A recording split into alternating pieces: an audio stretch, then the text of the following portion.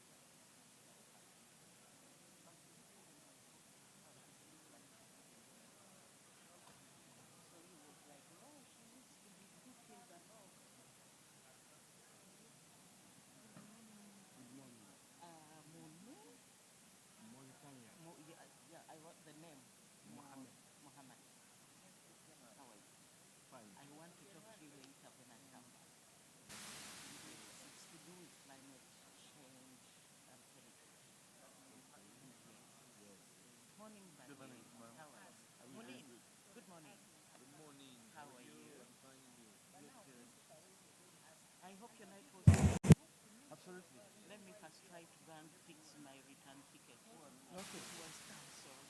Oh no, good luck.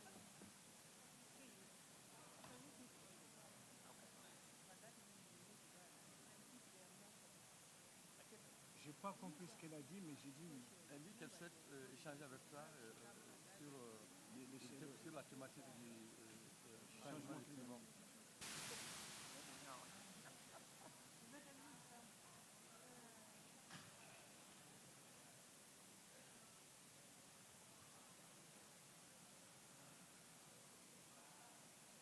Problème.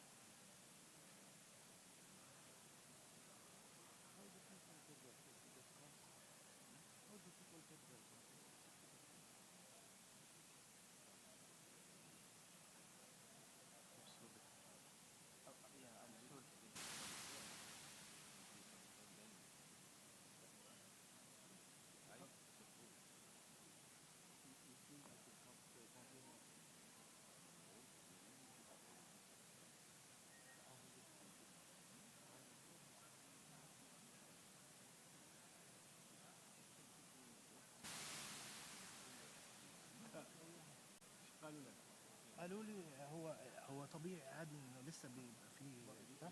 هو راح يعمل شيك على راح يشيك على الاسم وهيرد عليا يعني. بس يقول لي لا اشوف. طيب خلاص. قلت له على سيد مختار، بس كنا عايزين يعرفوا الاسم بالظبط، وما كانش موجود معايا. قال لي مش عارف في حد نده عليه وهو راح. فهرجع لهم تاني. قلت له خلاص انا هرجع لك تاني على البريك عشان تكون شيكت وشفت كويس ايه اللي حصل.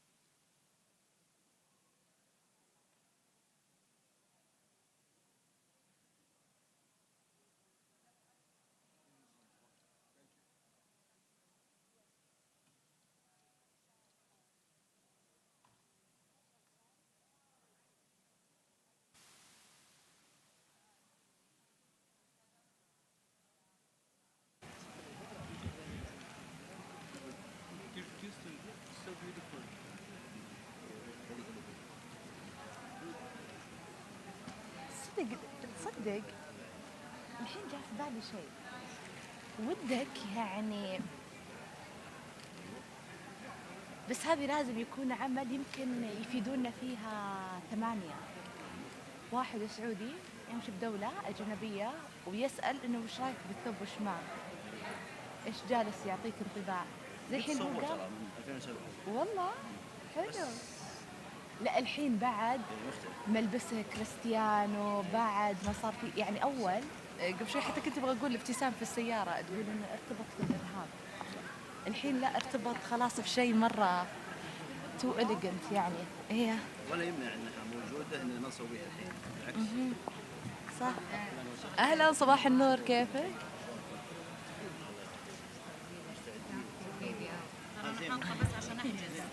هلا والله خليك هنا، الله يسعدك يا رب. ان الجميل في الموضوع انه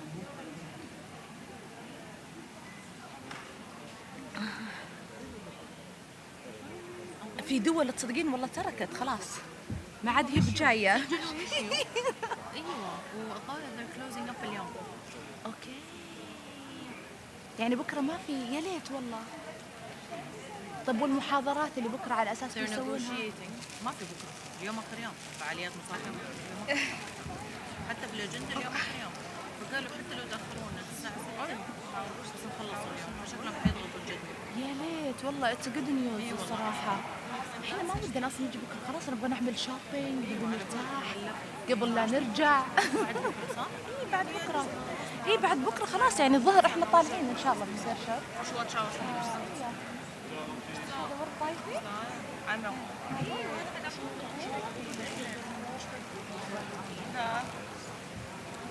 если у них там какие-то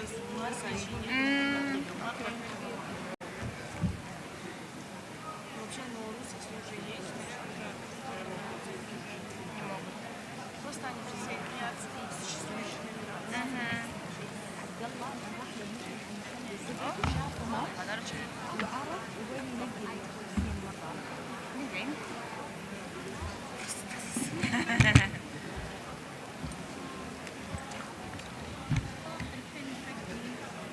ايش هو؟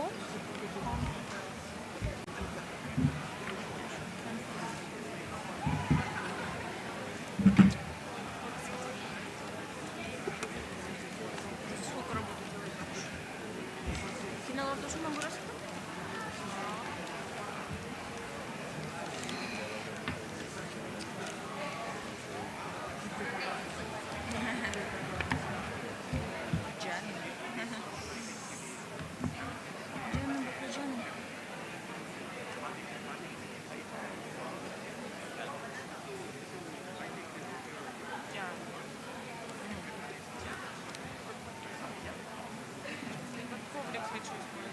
Потому что на нем еще есть чашки.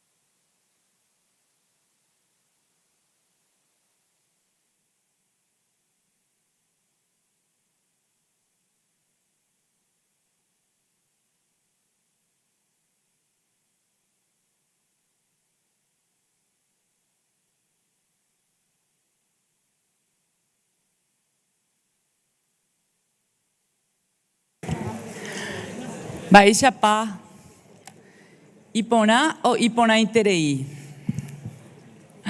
Buenos días.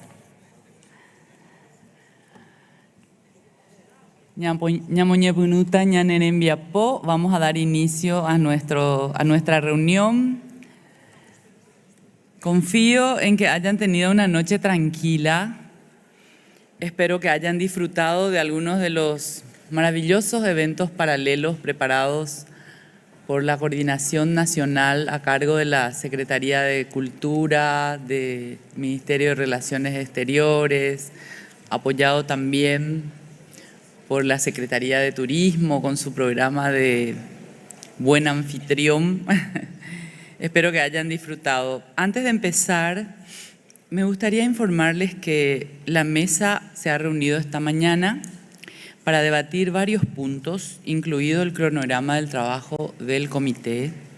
Ayer avanzamos a buen ritmo, habiendo completado los puntos 7, 8 y 9. Esta mañana esperamos completar con los puntos 10, 11 y 12 antes de abrir el punto 14 para proceder a la elección del órgano de evaluación para el periodo 2025. Debo señalar que en el punto 14 es esencial, para el funcionamiento de la convención, por lo que no voy a dudar en suspender otros puntos para llevar a cabo la elección, si nuestros debates sobre los puntos anteriores se prolongan. Mientras se realiza el recuento de votos, suspenderé el punto 14 y haremos una pausa para almorzar. A la vuelta, reabriremos el punto 14 para anunciar los resultados de la elección y adoptar la decisión correspondiente. Después pasaremos a los puntos 13 y 15 antes de dar por concluida la sesión del día. Sin embargo, queridos colegas, creo que si nos esforzamos hoy podremos completar todos los puntos restantes de nuestro orden del día, lo que nos permitirá terminar hoy la sesión. Para ello les ruego que sus intervenciones sean concisas, precisas, puntuales y que se centren en lo esencial. Antes de comenzar con el primer punto del orden del día de hoy, me han informado de que aunque ayer hemos terminado con el punto 7 y examinamos todos los expedientes de candidatura, Grecia solicitó hacer una breve declaración sobre un elemento que escribimos ayer en la lista representativa, denominado fabricación y ejecución de gaita tradicional, Gaita Tulum, presentado por Macedonia del Norte y Turquía. Como presidenta del comité, quiero ceder la palabra a Grecia para una breve intervención. Tiene la palabra Grecia. Thank you, Madam Chair. Good morning to all. The delegation of Greece would like to inform that it has sent to the Secretariat a letter related to the statement by the delegate of the Republic of North Macedonia following the inscription based on the file 19-COM-7B52, and we have asked the Secretariat to include the letter in the summary records of the meeting. Thank you, Madam Chair.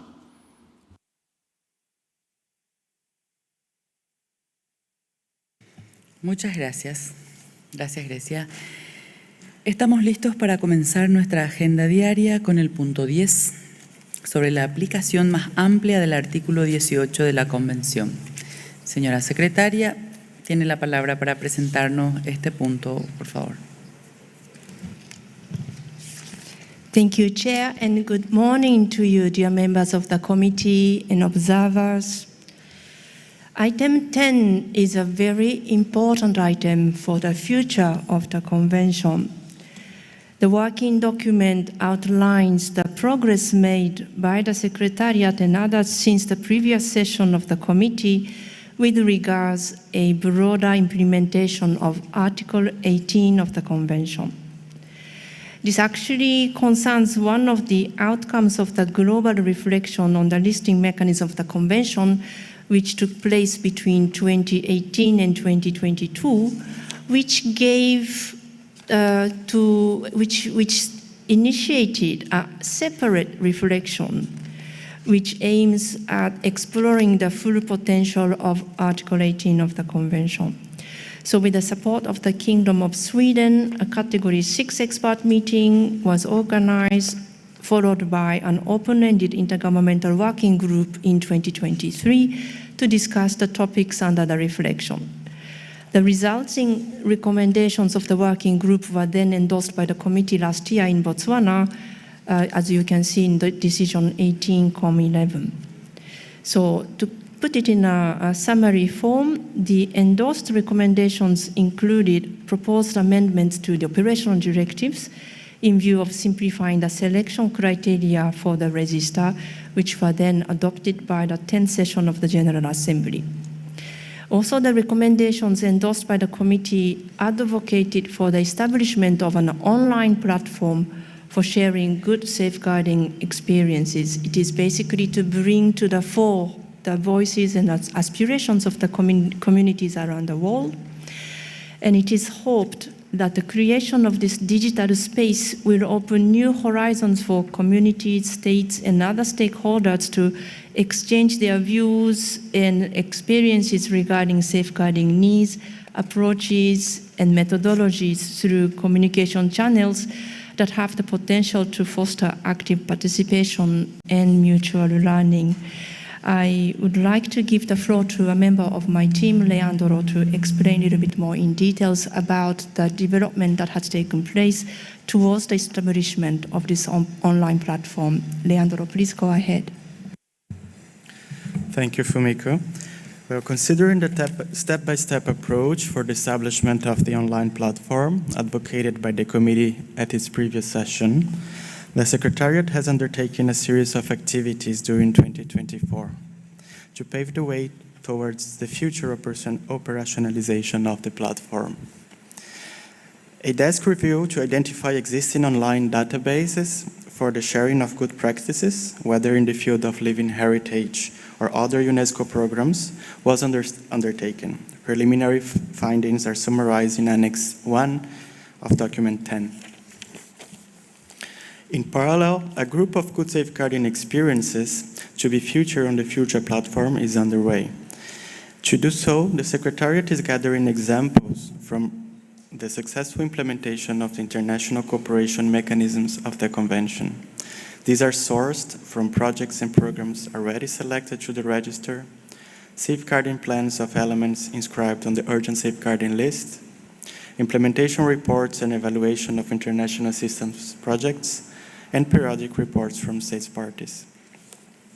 Given the diversity of data and the broad range of safeguarding experiences, a methodology is being developed to standardize data collection and presentation. The goal is to ensure that each mapped safeguarding experience could be easily searchable and shareable, using a variety of identification tags and providing on-the-ground contact information. Such tags include, but are not limited to, safeguarding needs and approaches, context of implementation, relevant domains of intangible cultural heritage, existing threats, connections to sustainable development, UNESCO initiatives and priorities, and etc. The mapping methodology will also define a protocol for fact-checking with the stakeholders and communities concerned in order to ensure the full respect for the ethical principles for safeguarding intangible cultural heritage, with specific reference to the principle of free, prior, sustained, and informed consent. As a concrete outcome, a fourth set of good safeguarding experiences mapped are now displayed in the web page of the Convention, as you can see on the screens. On the top of the front page of this new web page, the identification tags that were just mentioned are displayed. Scrolling down, a handful of pilot experience mapped are displayed.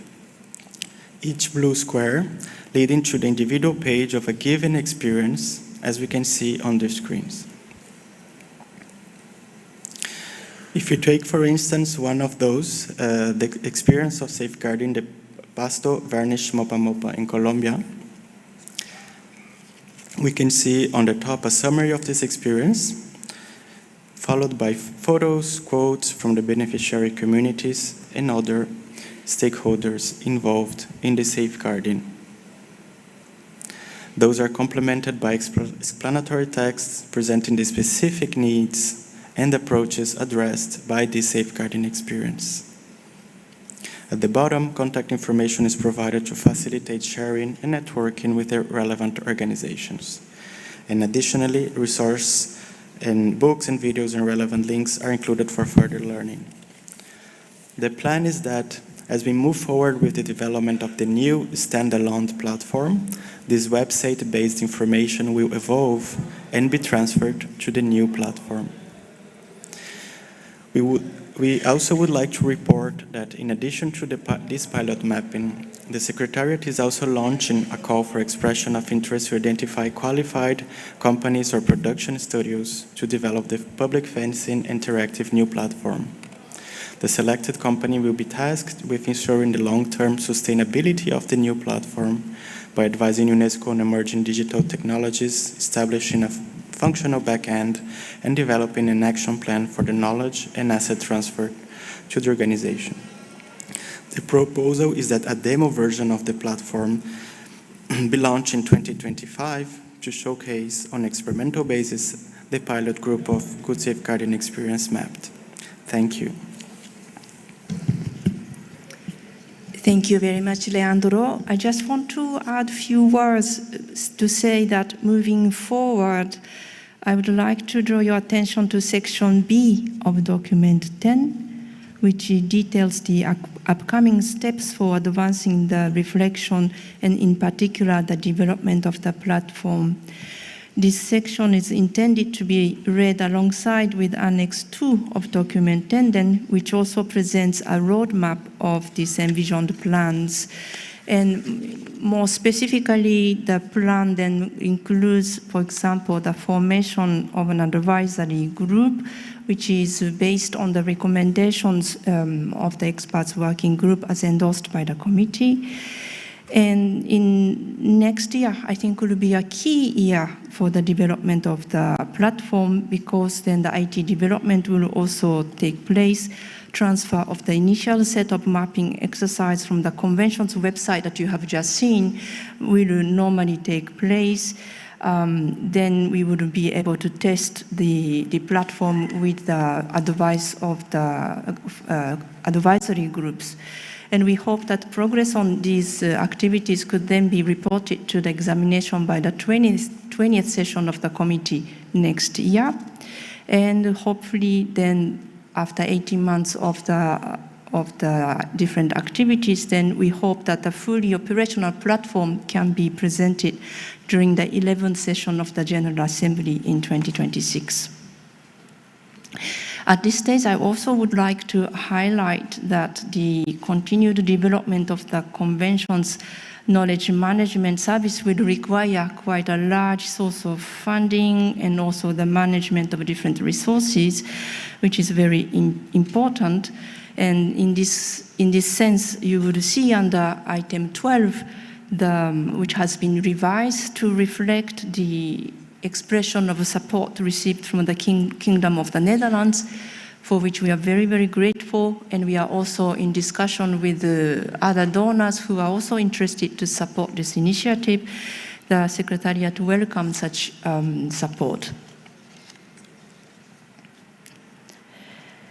I think I will just stop here and then see if there will be any questions from the floor, but I would like to emphasize the fact that for the Secretariat, this is the initiative really for the future of the Convention, as I said at the beginning of my presentation, and this is something that we felt while preparing the demo version of the online platform, allowing us to go a step forward in analyzing different safeguarding approaches, and we ourselves were quite surprised with the different, very pertinent safeguarding experiences that are being shared at different levels, and we are keenly looking forward to be able to provide the online platform for everybody to benefit.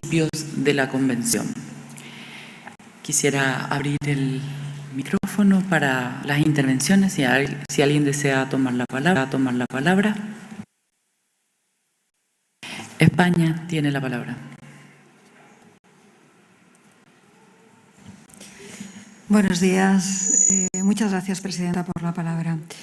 Efectivamente, España agradece igualmente a la Secretaría por los esfuerzos que está realizando en esta plataforma para dar visibilidad al registro de buenas prácticas de salvaguarda del patrimonio cultural inmaterial, que creemos que es posiblemente la lista que mejor refleja los principios de la Convención. Apoyamos las medidas propuestas y que fueron fruto de las reflexiones de los grupos de expertos que trabajaron para crear esta plataforma. Felicidades, de verdad, porque ya está operativa y de un modo tan activo. Es una forma de compartir democráticamente las experiencias de salvaguardia con el resto de comunidades y de países. En este sentido, consideramos que la creación de este mecanismo de ampliación de los proyectos de buenas prácticas recoge el carácter comunitario y compartido que tienen estos proyectos, alentando al Estado parte a adherirse e implementar proyectos demostrados con éxito, exitosos, para avanzar en la salvaguarda del patrimonio cultural inmaterial. Es por ello que nosotros, desde España, alentamos constantemente a nuestras comunidades a compartir sus experiencias y así nutrirnos tanto de sus saberes ancestrales como de las experiencias que en estos momentos tienen y sus retos para abordar el futuro, que en definitiva es lo que queremos. Muchas gracias de verdad por el esfuerzo de la Secretaría y les animamos a continuar en la misma línea. Muchas gracias, España. Barbados tiene la palabra. Good morning. Barbados has given particular attention to the need for the creation of a moderated online platform for sharing good safeguarding practices as being essential for fully operationalizing Article 18. We had long envisaged the need for such a space to enable communities and other stakeholders to exchange and to engage and to ensure communication while seeking collaboration. We are therefore pleased to see that the design and development of the platform for sharing best practices is understood to be critical to the success of this initiative, which ensures that the aspirations and the needs of local communities are at the forefront of our safeguarding strategies. This will help to align our efforts with core principles and objectives of the 2003 Convention, reinforcing the relevance and sustainability of our shared cultural heritage. Through this initiative, we do not only strengthen the legitimacy of intangible cultural heritage, but also foster a more inclusive and holistic approach to its safeguarding. We are confident that as the platform evolves, it will have a positive, dynamic, and far-reaching impact on safeguarding practices globally, helping us address both local and global challenges more effectively. We look forward to the continued growth of the platform as an engaging participatory forum, encouraging the valuable contributions it will make to intangible culture worldwide. Thank you.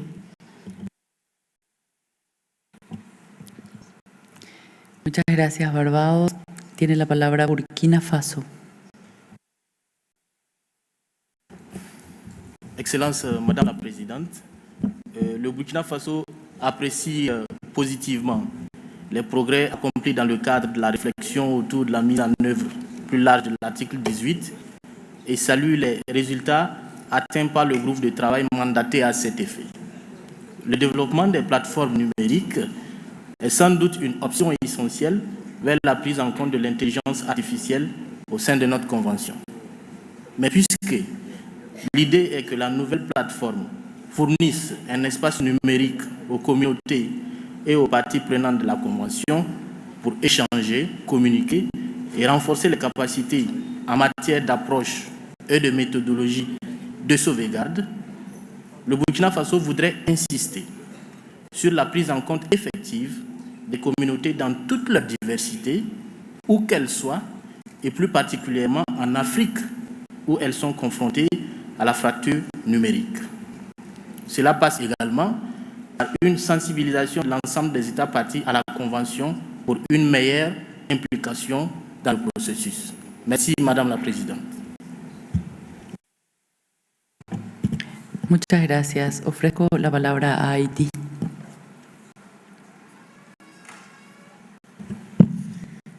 Merci, Madame la Présidente. Haïti remercie et félicite le secrétariat pour ce rapport détaillé, ainsi que pour les progrès remarquables réalisés dans la mise en œuvre de l'article 18 de la Convention.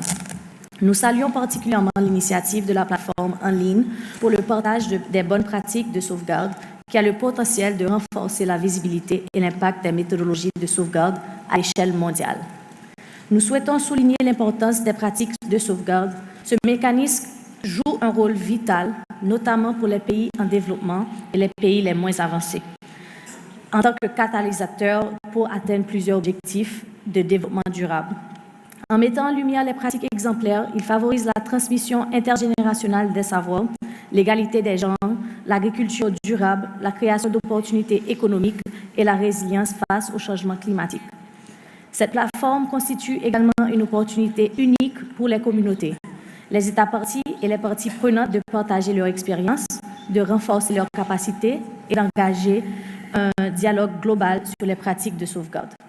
Cependant, nous souhaitons souligner l'importance de garantir que cette plateforme soit pleinement accessible à tous les États parties, en particulier à ceux qui disposent des ressources limitées, ainsi qu'aux communautés, y compris les plus isolées. Nous encourageons le secrétariat à veiller à ce que la diversité des pratiques de sauvegarde soit pleinement représentée. Nous nous interrogeons sur les stratégies qui pourraient être envisagées pour assurer l'inclusion de tous et sur les moyens de mettre en place des formations adaptées et des outils accessibles afin de garantir la pleine participation des États parties et des communautés. Une telle approche garantirait que la diversité des voix et des pratiques soit équitablement représentée et valorisée. Je vous remercie, Madame la Présidente. Muchas gracias, Haití. Ofrezco la palabra a Eslovaquia.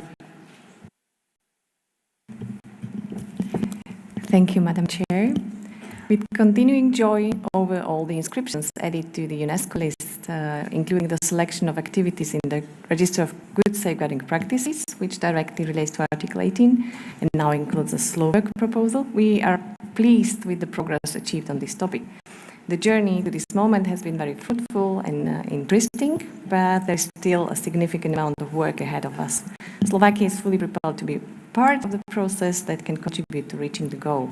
And until the platform comes fully into function, which in our opinion means the future of the operationalization of Article 18, we'd like to share an idea concerning the Register of Good Safeguarding Practices, a proposal considering creating the mechanism of extending the proposal for good safeguarding practices in a similar way how it was done for the representative list, to enable more state parties and communities to join the proposal in the future, because noticing the ongoing underutilization of the Register of Good Safeguarding Practices, and to ensure the equitable geographical and thematic representation, as well as promoting diverse stakeholders' active involvement. Thank you.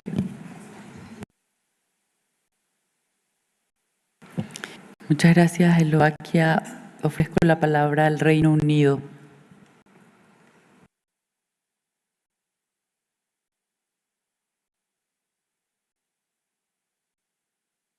Tiene problemas con su micrófono, por favor. ¿Podemos asistirle? ¿Alguien de la sala técnica? Hello. Ahí está. Adelante. Thank you, Chair. We congratulate the progress made on the ongoing reflection of Article 18 and welcome the development of the online platform for sharing good safeguarding practices. The UK is keen to support the establishment of the future advisory group to ensure that the platform can be as inclusive and as accessible as possible. We look forward to sharing the good practices embodied by our accredited NGOs and a diverse range of communities from all parts of the UK. Gracias.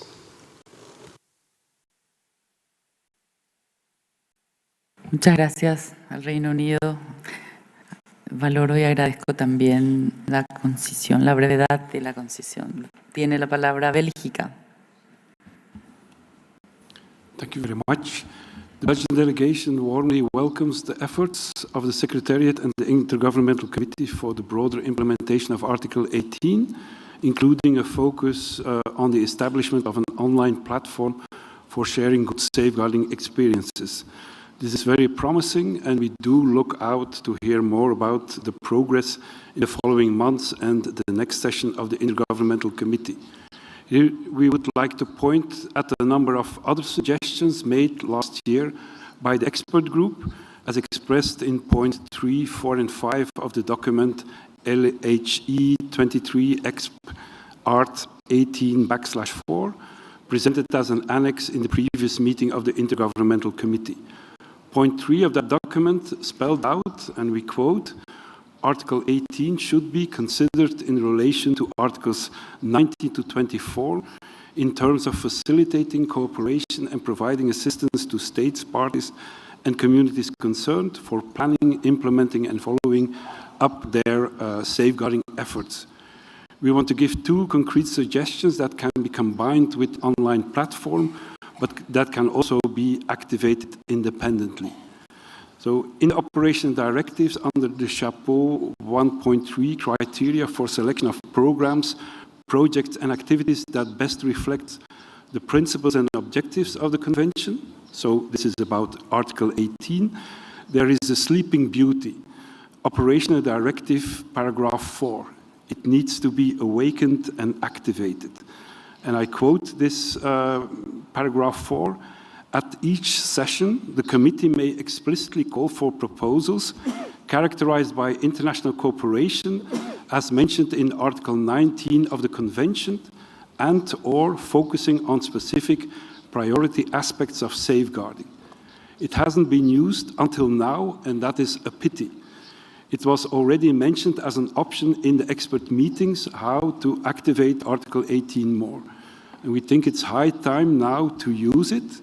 And Operation Directive 5 even opens the way for new programs, projects, and activities in progress. And another paragraph of the Operation Directives, 9.c, deserves activation. We quote again, the committee may receive, examine, and approve requests for support for programs, projects, and activities carried out at the national, sub-regional, and regional levels aimed at the safeguarding of intangible cultural heritage. These tools, in particular Operation Directive 4 and 9C, are available right now. They can be mobilized now or in the next session of the Intergovernmental Committee.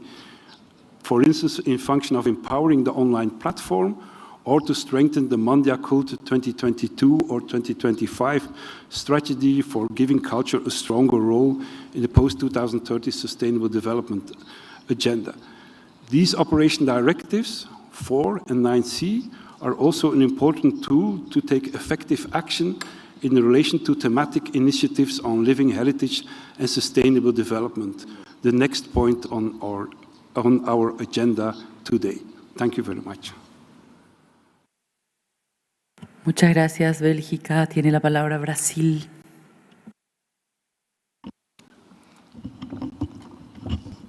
Bonjour. Madame la Présidente, distingués délégués, Madame Fumiko, chers membres du secrétariat, le Brésil prend note des progrès réalisés dans la création d'une ambitieuse plateforme en ligne pour faciliter le partage des bonnes pratiques de sauvegarde du patrimoine vivant.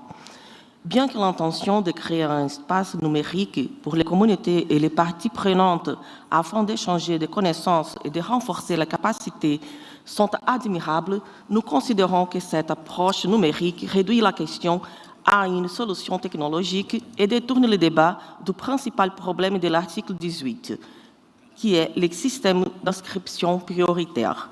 Nous observons avec appréhension le fait que seulement 3% des dossiers traités dans les cycles 2024-25 sont liés aux bonnes pratiques de sauvegarde. Et nous regrettons qu'un nombre important de bonnes pratiques n'ait pas pu être évalué en raison du système de priorité actuel. Dans ce contexte, il convient de rappeler que la sauvegarde du patrimoine culturel immatériel nécessite un engagement spécifique de la communauté. De nombreuses communautés, en particulier dans les zones rurales et marginalisées, ne disposent pas de conditions matérielles ou de compétences techniques pour s'engager sur une plateforme en ligne. Donc, privilégier la plateforme risque d'exclure ceux qui ne sont pas connectés numériquement. Les risques de devenir un outil d'exclusion provient également de son approche descendante, en se concentrant sur des méthodologies standardisées qui pourraient imposer des cadres externes qui ne s'alignent pas sur les traditions ou les besoins locaux. Nous sommes également préoccupés par la gestion des données et la durabilité de la plateforme. Comme l'indique clairement le rapport du secrétariat, Sans un financement et une équipe importante, la plateforme pourrait devenir une archive numérique mal entretenue, détournant les ressources d'initiatives plus efficaces et plus locales qui ont un impact direct sur les pratiques de sauvegarde. En bref, si la création d'une plateforme en ligne pour partager les bonnes pratiques de sauvegarde représente un pas dans la bonne direction, nous pensons qu'il ne faut pas trop insister sur son impact pour résoudre les problèmes de la visibilité de l'article 18. À notre avis, l'obstacle fondamental qui limite considérablement le potentiel de la liste des bonnes pratiques de sauvegarde réside dans le système actuel de hiérarchisation. Alors que la liste a été créée pour présenter des efforts de sauvegarde exemplaires et favoriser l'apprentissage au niveau mondial, le processus de sélection des pratiques est très limité en raison d'une distorsion dans le système de hiérarchisation. La faible visibilité et la sous-utilisation du registre, avec seulement un petit pourcentage de dossiers traités chaque année, mettent en évidence un problème structurel. Le potentiel du registre en tant qu'outil d'échange de connaissances et de renforcement de capacités est étouffé par un système qui ne soutient ni n'encourage de manière adéquate un éventail plus large d'expériences. Pour conclure, Madame la Présidente, le Brésil aimerait rappeler que l'objectif de la Convention n'est pas seulement de célébrer le patrimoine immatériel, mais de le sauvegarder activement et de l'utiliser comme un outil de développement durable, contribuant au bien-être social et économique des communautés. Pour véritablement libérer le potentiel du paragraphe 18, les critères de priorisation et de sélection doivent être réformés afin de garantir une approche plus inclusive qui valorise les bonnes pratiques de sauvegarde diverses et adaptées localement qui sont essentielles pour le patrimoine vivant des communautés du monde entier. Merci beaucoup, Madame la Présidente. Gracias, Brasil. Coincidimos, tomamos buena nota de su aporte, coincidimos con algunos puntos. Señalamos que el sitio en línea es una herramienta y se tiene que dimensionar como tal su aporte y siempre mejorar la inclusión es el desafío permanente que tiene nuestra convención. Tiene la palabra Perú.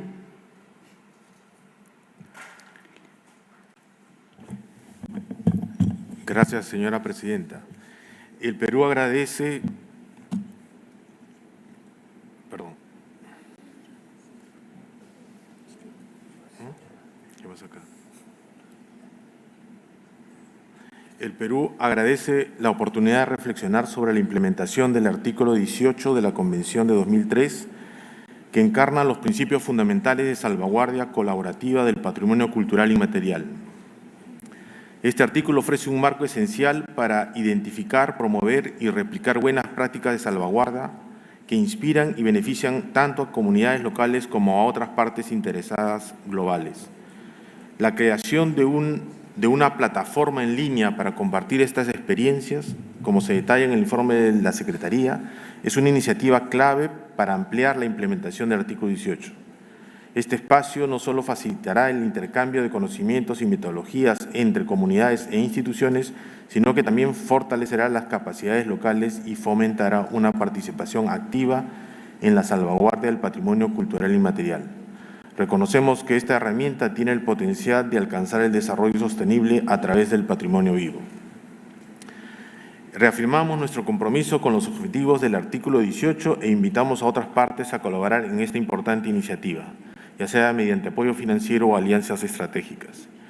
Finalmente, estamos convencidos de que un enfoque más inclusivo y operativo fortalecerá la implementación de la Convención y asegurará la sostenibilidad de nuestras tradiciones culturales. Muchas gracias.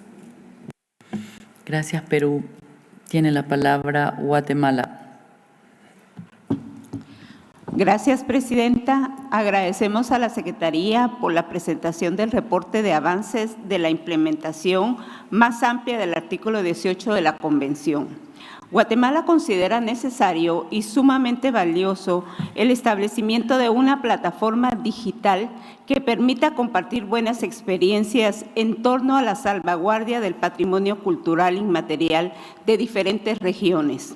ya que este tipo de herramienta proveerá un espacio digital para que los portadores y otros actores relacionados puedan intercambiar experiencias, comunicar, participar activamente y fortalecer las capacidades de las comunidades y técnicos sobre metodologías y enfoques de salvaguardia. Tal como se ha identificado, resaltamos la importancia de esta plataforma en la elaboración de inventarios, conocimiento de metodologías y fortalecimiento de los mecanismos para monitorear e implementar los planes de salvaguardia de los elementos inscritos, así como su contribución a la gestión del patrimonio cultural inmaterial relacionado con el riesgo de desastres, la acción climática y otras emergencias. Finalmente, consideramos importante que la plataforma sea lo más inclusiva posible, a fin de facilitar el intercambio entre portadores en diferentes idiomas, pues ello puede ser un medio también para la salvaguardia de los idiomas locales y con ello los saberes y conocimientos de las comunidades indígenas. Muchas gracias.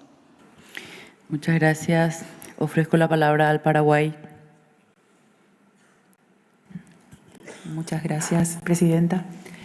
En el marco del artículo 18 de la Convención para la Salvaguardia del Patrimonio Cultural Inmaterial de la UNESCO, queremos expresar nuestro sincero reconocimiento a la labor realizada para fomentar las buenas prácticas en la promoción y protección de este patrimonio vivo que constituye un pilar esencial de nuestra identidad y diversidad cultural. La inclusión de programas, proyectos y actividades ejemplares en el registro de buenas prácticas de salvaguardia ha permitido visibilizar iniciativas inspiradoras que no solo fortalecen el vínculo de las comunidades con sus tradiciones, sino también promueven un enfoque innovador y sostenible en su preservación. Estas prácticas nos enseñan que la salvaguardia del patrimonio cultural inmaterial no es un ejercicio estático, sino un proceso dinámico donde las comunidades desempeñan un papel central como portadoras y transmisoras de su legado. El ejemplo de las experiencias reconocidas bajo este marco nos inspira a todos a renovar nuestros compromisos y adoptar estrategias efectivas para proteger y revitalizar nuestras propias expresiones culturales. Por ello, una plataforma digital resulta de gran relevancia para el intercambio entre los portadores, entre otras cosas. En este contexto, como país, queremos sumarnos a estas iniciativas y resaltar la importancia de las buenas prácticas sobre el patrimonio cultural inmaterial que se llevan adelante en el Paraguay y que aún no se encuentran registradas, e inspirar a otras comunidades a trabajar también en las mismas. Muchas gracias. Muchas gracias, Paraguay. Le ofrezco la palabra a Argelia.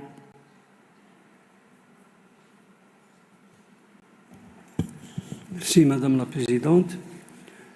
Au titre de l'article 18 de la Convention, la délégation de mon pays félicite le groupe de travail qui a produit le rapport de la qualité que voici.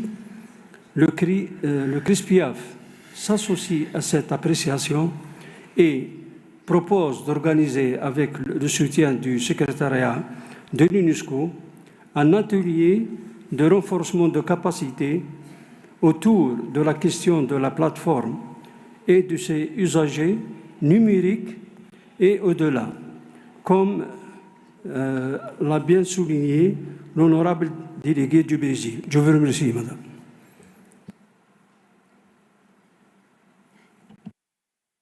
Gracias, Argelia. Tiene la palabra el Reino de los Países Bajos.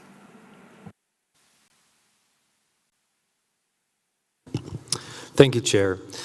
The Kingdom of the Netherlands would like to thank the Secretariat for the insightful document regarding the establishment of an online platform. We applaud that the platform is intended to become a space for state parties, communities and other stakeholders such as NGOs to exchange, collaborate and build capacities regarding good safeguarding methods. As mentioned, the Netherlands is glad to contribute financially to setting up the platform, the online platform. As we see it, it's great value for communities and other actors. We call upon the Secretariat to include safeguarding practices from all three lists of the 2003 Convention, the periodic reporting and the international assistance funds within the online platform, and through the operational directives 4 and 9C as mentioned by Belgium. The Netherlands applauds the establishment of an advisory group. We strongly call upon the Secretariat that this group is not only tasked with giving advice about the content of the platform, as mentioned in the document, but also has a say in all broader and strategic questions regarding the overall framework and design of the platform. This is important for developing a platform that is truly made through a participatory approach with the before-mentioned stakeholders who help safeguarding living heritage. The Dutch Center of Intangible Heritage is open to participate in the advisory group. To end with a question, can the Secretariat give insight in the mandate of the advisory group? Could the group, for example, provide advice on choices and approaches taken during the initial pilot phase, specifically concerning the overall design and framework of the platform? Thank you, Chair. Muchas gracias. Ofrezco la palabra a Vietnam.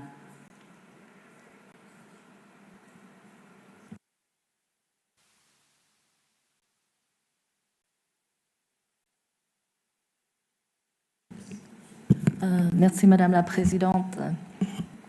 Nous remercions à notre tour le secrétariat pour le rapport exhaustif soumis à notre comité. Nous saluons le travail du groupe de travail et apprécions les progrès réalisés en vue d'une mise en œuvre plus large de l'article 18 de la Convention. Une mise en œuvre plus large de cet article incarne pleinement les objectifs et les buts de la Convention, permettant aux comités, aux communautés, aux États parties et aux autres parties prenantes à échanger leurs points de vue et leurs expériences. Elle fournit également de nouveaux canaux de communication pour la participation active des communautés. Nous soutenons la mise en place de la plateforme en ligne pour le partage de bonnes expériences de sauvegarde. Cette plateforme en ligne devra être complète et riche en ressources permettant aux parties prenantes de trouver des expériences précieuses pour divers aspects de la sauvegarde.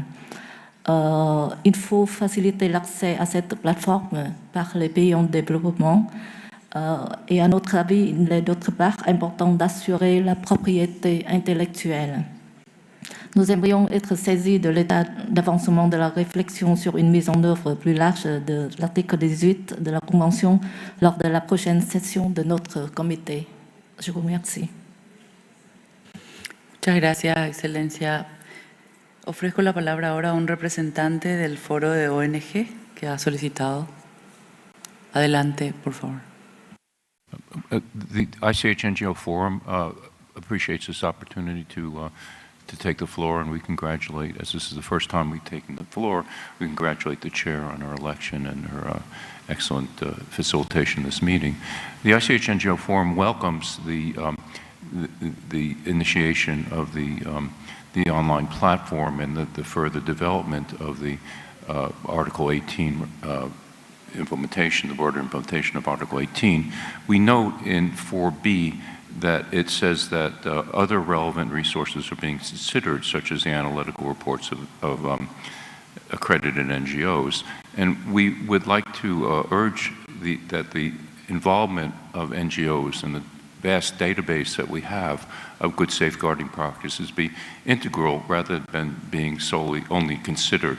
We have 264 NGOs throughout the world. We've compiled a vast database of good safeguarding practices through a mapping project that has included domains that have not conventionally been included among safeguarding practices that have been identified in the past. And in our next phase of the mapping project, we will include dimensions of safeguarding such as climate change and other aspects that have been mentioned here. And we also welcome an interactive interface, and we hope that it's a dynamic interactive interface which enables dialogue and actual sharing in addition to including and posting information about safeguarding practices. Thank you. Muchas gracias. Tomamos buena nota del aporte de la organización y la representación de las organizaciones no gubernamentales que tienen una gran labor en la convención.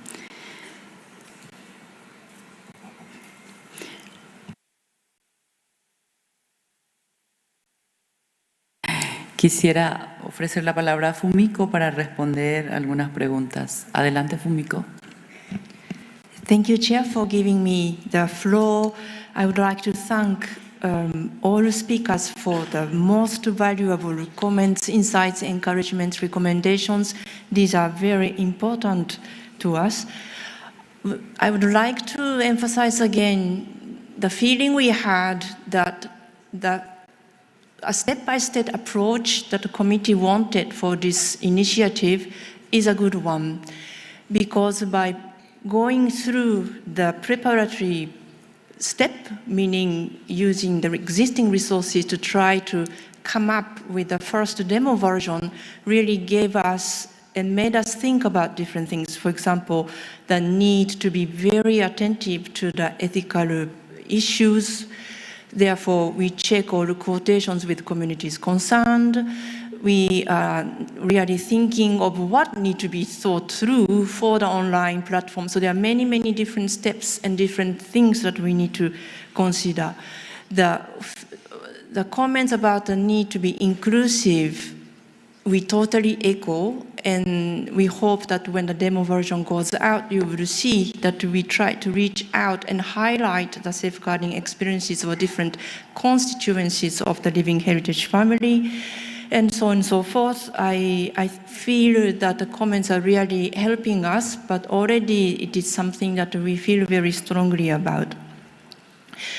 And going forward, responding to the questions raised specifically by the delegate of the Netherlands, the Kingdom of the Netherlands, I just confirm that for us, the advisory group's function is to accompany this development of that online platform step by step, and not only about content, but also about all the strategic aspects of the development.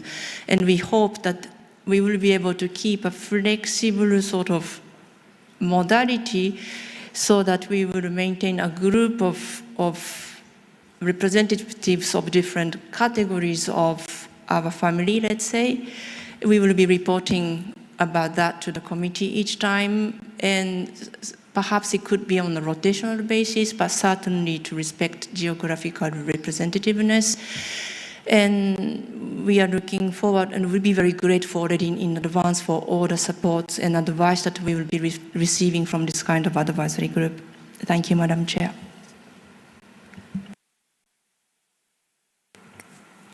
Gracias, Fumiko. India tiene la palabra.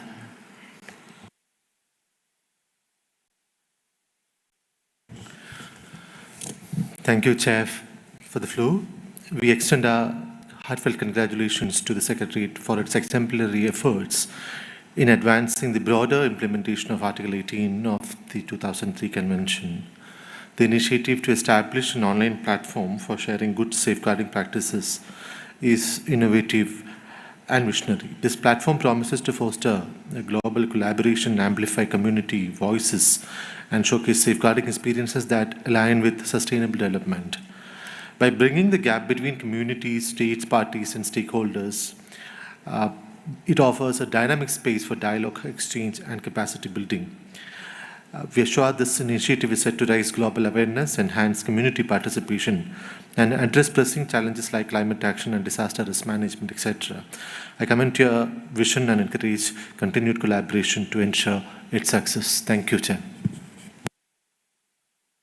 Gracias, India. Ofrezco la palabra a Noruega. Thank you, Chair. I want to be brief. As Norway has underlined earlier, the reflection upon Article 18 is very appreciated. Article 18 includes the crucial role in and with civil societies, NGOs, and the cultural bearers. To secure the community involvement, we support the establishment of an advisory group for developing and maintaining the online platform. In that matter, we want to underline that the NGOs themselves and the NGO Forum represent qualified competence in both practice-based approach to the convention and community involvement of the civil society. We are looking forward to following the important work and the future discussions on this issue. Thank you, Chair. Muchas gracias, Noruega. Quisiera proponer entonces al comité que adoptemos en su conjunto la decisión 19,10, tal como se muestra en pantalla. No veo ninguna objeción. Se adopta.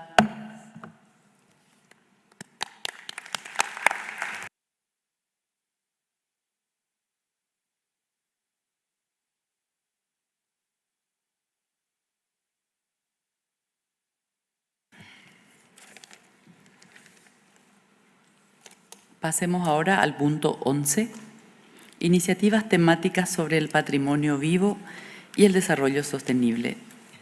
La señora secretaria tiene la palabra para presentarnos este punto.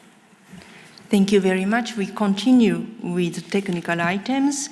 I am very pleased to present an update on the Secretariat's work in advancing its 3 thematic initiatives launched in 2021 under the Convention.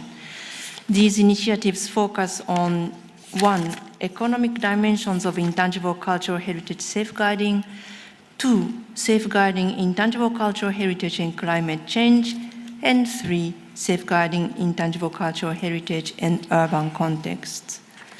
Over the past 3 years, each thematic initiative has followed a structured process, starting with the preparation of background documents to establish a conceptual framework, followed by stakeholder surveys to map existing initiatives, and culminating in expert consultations to refine approaches and inform the development of guidance notes. In this regard, allow me to summarize the key developments over the past 12 months for each of these 3 initiatives. So first one, under the thematic of economic dimensions of intangible cultural heritage safeguarding, the adoption of the guidance note on the topic at the committee's last year's session marked a significant milestone. And building on this foundation, in this year's efforts focused on fostering intersectoral dialogue to develop sector-specific guidance. That was the homework given to us by the committee last year. So throughout the year, the Secretariat has actively engaged with the key partners, including the Secretariat of the Convention on Biological Diversity, the FAO, UN Tourism, UN Women, the World Intellectual Property Organization, among others. We consulted them one by one. And these consultations have been very useful to better understand existing strategies and tools that could be adapted to respond to the risks associated with inappropriate economic exploitation of living heritage. And in particular, the results of the consultations will inform, in a next stage going forward, the development of capacity building and awareness-raising approaches tailored to specific sectors. I would like to emphasize we are going to a fine-tuning stage, such as tourism, craft, and agriculture, and also focusing on specific stakeholders, such as indigenous peoples and local communities. So let's go to the second thematic on climate change. The focus this year was on advancing the guidance note on climate action for living heritage, which is annexed to your document 11.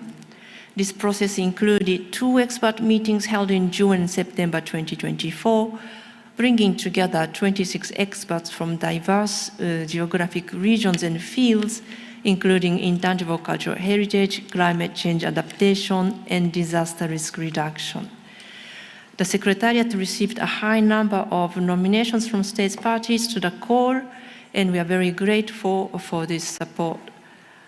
The experts reached agreement on the draft guidance note, which outlines a rights-based and people-centered approach to climate action for living heritage. And this guidance note is framed around 3 key goals, 2 transversal concerns, and 5 potential areas of intervention by stakeholders of the Convention.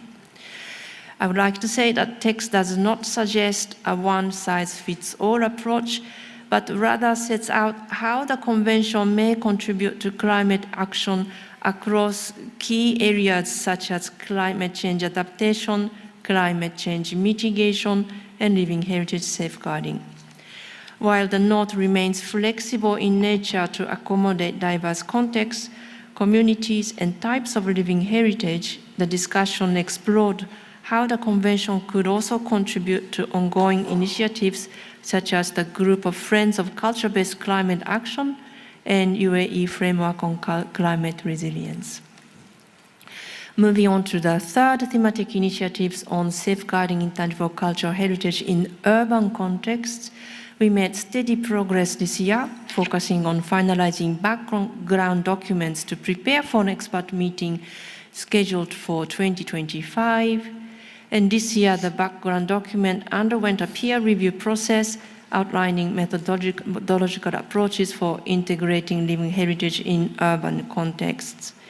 In parallel, through an extra budgetary project, the Secretariat has been elaborating a capacity building approach, including practical tools for urban planners and heritage practitioners to enhance the integration of living heritage in urban contexts.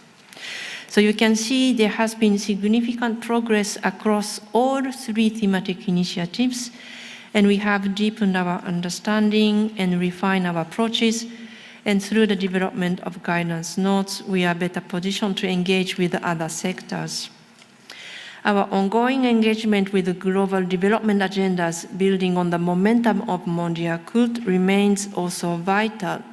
And by leveraging the strengths of our convention, we hope to be able to ensure that the living heritage continues to play a central role in addressing global challenges. The Secretariat remains committed to support the efforts of our stakeholders for fostering a coherent approach to integrating living heritage into sustainable development. And additionally, we are also exploring new and emerging areas such as the potential impacts of emerging technologies on living heritage, in particular artificial intelligence. Thank you, Madam Chair, for this floor. Gracias, querida Fumiko, por esta presentación tan completa. Nos complace saber sobre el desarrollo de estas iniciativas que reafirman la relevancia del patrimonio vivo para el desarrollo sostenible y sobre todo la necesidad de una profunda comprensión de los principios de la Convención vinculados a la aspiración que tiene el mundo de lograr un desarrollo sostenible. Abro el turno de la palabra si alguien quiere intervenir.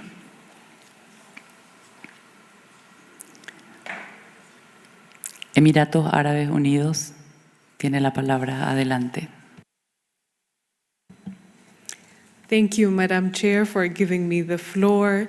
The UAE would like to commend UNESCO for its comprehensive work on the thematic initiatives, highlighting the intersection between intangible cultural heritage and sustainable development. This report illustrates how living heritage as a source of knowledge, tradition, and resilience is increasingly vital in addressing today's pressing global challenges.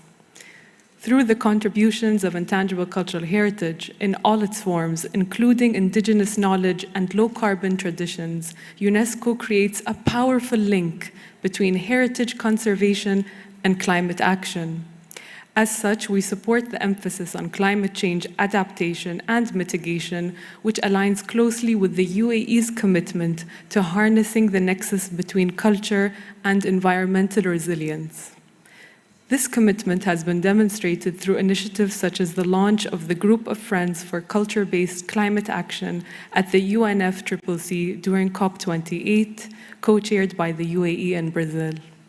We thank all states and international organizations who have joined the Group of Friends thus far and express our appreciation to UNESCO for its important role as a knowledge partner.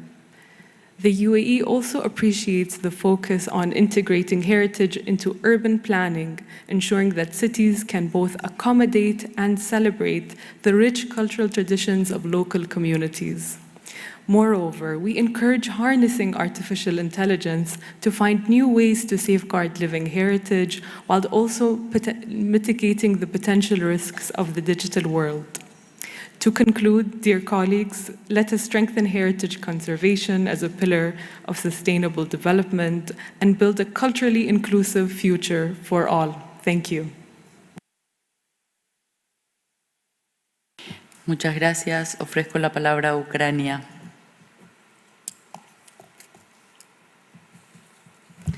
Muchas gracias, señora Presidente. Just a second. Ukraine supports the thematic initiatives on living heritage and sustainable development. Ukraine supports the focus on new flexible approaches aimed at more inclusive, people-centered, people-oriented policies and a corresponding focus on sustainable development policies. We are also interested in including economic considerations in the protection of living heritage. At the same time, we emphasize the need to consider a flexible, heritage-sensitive and cultural rights-based approach to responsible and inclusive planning and management of intangible cultural heritage. We believe that a good suggestion is to introduce interagency training in entrepreneurship, for example, and community-based business models, as well as mentoring and matchmaking programs and new approaches to capacity building that can be continued in the future. Ukraine highly appreciates the experts' conclusions on the importance of taking into account the impact of climate change on a number of different factors affecting intangible cultural heritage, including armed conflicts, wars, urbanization, and growing inequality.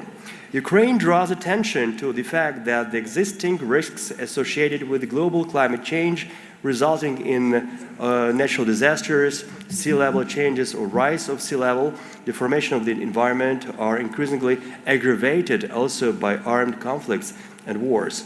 For example, Russia's bombing, shelling and mining of Ukrainian territory is causing harmful situations and problems to enter the soil and water, for example, affecting flora and fauna, which are part of the living heritage. We would like to give an example related to the Luhansk region of Ukraine, in particular, such an element of intangible cultural heritage as herbalism. This is linked to the natural and cultural space, but the daily and devastating bombardment and shelling destroy the chalky soils. Increased soil temperature due to shelling can affect, for example, pottery industry. We would like to draw attention to the particular point as the climate is a complex, interconnected system, and the Russia's war against Ukraine will inevitably have a direct or indirect impact on climate change, practices, resources, and transmission of intangible cultural heritage, causing both immediate and long-term impacts. Ukraine supports the discussion of climate change and intangible cultural heritage within the framework of human rights and cultural rights, as well as the importance of using established ethical principles in engaging with stakeholders, articulating and upholding the values of bearers of intangible cultural heritage. We would like to emphasize the link between the protection of living heritage and the documentation of losses and damage through mechanisms such as system for assessing losses and needs after a disaster, as well as long-term monitoring of the consequences of these losses. We reiterate that the Russian aggression has a direct impact on Ukraine's ecosystem, thereby exacerbating the threat of global climate change. Therefore, we believe it is very important to include the issue of the wars and armed conflicts impacts on climate change on the agenda. We would like to ask to incorporate this speech in the protocol minutes of the committee. Merci beaucoup pour votre attention. Muchas gracias. Muchas gracias, Ucrania. Le ofrezco la palabra a Francia. Merci, Madame la Présidente. La France souhaite souligner l'importance de ces points pour l'avenir de la Convention et pour le rôle crucial que le patrimoine culturel immatériel peut jouer dans notre quotidien et dans celui des générations futures. Nous saluons les pistes de réflexion essentielles ouvertes par les initiatives thématiques sur le patrimoine vivant et le développement durable et la qualité de la note d'orientation sur l'action climatique pour le patrimoine vivant. Nous attirons l'attention du comité sur l'importance que ces initiatives revêtent pour permettre de repenser le développement durable à travers le patrimoine immatériel. De même, nous souhaitons souligner l'importance de mener une réflexion sur l'évolution de nos façons de penser le patrimoine immatériel en réponse aux priorités du développement durable. Ces questionnements sont au cœur des travaux de la chaire UNESCO sur le patrimoine immatériel et le développement durable, créée en 2021 à l'Université de Cergy Paris. Depuis la chaire, nous observons un besoin croissant de se saisir du patrimoine, non seulement pour revendiquer une identité, mais aussi pour composer avec des contextes de plus en plus difficiles, dus à une fracture économique et sociale croissante, aux conflits armés, aux bouleversements écologiques, au changement climatique et aux événements météorologiques extrêmes qui compromettent l'habitabilité de la planète. Autrement dit, nous sommes à l'aube d'un changement de paradigme. Il ne s'agirait plus seulement pour l'humanité de protéger le patrimoine, mais aussi pour le patrimoine de protéger l'humanité. Dans cette perspective, il nous semble essentiel de travailler ensemble à une meilleure articulation des savoir-faire, expressions et connaissances qui constituent le patrimoine vivant, avec les avancées de l'innovation technologique et de la recherche scientifique, afin de mieux naviguer à travers les incertitudes et les menaces qui pèsent sur notre avenir, notamment celle du nouveau régime climatique. Merci. Muchas gracias, Francia. Ofrezco la palabra a la India. Thank you, Madam Chair, for giving India the floor for Agenda 19.11 on thematic initiatives on living heritage and sustainable development. The UNESCO ICH Secretariat's work, as outlined in the report, demonstrates commendable progress in integrating intangible cultural heritage into global sustainable development frameworks.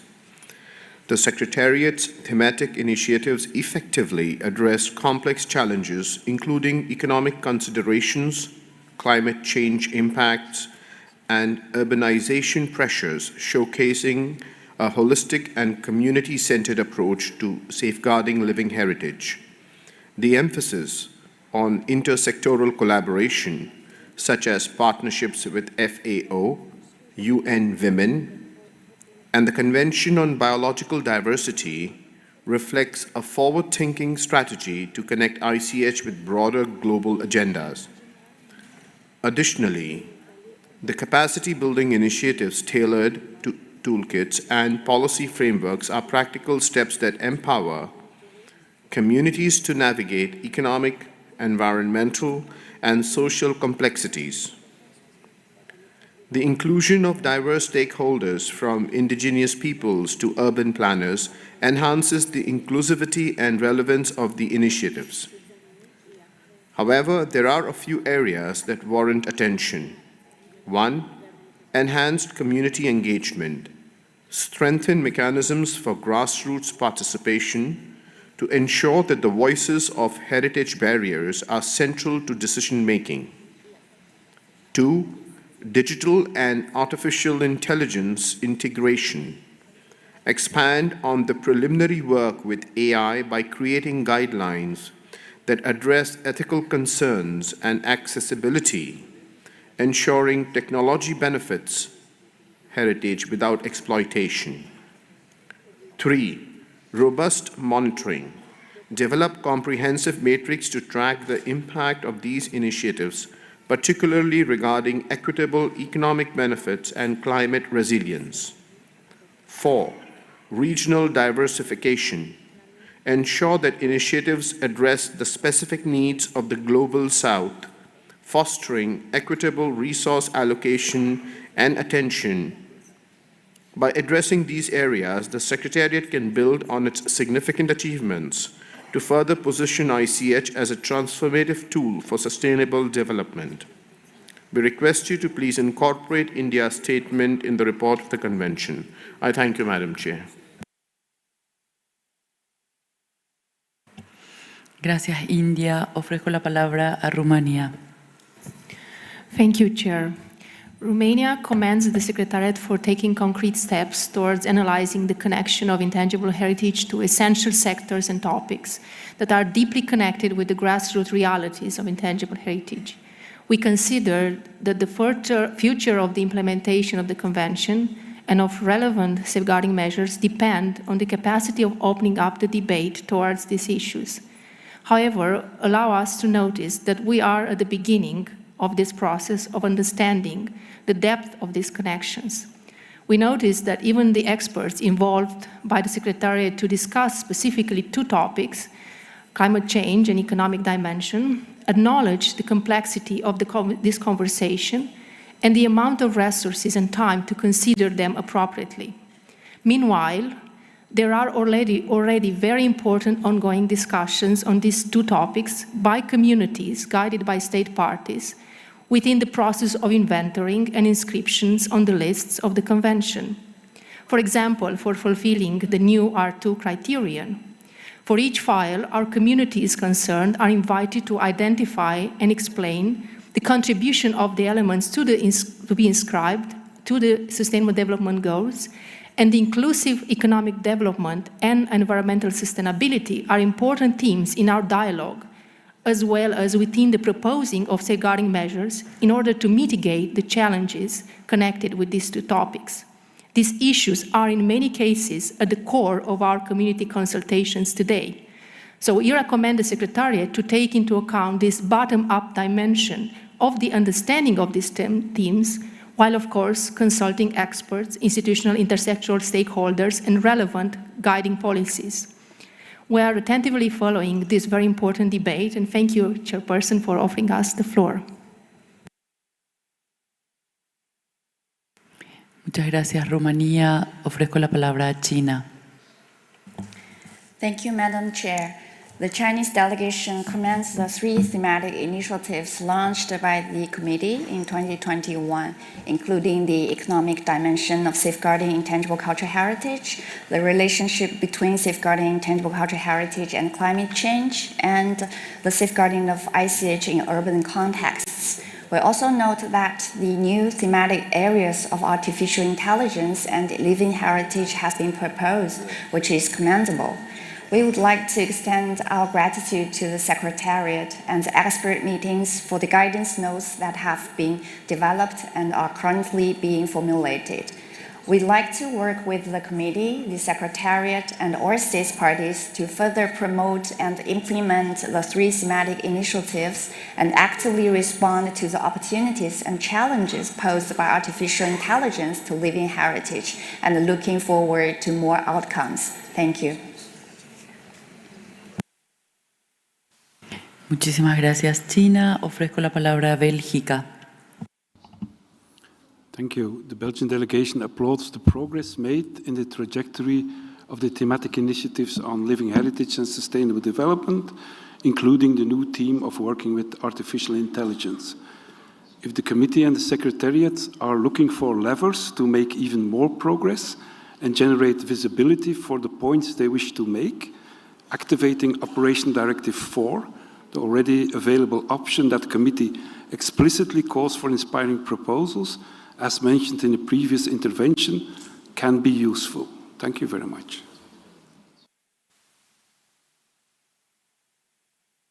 Gracias, Bélgica. Tiene la palabra Brasil. Merci, Madame la Présidente. Le Brésil félicite vivement le secrétariat pour l'attention qu'il porte aux risques pour le patrimoine culturel immatériel de l'humanité, pour les êtres humains eux-mêmes, pour les communautés locales et pour l'environnement. Pour ma part, je suis particulièrement reconnaissante d'avoir eu l'occasion de participer aux discussions sur le changement climatique et le PCI dans le cadre du groupe de travail d'experts réunis cette année.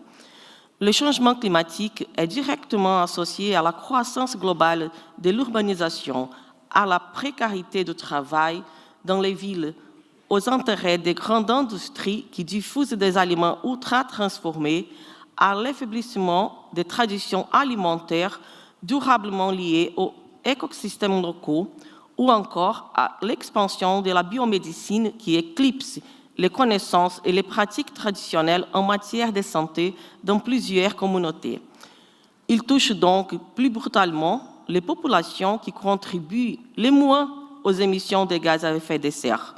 Dans ce contexte, le Brésil cherche à renforcer des politiques relatives au PCI qui, en brisant la dichotomie entre nature et culture, contribuent au développement durable en termes environnementaux, culturels, sociaux et économiques, toujours dans le respect des formes d'organisation propres aux communautés locales, de leurs droits à l'autodétermination, de leur territoire et des ressources naturelles qu'il contient, ainsi que de leurs choix en matière de priorités de développement. Le Brésil estime qu'il est urgent de renforcer au niveau national et international les instruments et les mesures visant à protéger les systèmes agricoles traditionnels, les pratiques et les techniques de pêche artisanale et d'extraction des produits forestiers sur une base durable. Tout ce savoir-faire est à la base de l'économie de nombreuses familles. Il faut leur garantir des conditions de travail, facteur indispensable à la dignité humaine. Ces systèmes techniques de production sont millénaires et sont préservés par ces peuples et communautés. Ils nourrissent les communautés de producteurs et les populations urbaines. Ils sont liés aux célébrations, à l'artisanat, aux cosmologies et aux récits mythiques. Ils font vivre des familles et ont un potentiel économique élevé s'ils font partie d'un commerce équitable et équilibré. En outre, ils sont profondément liés au maintien d'un environnement sain et écologiquement équilibré et sont potentiellement utiles pour éviter et atténuer les effets négatifs du changement climatique. De même, nous pensons qu'il est essentiel de protéger les lieux sacrés, les lieux gérés selon les connaissances traditionnelles, les lieux ayant une grande importance historique ou cosmologique pour les peuples autochtones et autres communautés traditionnelles. Pour conclure, Madame la Présidente, il est essentiel de souligner l'urgence avec laquelle nous devons repositionner la Convention de 2003 dans le contexte de l'urgence climatique à laquelle nous sommes confrontés aujourd'hui. La Convention, qui s'est imposée comme un cadre essentiel pour la sauvegarde du patrimoine immatériel, a un potentiel immense au-delà de la préservation du patrimoine. Elle doit également participer activement aux discussions sur le climat mondial, en particulier lors de la prochaine conférence des parties en 2025 en Amazonie brésilienne. Il faut profiter de cette opportunité pour renforcer les liens entre la culture, l'identité et les défis climatiques. Par exemple, l'Alliance mondiale contre la faim et la pauvreté, également lancée au Brésil lors de sa présidence du G20, illustre la manière dont les initiatives interconnectées peuvent promouvoir des solutions qui intègrent à la fois les problèmes environnementaux et sociaux. C'est dans ce contexte de coordination mondiale que la Convention de 2003 peut devenir un allié clé dans la construction d'un avenir plus durable et plus juste. Merci encore une fois, Madame la Présidente. Gracias, Brasil. Ofrezco la palabra a Etiopía.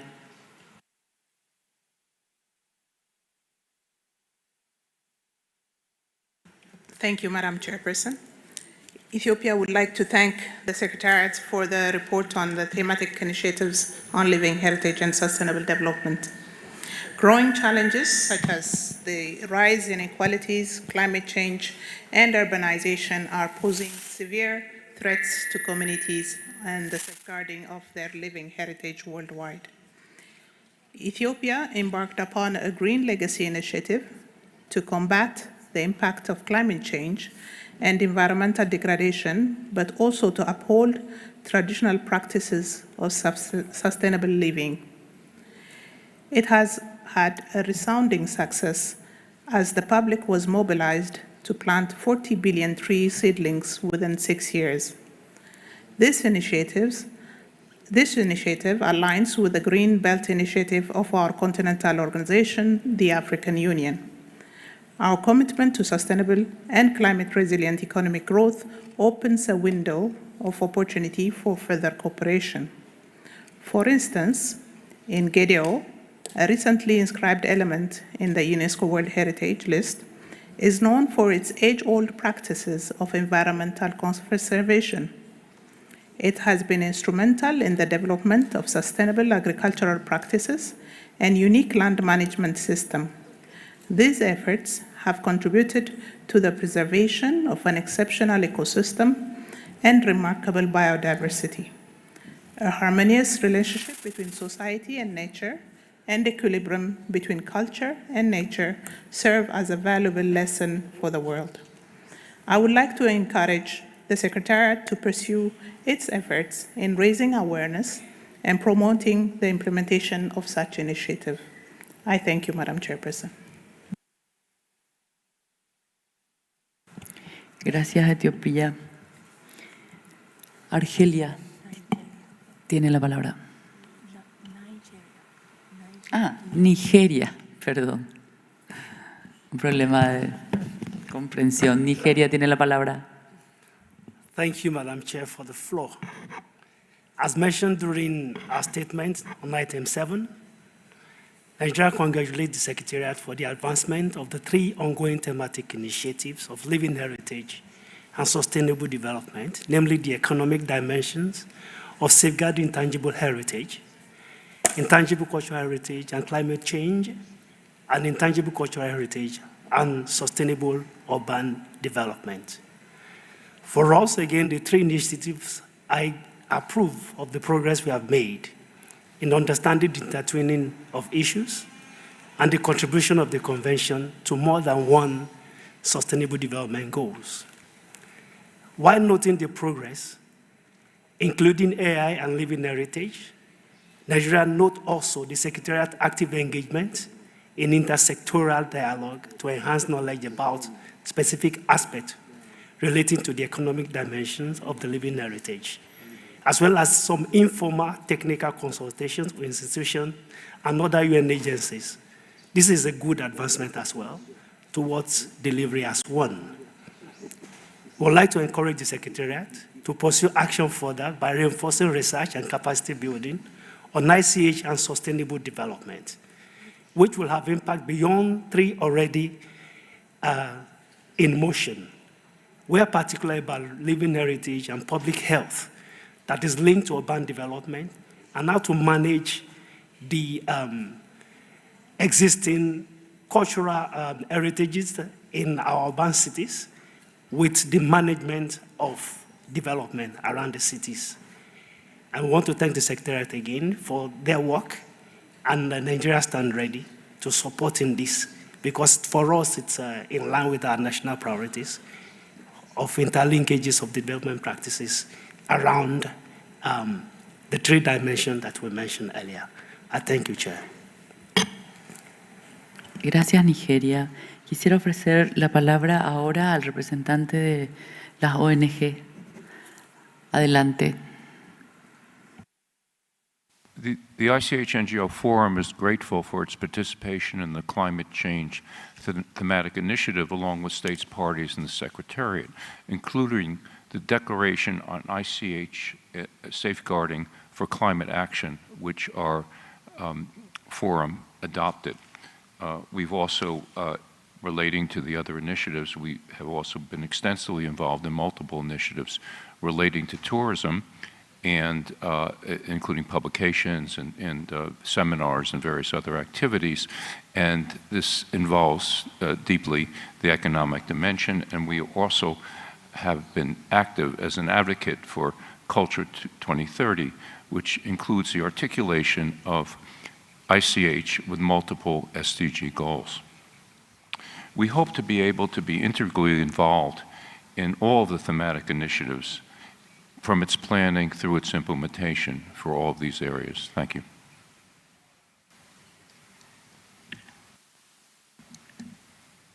Muchas gracias. Quiero agradecer a los miembros del comité, a los observadores y a representantes de las ONG por todos sus aportes y su reflexión en este punto importante. Creo que alguien pide la palabra. Fumiko. No. Vietnam.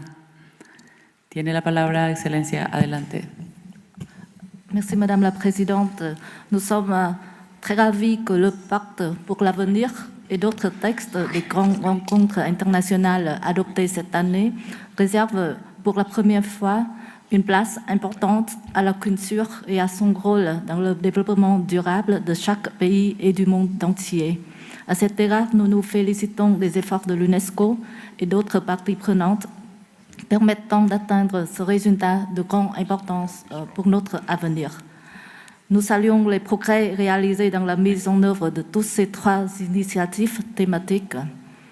Étant un pays très vulnérable aux impacts négatifs du changement climatique, le Vietnam se félicite des résultats de la réunion d'experts sur la sauvegarde du patrimoine culturel immatériel et le changement climatique et prend note de la note d'orientation sur l'action climatique pour le patrimoine vivant.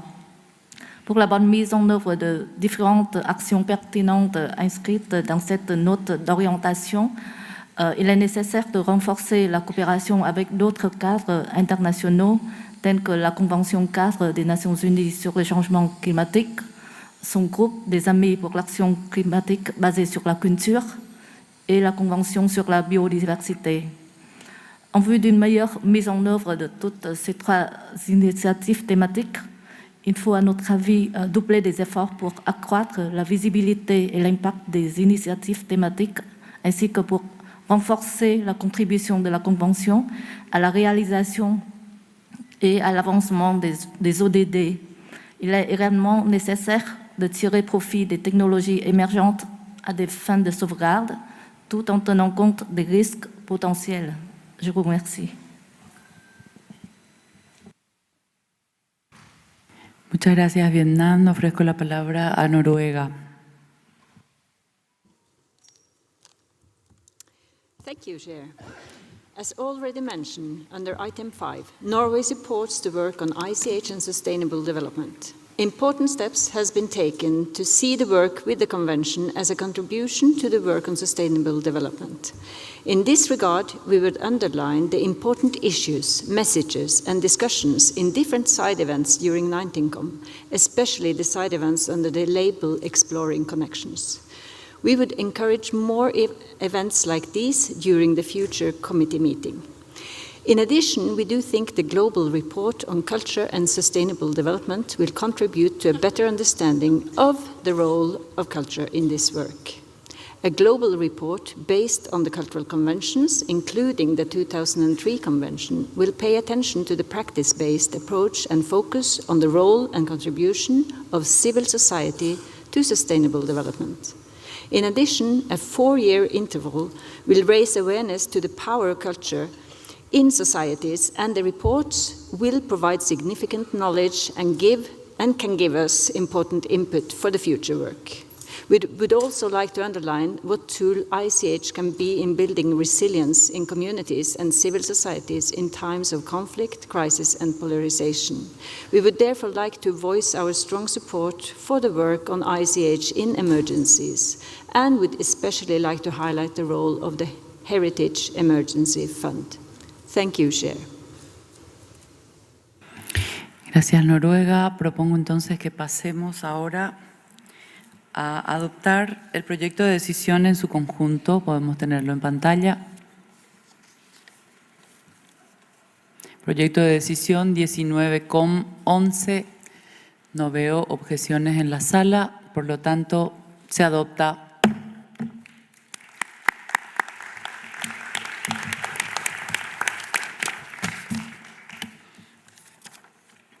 Pasamos ahora al punto 12, Fondo del Patrimonio Cultural Inmaterial, contribuciones voluntarias complementarias y otros temas. De conformidad con los artículos 25.5 y 27 de nuestra Convención, es responsabilidad del Comité aprobar las contribuciones voluntarias complementarias al Fondo del PCI proporcionadas por los Estados parte, más allá de sus contribuciones anuales. Como saben, las contribuciones voluntarias complementarias están destinadas principalmente a apoyar las prioridades de financiamiento aprobadas por el Comité en su 16ª sesión en el 2021 para el periodo 2022-2025, a saber, en el punto 1, fortalecer las capacidades para salvaguardar el patrimonio cultural inmaterial, utilizando enfoques multimodales y contribuir al desarrollo sostenible. Y salvaguardar el patrimonio cultural inmaterial en la educación formal y no formal. Además de dichas contribuciones, también apoyan otras actividades que no pueden ser cubiertas con los recursos limitados del programa y el presupuesto de la UNESCO. Pido a la señora secretaria que nos presente este punto, por favor. Adelante, Fumiko. Thank you, Madam Chair. So we have a reporting homework here. The Secretariat is requested to report on the progress in the implementation of any voluntary supplementary contribution to the Intangible Cultural Heritage Fund it may have received since its last session, I quote Decision 18-13, and also in accordance with Decision 7-20.1, the Secretariat is requested to report at each session all forms of voluntary contributions received since the committee's previous session. Your document 12 provides you with an overview of the support received by the Convention from the 1st of January to 30 June this year. With your permission, Madam Chair, I would like to ask my colleague Julian Nakata to present more detailed information on this item. Julian, please go ahead. Merci Madame la Présidente, merci Fumiko. Au cours du premier semestre 2024, 2 contributions volontaires supplémentaires ont été reçues de la part du Royaume-Uni, de Grande-Bretagne et d'Irlande du Nord, ainsi que de Saint-Vincent et les Grenadines, pour un montant total de 64 055 $. Dans le cadre de la priorité de financement 1, c'est-à-dire le programme de renforcement des capacités, aucune nouvelle contribution n'a été versée au cours de la période couverte par le rapport. Depuis le début de cette priorité de financement en janvier 2022, un total de 196 047 $ a été reçu. Ce montant représente 4% de l'objectif de mobilisation de 5 millions de $ fixé pour la période 2022 à 2025. Il est important de souligner néanmoins que la priorité 1 est également soutenue par des projets financés par d'autres modalités de financement. Il s'agit notamment d'une nouvelle initiative de renforcement des capacités en Afrique, soutenue par le gouvernement du Japon, ainsi que de 2 contributions supplémentaires au programme et au budget de l'UNESCO pour des initiatives dans la région arabe, financées par les Émirats arabes unis et l'Institut du patrimoine de Sharjah. Passons maintenant à la priorité de financement 2, qui concerne la sauvegarde du patrimoine culturel immatériel dans l'éducation formelle et non formelle. Aucune contribution volontaire supplémentaire n'a été versée au cours de la période considérée. Cependant, depuis la précédente session du comité, le Royaume des Pays-Bas a versé une contribution volontaire supplémentaire au fonds d'un montant de 82 237 $ pour soutenir l'intégration du patrimoine vivant dans l'éducation, dont 2 petits États insulaires en développement des Caraïbes. En outre, une nouvelle activité a été lancée dans la région Asie-Pacifique avec le soutien du Centre international d'information et de mise en réseau pour le patrimoine culturel immatériel dans la région Asie-Pacifique, connu sous le nom de ISHCAP. Je voudrais maintenant parler du sous-fonds destiné à renforcer les capacités humaines du secrétariat de la Convention. Au cours du premier semestre 2024, comme mentionné au début de ma présentation, une nouvelle contribution volontaire supplémentaire a été reçue, versée par le Royaume-Uni de Grande-Bretagne et d'Irlande du Nord, d'un montant de 63 982 $ des États-Unis. En outre, le gouvernement de la Chine continue de fournir un soutien en nature au secrétariat par le biais de prêts de personnel, et le gouvernement de l'Allemagne soutient une mission de 2 ans dans le cadre du programme des administrateurs auxiliaires, dans le programme JPO. Depuis janvier 2022, le sous-fonds a reçu un total de 288 627 $, ce qui représente 8% de l'objectif quadriennal fixé par l'Assemblée générale.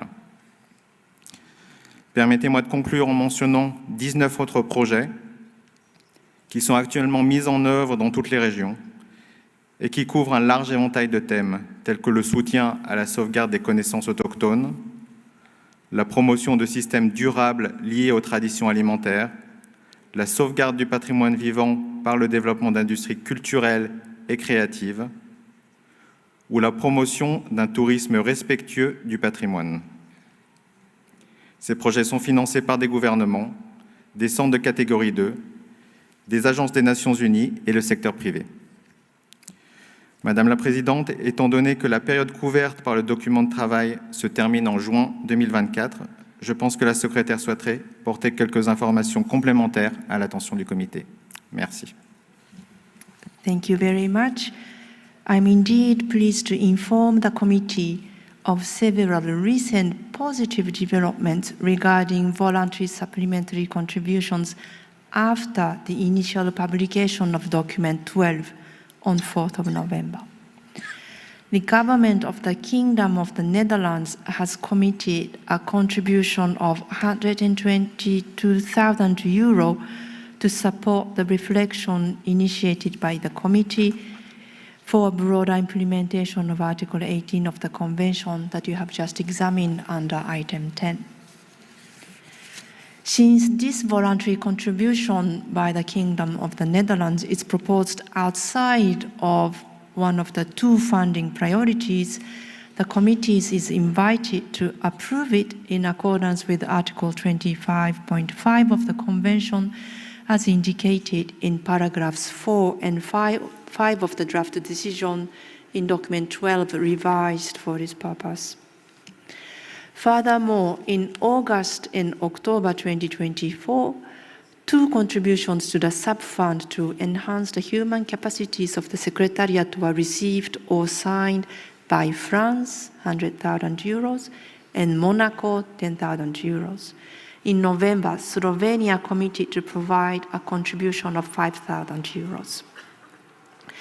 The Convention also received support in the form of additional contributions from the Arab Regional Center for World Heritage, $20,000 in July this year, Slovakia €10,000 in August 2024, and Paraguay €2,586 in October this year.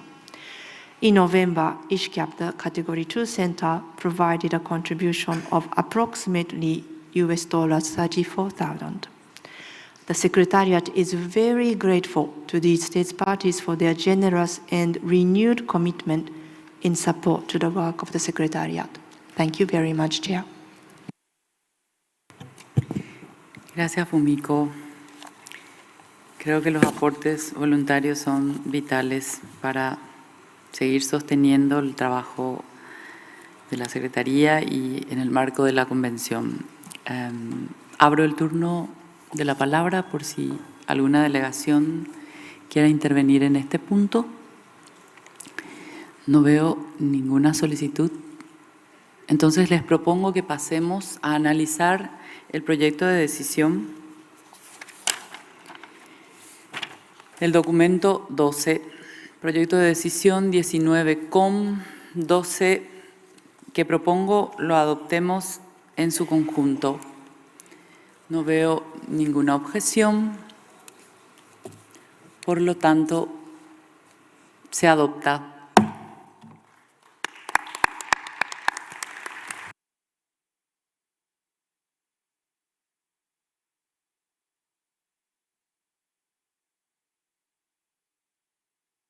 Pasemos sin demora al punto 14, establecimiento del órgano de evaluación para el ciclo 2025. Cedo la palabra a la señora secretaria para que nos explique el procedimiento. Thank you very much. So, as indicated in your timetable, this item 14 is divided into two parts. Part 1 concerns the voting to elect new members of the evaluation body under the 2025 cycle, and Part 2 is the announcement of the results of the election. As a first step, the committee is invited to adopt the terms of reference of the evaluation body that you may find in Annex 1 of Document 14, which was revised to reflect the actual list of candidates. The committee is also asked to appoint 3 new members of the evaluation body. There are 3 vacancies to be filled, and there are 1 seat for an expert from the electoral group 3, 1 seat for an expert from the electoral group 4, and 1 seat for a non-governmental organization from the electoral group 5B. The committee shall also reappoint the 9 members elected in previous years. Candidates were proposed by states parties concerned through the chairperson of each electoral group, and according to Decision 9-11, states are encouraged to ensure that at least 2 candidates are presented by the chairperson of the electoral group, and according to paragraph 28 of the operational directives, a maximum of 3 candidates can be proposed. Candidatures received by electoral group include 2 expert candidates for Group 3, 2 expert candidates for Group 4, and 1 NGO candidate for Group 5B. The list of candidates is available in Annex 2 of the Working Document 14 with links to the expert CV, as well as the links to the website and accreditation application forms in the case of the NGOs.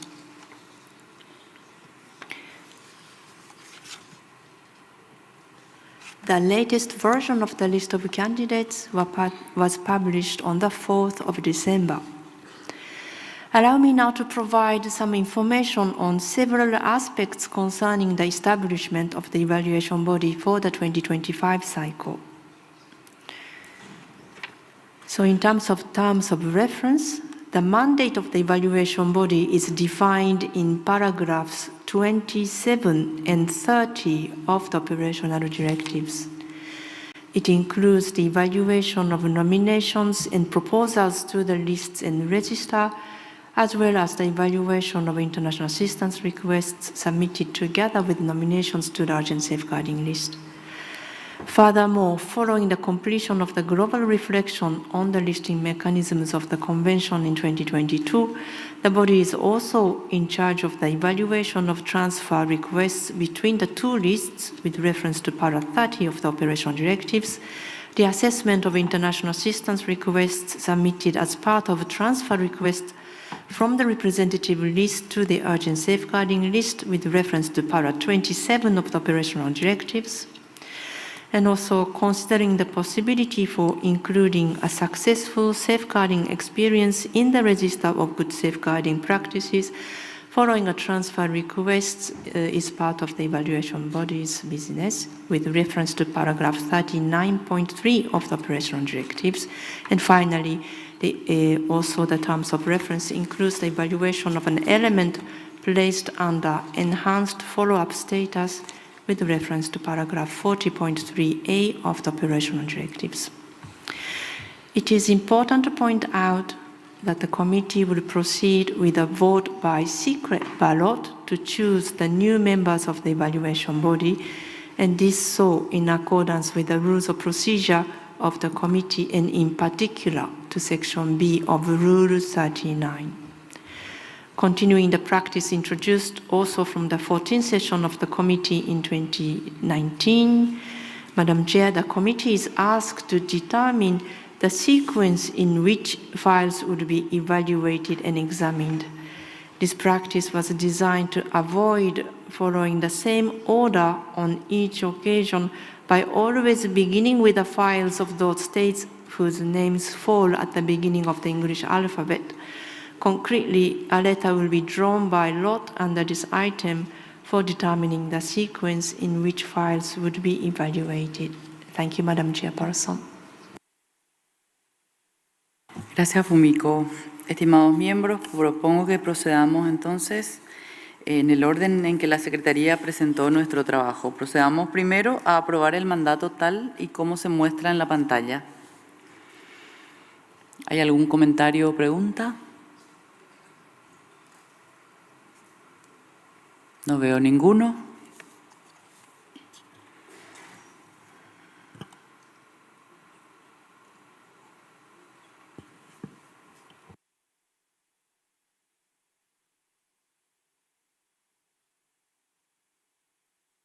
¿Podemos adoptarlo? Se adopta.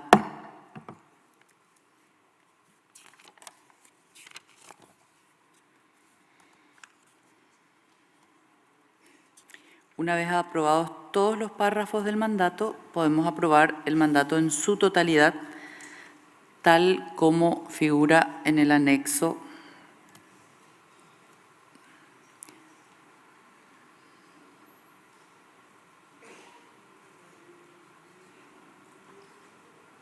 No veo ningún comentario, por lo tanto, lo adoptamos.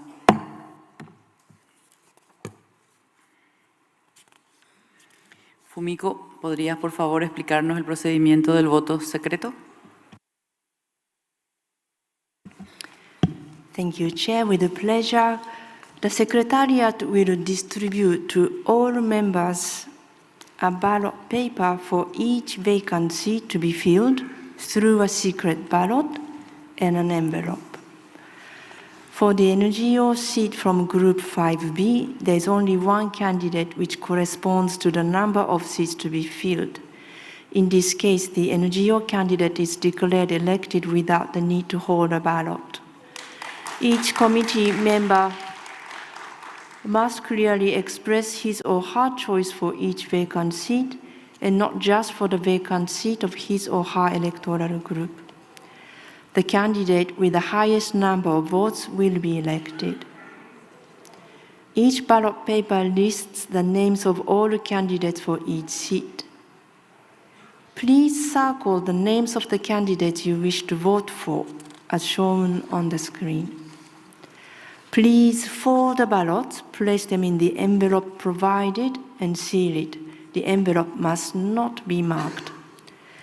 The absence of a ballot paper in the envelope is considered as an abstention. Ballots containing more names selected than the number of seats to be filled, as well as ballots bearing no indication of voting intention, are considered invalid.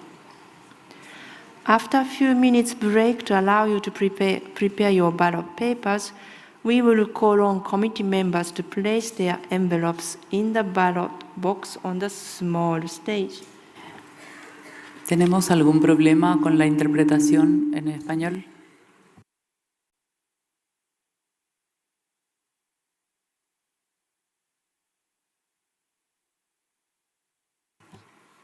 Ahora sí, ahora sí. Gracias. Perdón, Fumiko. Proseguir, por favor. I have finished that explanation, but if any members of the committee had questions, of course, I would repeat the explanation, but otherwise, I have reached the end of my presentation. Thank you, Madam Chair. Gracias, Fumiko. Hemos recogido los sobres.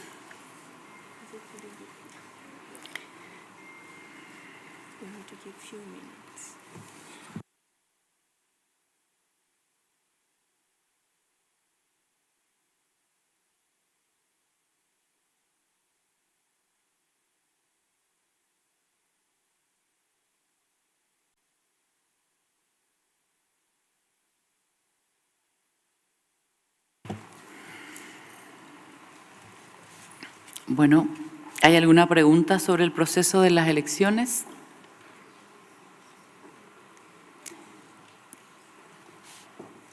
Para empezar, necesitamos 2 voluntarios que actúen como escrutadores.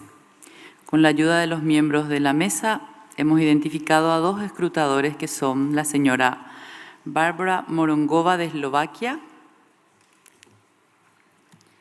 y la señora Martina Loschen de Alemania.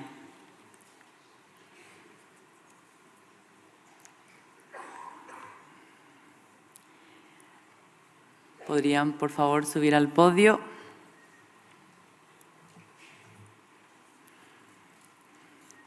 ¿Todos los miembros del comité han recibido las boletas?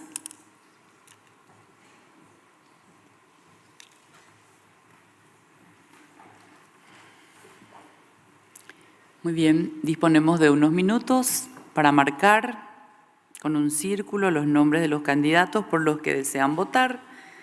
Antes de la llamada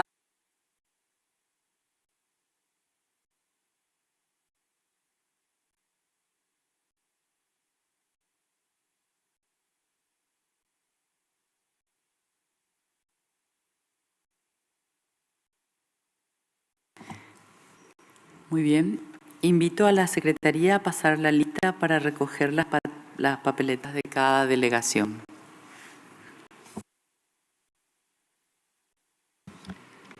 Thank you, Chair. The call will be made in alphabetical order in French of the states members of the committee.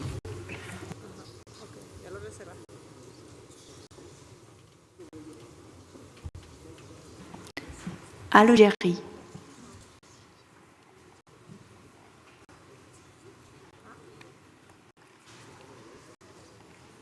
À voter. Allemagne.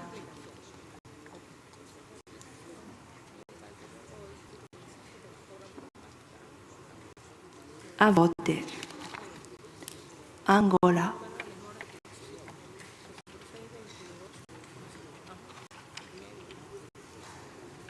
À voter. Bangladesh.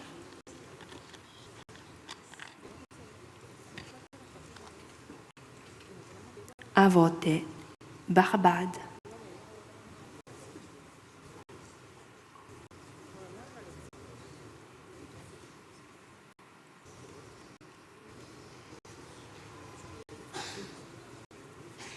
À voter. Burkina Faso.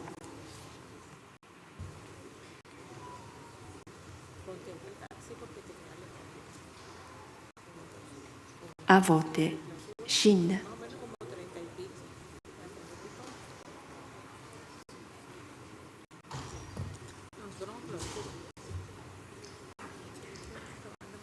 À voter. Émirats arabes unis.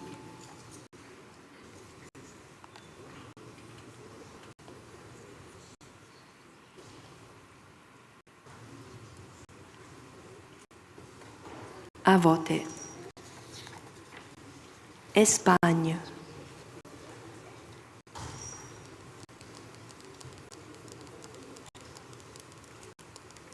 À voter. Éthiopie.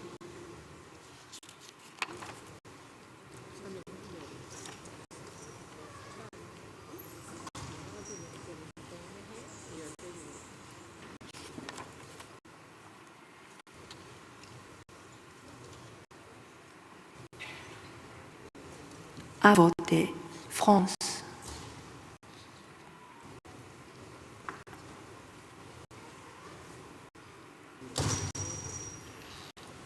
À voter. Haïti.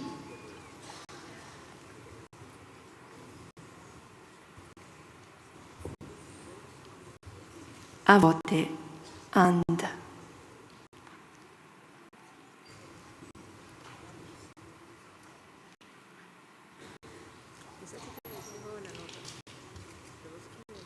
À voter. Malaisie.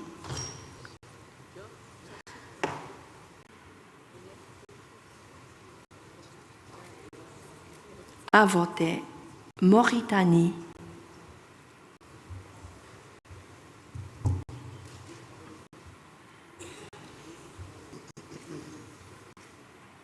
À voter. Nigeria.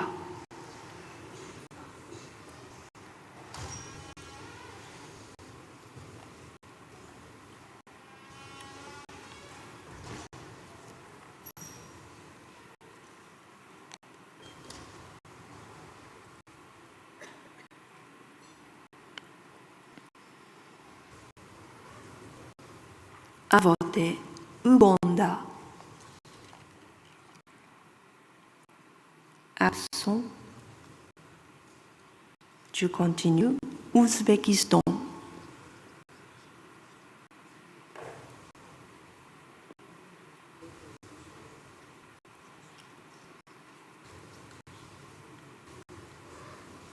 À voter. Paraguay.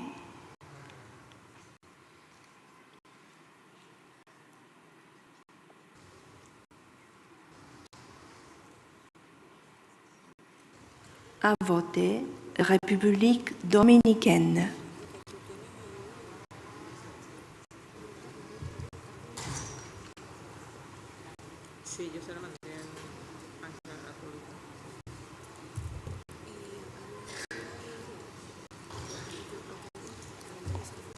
À voter. Slovaquie.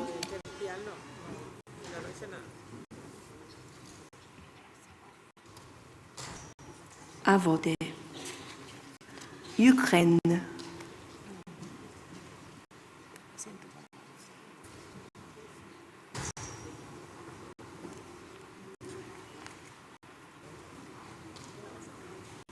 À voter. Vietnam.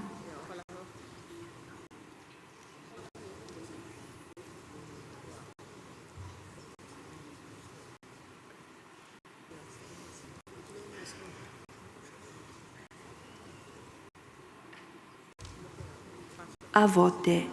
Zambie.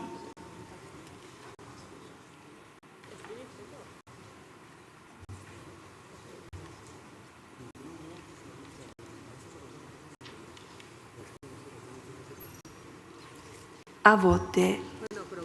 J'appelle encore une fois pour Ouganda.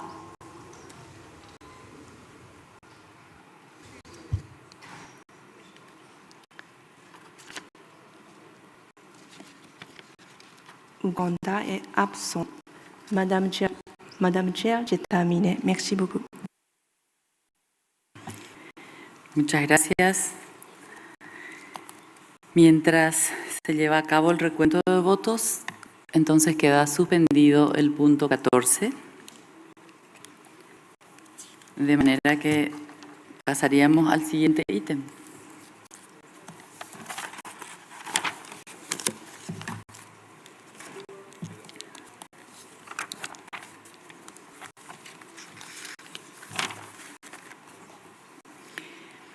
Ahora estamos listos para pasar al punto 13 de nuestra agenda, informe del Foro de Organizaciones No Gubernamentales. Me gustaría pedir a la señora secretaria que nos presente este punto. Thank you. Since 2020, the committee has been examining a report of the Non-Governmental Organizations Forum as a standalone agenda item. The annex to document 13 contains the report submitted by the ICH NGO Forum to the present session of the committee.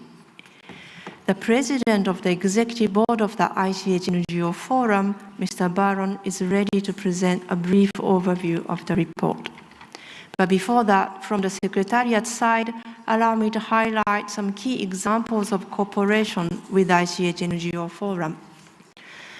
The Secretariat has provided support once again in the context of the current session of the committee by supporting the participation of representatives of 25 accredited NGOs based in developing countries, including, in addition, the 7 members of the IGH NGO Forum's Executive Board.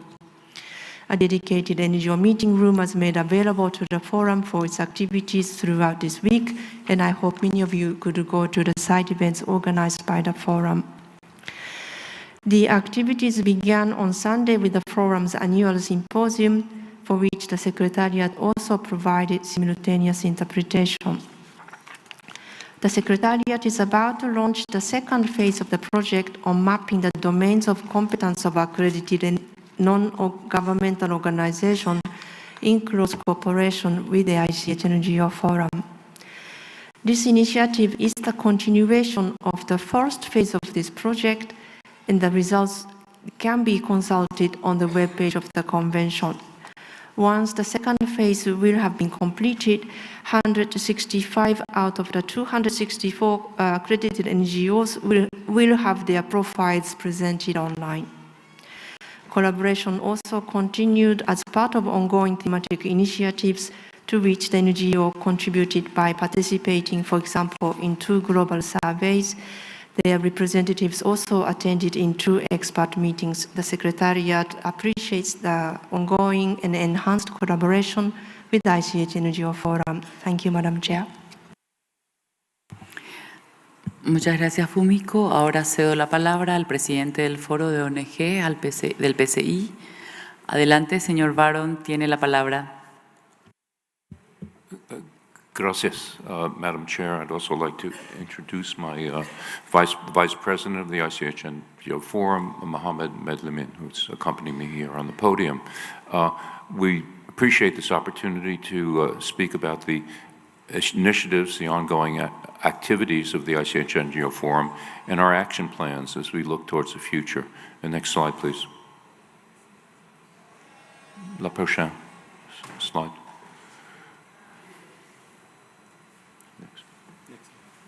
Okay. So to provide an overview of who we are and what we do, we're the voice of civil society for the convention. We represent 264 accredited NGOs, and we're mandated to provide advisory services to the convention. We are anchored in communities throughout the world, and a primary objective of the ICA NGO Forum is to advance good safeguarding practices and address key issues that pertain to the convention. We like to feel that we both anticipate issues and topics that may not have been addressed, as well as address the ongoing and emerging topics. We're national, regional, and international in scope, and we're deeply rooted in communities. We create innovative safeguarding practices, engaging in new areas that may not have been addressed before, as well as core areas, and we shape policies in association with states, parties, and UNESCO. We collaborate closely with stakeholders from multiple sectors of society in advancing the convention, and we're a meeting ground for accredited NGOs. We share our expertise among ourselves. We strengthen regional networks, and the regional networks are getting much stronger in a number of areas of the world. We engage in dialogue among ourselves about ICH. We do research initiatives. We carry out symposia. We do webinars more frequently over the course of the year, and we publish publications on key issues and topics of ICH. Next slide, please. We're very aware of the concern of the committee and the states parties about the imbalance geographically among accredited NGOs. And we've been working very hard on addressing this imbalance and being proactive in generating applications from NGOs. We have workshops, accreditation workshops planned for this winter, which will introduce the convention and explain step by step how to complete application forms in English, French, and Spanish. And these accreditation workshops will occur online in Africa and the Arab states, in Africa in French and English, in Latin America and the Caribbean, in Asia and Eastern Europe. In 2023, we had a particular success in the workshops that we carried out in Latin America resulted in an increase from 11 to 23 accredited NGOs in that region. And we've had an enthusiastic reception from Africa, for example, where at least 15 non-governmental organizations have expressed interest in achieving accreditation and attending our workshops. We carry out inclusiveness in many different ways. We have executive board members from each region. Working groups that we have need to be established by members from at least 3 different regions. And Heritage Alive, our signature publication, the editors come from multiple regions, and we carry out orientation sessions for the committee meetings to generate engagement from every region. And we do these orientation sessions online in both English and French. Next slide, please. So we're increasingly focusing our attention on specific dimensions of ICH, and I'm going to outline them now. And these are carried out through initiatives of our working groups, which are the lifeblood of our organization, and by our executive board. Next slide, please. As we mentioned before, we adopted a declaration for the safeguarding of intangible cultural heritage through climate change. It's a call for action and includes recommendations to address climate change impacts on ICH. Among our recommendations are interdisciplinary and intersectoral research for safeguarding ICH in context of climate change, integrating the traditional knowledge, the local knowledge of communities with scientific expertise, recognizing the validity of both of them and the significance of local knowledge in addressing issues of climate change and traditional means of resilience. We also look at enhancing ICH to further resilience and mitigation of the impacts of climate change on ICH and as a leverage for biodiversity. And we're calling for the including climate change in the listing of ICH elements and in periodic reporting among our members and in collaboration with states parties. The declaration that we did contributed to the guidance note on climate change at the experts meeting, and we've held 2 side events that were very well attended in collaboration with Crespial, our extraordinary Category 2 Center from Latin America, and with the Secretariat, and the multiple case studies with a special focus on small island states and those were quite successful. They were held early this week. Next slide, please.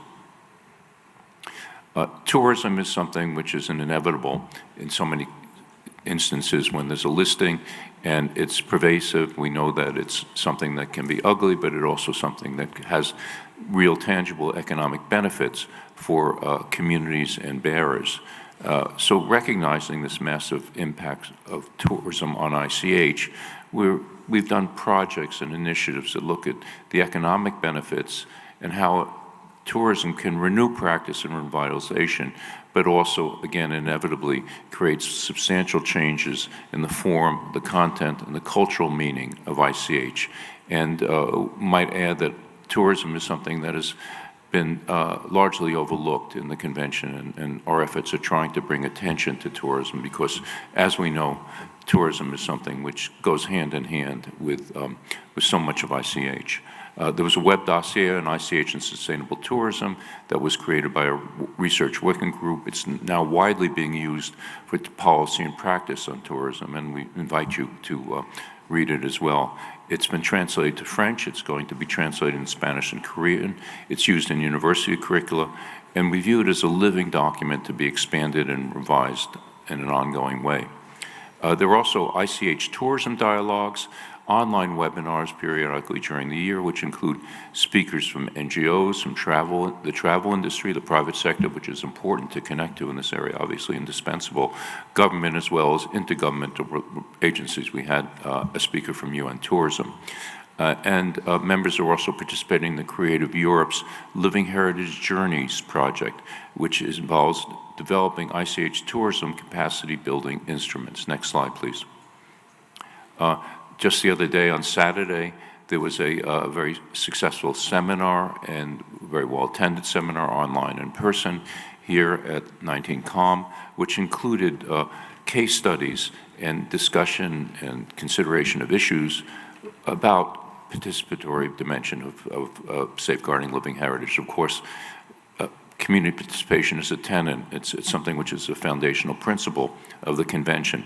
So this symposium looked at community-driven documentation and research, which is shaped by communities with its authority chaired by community members and experts, at community-based tools to transmit cultural knowledge and practices, approaches to heritage governance, which facilitate bottom-up decision-making. So the communities really are driving these participatory activities, and there's a yielding of authority by experts, which is very commendable and very important, and about the mutual engagement of local stakeholders with outside experts and government and heritage officials, again, looking at multiple stakeholders. And this symposium will be included in an online publication, which we hope you'll have an opportunity to read. Next slide, please. Archiving is something which is also an important priority of our ICH NGO Forum, and something which has also been overlooked largely within the convention. And there's inventorying and documentation that's arguably on a scale unprecedented in human history. It's creating documents, audiovisual recordings, photographs, texts, video, that are a legacy for future generations. They provide the opportunity for future generations and current generations of bearers and communities to regenerate their experience of ICH, to learn from their predecessors. There are also the historical archives in folklore, ethnomusicology, ethnology, and anthropology, and other fields, which contain millions of texts and recordings of ICH, known under various names, as folklore and ethnomusicology and such, which again are valuable resources which should be used in ICH. And so we feel that there needs to be an integrated process that associates inventorying and documentation with informed consent by bearers and archiving, so these records are maintained in perpetuity. It's worth mentioning that digital materials don't last forever. They must be migrated periodically, or else they'll vanish, they'll evaporate. And this really invaluable documentation of the expressive culture of humankind will be lost.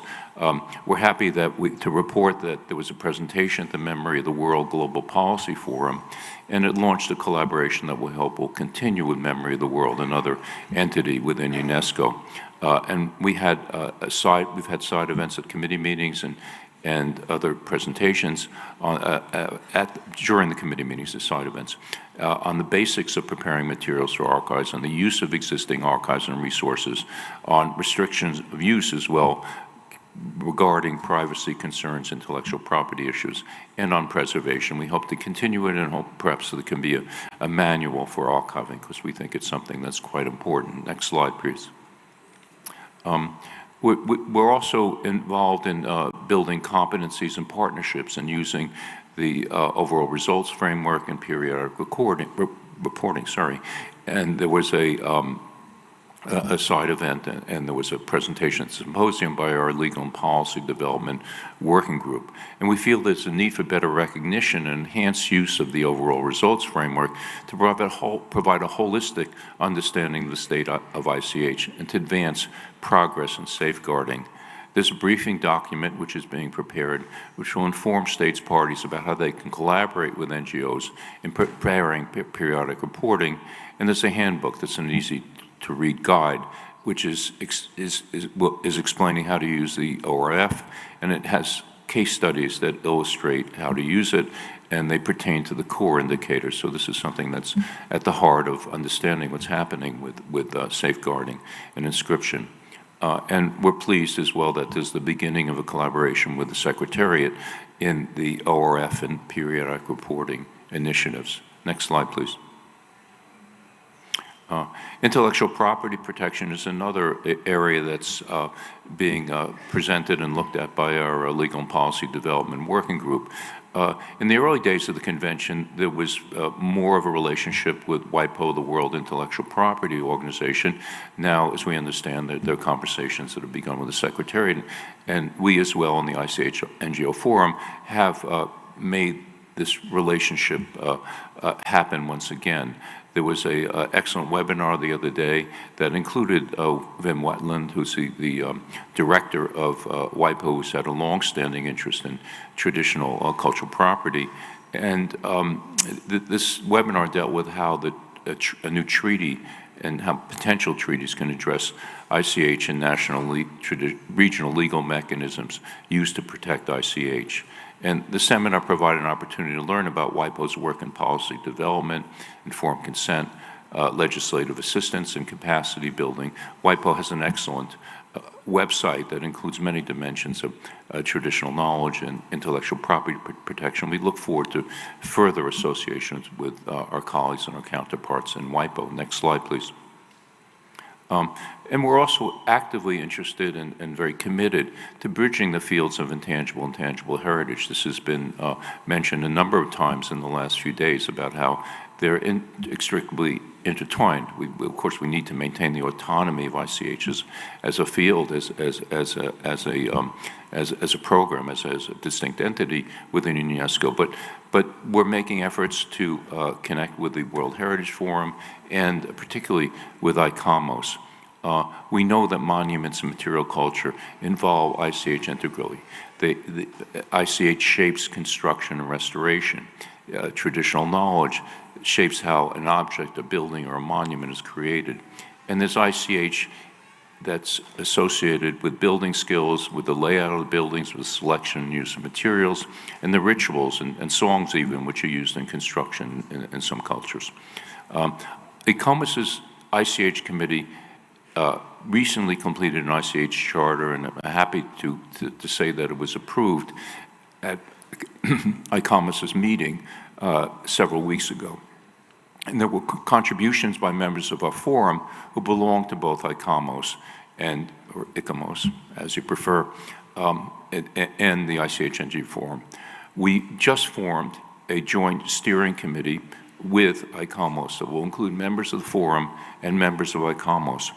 And in this steering committee, we'll discuss possibilities for collaborations with ICOMOS that might include forum members advising on intangible dimensions of sites nominated or inscribed on World Heritage lists, which would be really a very valuable kind of collaboration. The possibility of joint convenings with ICOMOS, the development of case studies on heritage that involves both tangible and intangible heritage, and the creation of joint policy positions on heritage issues of global scope. Next slide, please. Also, this was mentioned a few minutes ago about our support for culture as a sustainable development goal and our participation in the Culture 2030 campaign. And the statement of support which the ICH NGO Forum issued and shared with Culture 2030 outlined the ways that ICH is integral, essential, indispensable for sustainable development, how it relates to informal and formal education, resilience to climate change and biodiversity loss, food sovereignty, sustainable food production, addressing gender equity, sustainable tourism, and cultural recovery in emergency situations. So this really deep relationship with the SDGs that's contained in this statement, and something which is certainly worth further discussion and discourse and development among all of us. Next slide, please. We have a working group on ICH in emergency situations and among displaced persons, and the initiatives that they're beginning to develop respond to the upsurge, unfortunately, as we know, of armed conflicts, migration, natural disaster, climate change, and pandemic. All of these dramatize the importance of ICH that emerge from these situations, that are created in emergency situations, and need to safeguard ICH of the displaced persons who suffer from these phenomena which are increasingly happening. This working group is gathering accounts and producing side events of good safeguarding practices and photographs and videos of these situations. They're planning a program for 2025 World Refugees Day, which will bring greater visibility to the global scopes of these issues. Next slide, please. And as Fumiko Inata mentioned a few minutes ago, phase 2 of our project, the mapping project, is about to be launched. It will identify NGO expertise, advance professional developments with ideas about how to share expertise, and address also the broadening of the Article 18 implementation. And again, we hope that we're involved integrally in the broadening Article 18 implementation, because there's a lot of valuable information that we've gathered and will create in the second phase. We're going to expand the practices that are identified in this mapping project to include climate change impact, mitigation of the impact of climate change and resilience, the utilization of the ORF, intellectual property protection, utilizing ICH in urban contexts, gender issues relating to ICH, and participatory approaches to safeguarding. So we hope and we expect among the 100 NGOs being interviewed in this next phase and the 100 interviewed in the following phase, that will create a lot of valuable information that we can share among all of us. And we emphasize in technical assistance and professional development the interest and the desire to see more peer-to-peer assistance that are carried out within regions, among peers and regions. You see on the map that it graphically illustrates the imbalance geographically in NGOs. The preponderance of them it's about 50% in Region 1, but it's diminishing. And as I said, we're working hard to redress and correct that imbalance. Next slide, please. And we're a small organization with a very small budget, but we're doing quite a lot of activity as an all-volunteer group. We've been expanding our communication platforms that provide news about the forum, documents, and information about good safeguarding practices. We also work with, provide information. Another parallel communication platform is the ICH.NGO net, which is published by the Center for Intangible Cultural Studies. Our signature publication I mentioned is Heritage Alive. The next issue will feature basketry, and the one after that, ICH in armed conflict. The Heritage Alive group in our forum also organized a film festival of short documentary films that was presented twice over the course of this past week. So we see, hope you see that we have remarkably extensive activities for an organization which is all volunteer, and we feel we're just about straining at the bit, that we're reaching the limits of our administrative capacity. So we're beginning to look at how we can deal with our future expansion, explore creating a paid administrative staff position. We're just now developing an ad hoc committee on organizational development to consider options in developing our organization in strategic planning for our organization, and this will be done in full consultation with our membership. Last and final slide, please. So we encourage you to check out what we do on social media at ICH NGO Forum, and to email us and to stay in touch with us, ICHNGOForum@gmail.com, and our ICH NGO Forum website, which contains links to Heritage Alive, our key documents, information and sharing information on safeguarding practices, and a variety of other news pertaining to the convention. So thank you so much for your attention.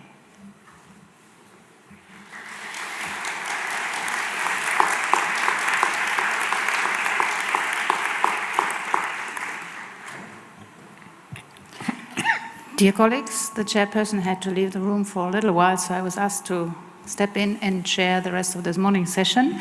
I'd first of all like to thank you very much, Mr. Barron, for your presentation on behalf of the ICH NGO Forum. It's very encouraging to see the growing involvement of accredited NGOs in key priority areas of the convention. I'd now like to give the floor to the members of the committee. I'm sure the representative of the ICH NGO Forum will be happy to answer any questions the members of the committee might have. Does anyone wish to take the floor?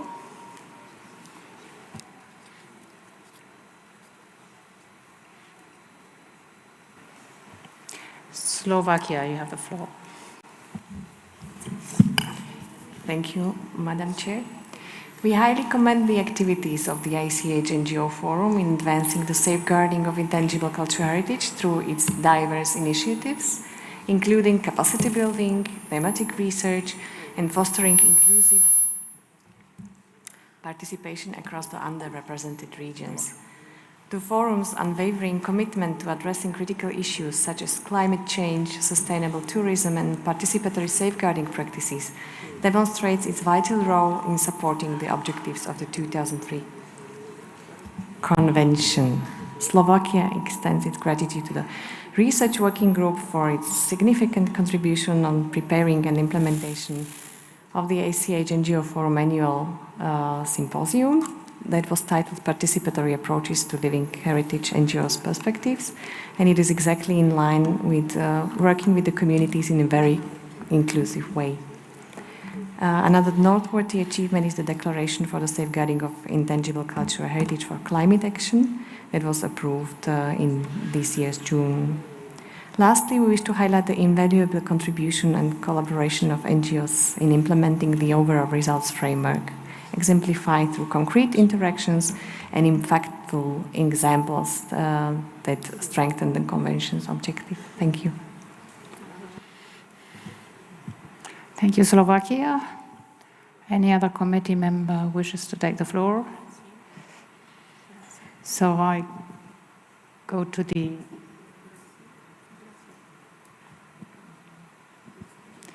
I turn to observers and NGOs. I think they might also have a great interest in this topic. So I see Brazil. Brazil, you have the floor. Thank you, Madam Chair. Brazil acknowledges the vital contributions of the ICH NGO Forum in advancing the 2003 Convention for the Safeguarding of Intangible Cultural Heritage. The Forum has played a key role in strengthening the Convention's implementation, particularly by addressing the geographical imbalance among accredited NGOs.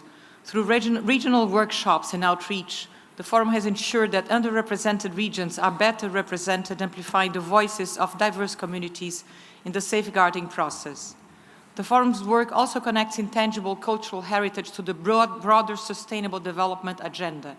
By linking heritage to climate action, sustainable tourism, and inclusive societies, it highlights the vital role of culture in achieving sustainability. Its focus on issues like ICH and climate change, intellectual property, and safeguarding heritage and emergencies demonstrate its broad and impactful approach. Through its collaboration with UNESCO and other stakeholders, the Forum has raised awareness, built capacity, and supported the inclusion of civil society in key policy discussions. The recent increase in accredited NGOs, especially from Latin America and Africa, shows the success of its efforts to promote inclusivity. On behalf of the Brazilian government, I want to express our full support for the ICH NGO Forum's initiatives. We remain committed to working together to ensure the safeguarding of intangible cultural heritage for future generations. I thank you. Thank you very much, dear Ambassador. Anyone else would like to take the floor at this point? I see nobody. And I think there were no questions, specific questions addressed to Mr. Baron, so I thank you very much again for your presentation and for your presence here today. Let us now move on to the decision in document 13. We have it on the screen.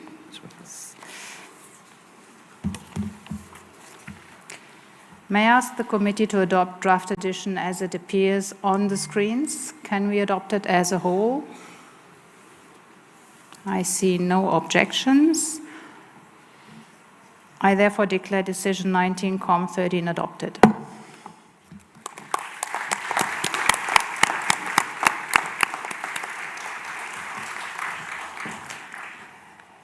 Dear colleagues, this brings us to the end of the morning session of today.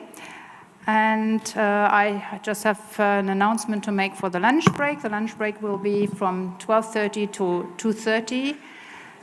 Let's be back in time so we can continue our work in the afternoon session and start on time. Please do not forget that during the break and after the afternoon sessions as well, side events are taking place. You will see them announced on the screen, hopefully. But you can also, for more information, visit the calendar of events available on the committee's website. Please enjoy your lunch and see you after lunch.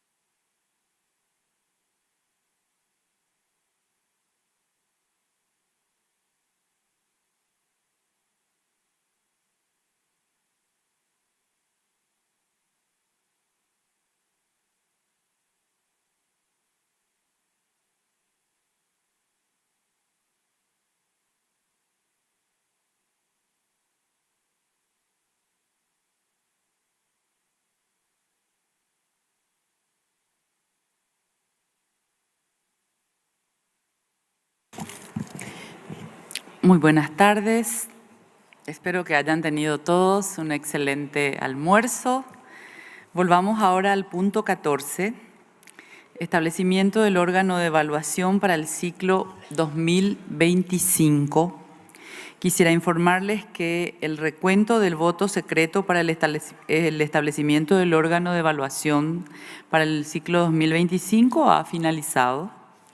Permítanme agradecer a nuestros escrutadores, la señora Barbara Morongova de Eslovaquia y la señora Martina Loschen de Alemania, su disponibilidad al servicio de este comité. Pido a Fumiko pueda anunciarnos los resultados de esta elección. Fumiko, adelante. Thank you, Madam Chair. Here are the results of the secret ballot. 23 committee members were present and voted for electoral groups 3 and 4. The following candidates received votes as follows. Electoral Group 3, which had a seat for 1 expert. Ms. Luciana Gonçalves de Carvalho from Brazil received 22 votes and is elected. Mr. David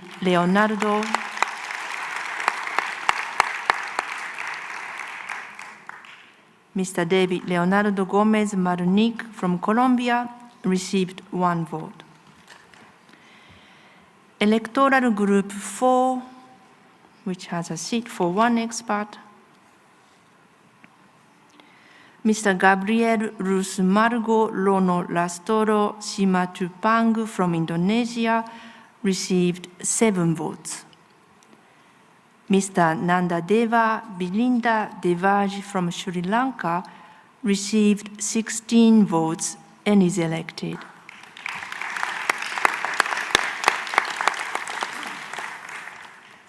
Electoral Group 5B, seat for 1 accredited NGO, Saudi Heritage Preservation Society, SHPS, is the only candidate and is elected.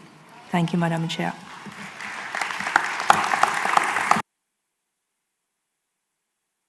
Bien, ya tenemos los nombres de los 3 nuevos miembros del órgano de evaluación y deseo felicitarles, así como también agradecer a todos los demás candidatos. Estimados miembros del comité, hay una cosa más que tenemos que decidir en este punto. Cuando se abrió el punto, acordamos cambiar el orden en que el órgano de evaluación y el comité procesan los expedientes de la candidatura. Ahora es el momento de elegir una letra del alfabeto para determinar dicho orden. Me informan de que hay una caja preparada con trozos de papel.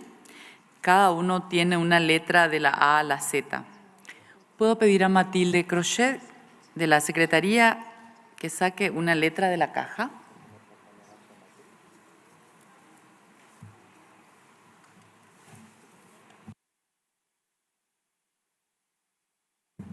Letter V.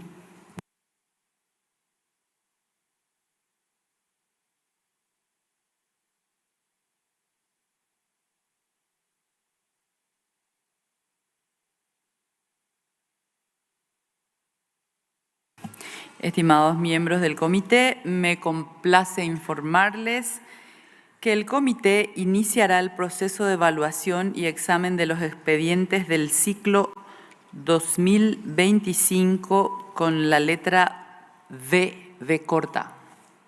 V corta. Después continuarán por orden alfabético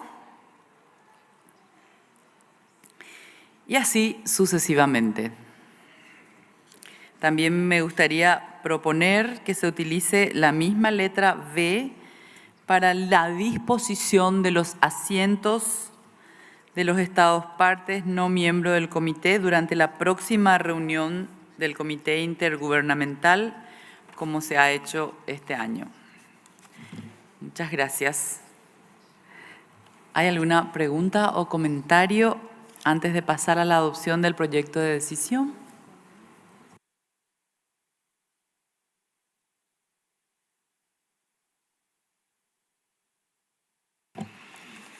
No veo ninguna.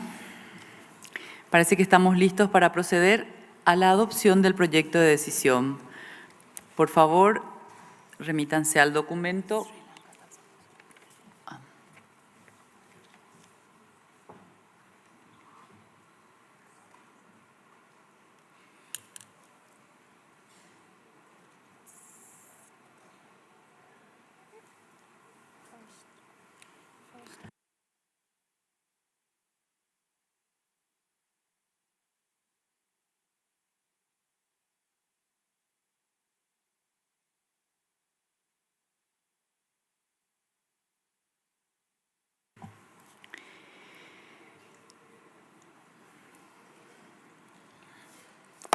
Bueno, por favor, remítanse al documento 14, su proyecto de decisión del párrafo 12, podemos verlo en pantalla. Proyecto de decisión 19,14, podemos adoptarlo en su conjunto. Se adopta.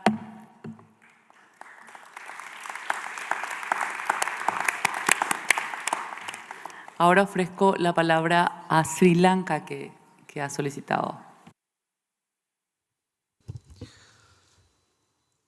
Thank you, Madam Chairperson.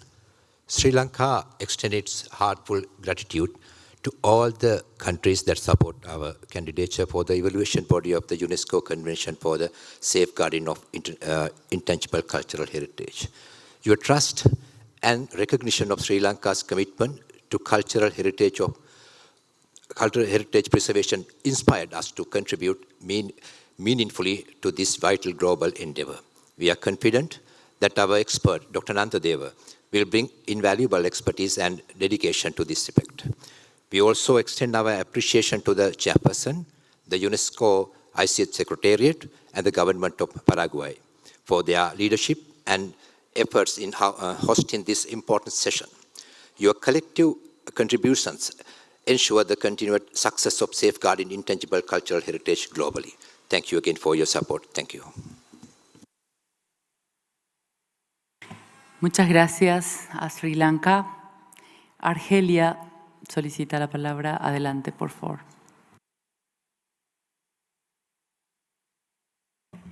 Merci, Madame la Présidente. La délégation algérienne prend note avec attention du document relatif à l'établissement de l'organe d'évaluation pour le cycle 2025 et tient à souligner l'importance cruciale de ce mécanisme dans la mise en œuvre efficace de la Convention de 2003. En effet, l'organe d'évaluation joue un rôle déterminant en examinant les candidatures pour les listes du patrimoine culturel immatériel, les propositions de programmes ainsi que les demandes d'assistance internationale. Nous renouvelons notre profonde gratitude aux membres actuels de l'organe d'évaluation pour leur professionnalisme exemplaire, leur impartialité et la rigueur dont ils font preuve dans l'accomplissement de leur mission. Nous exprimons notre reconnaissance aux 3 membres sortants du comité pour la qualité du travail accompli tout au long de leur mandat. Nous félicitons chaleureusement les nouveaux membres élus auxquels nous exprimons notre entière confiance pour mener à bien leurs futures responsabilités. Madame la Présidente, à l'issue du mandat de l'association Syria Trust for Development, élue au titre du groupe électoral 5B pour les cycles 2021 et 2024, la délégation algérienne souhaite exprimer ses sincères remerciements pour le travail remarquable accompli. Cette contribution a non seulement honoré la République arabe syrienne, mais également renforcé la visibilité et le prestige des acteurs de la culture dans le monde arabe. Nous saluons le professionnalisme, la neutralité et l'intégrité qui ont caractérisé son action et formons nos meilleurs vœux de succès pour l'avenir de cette organisation promoteuse.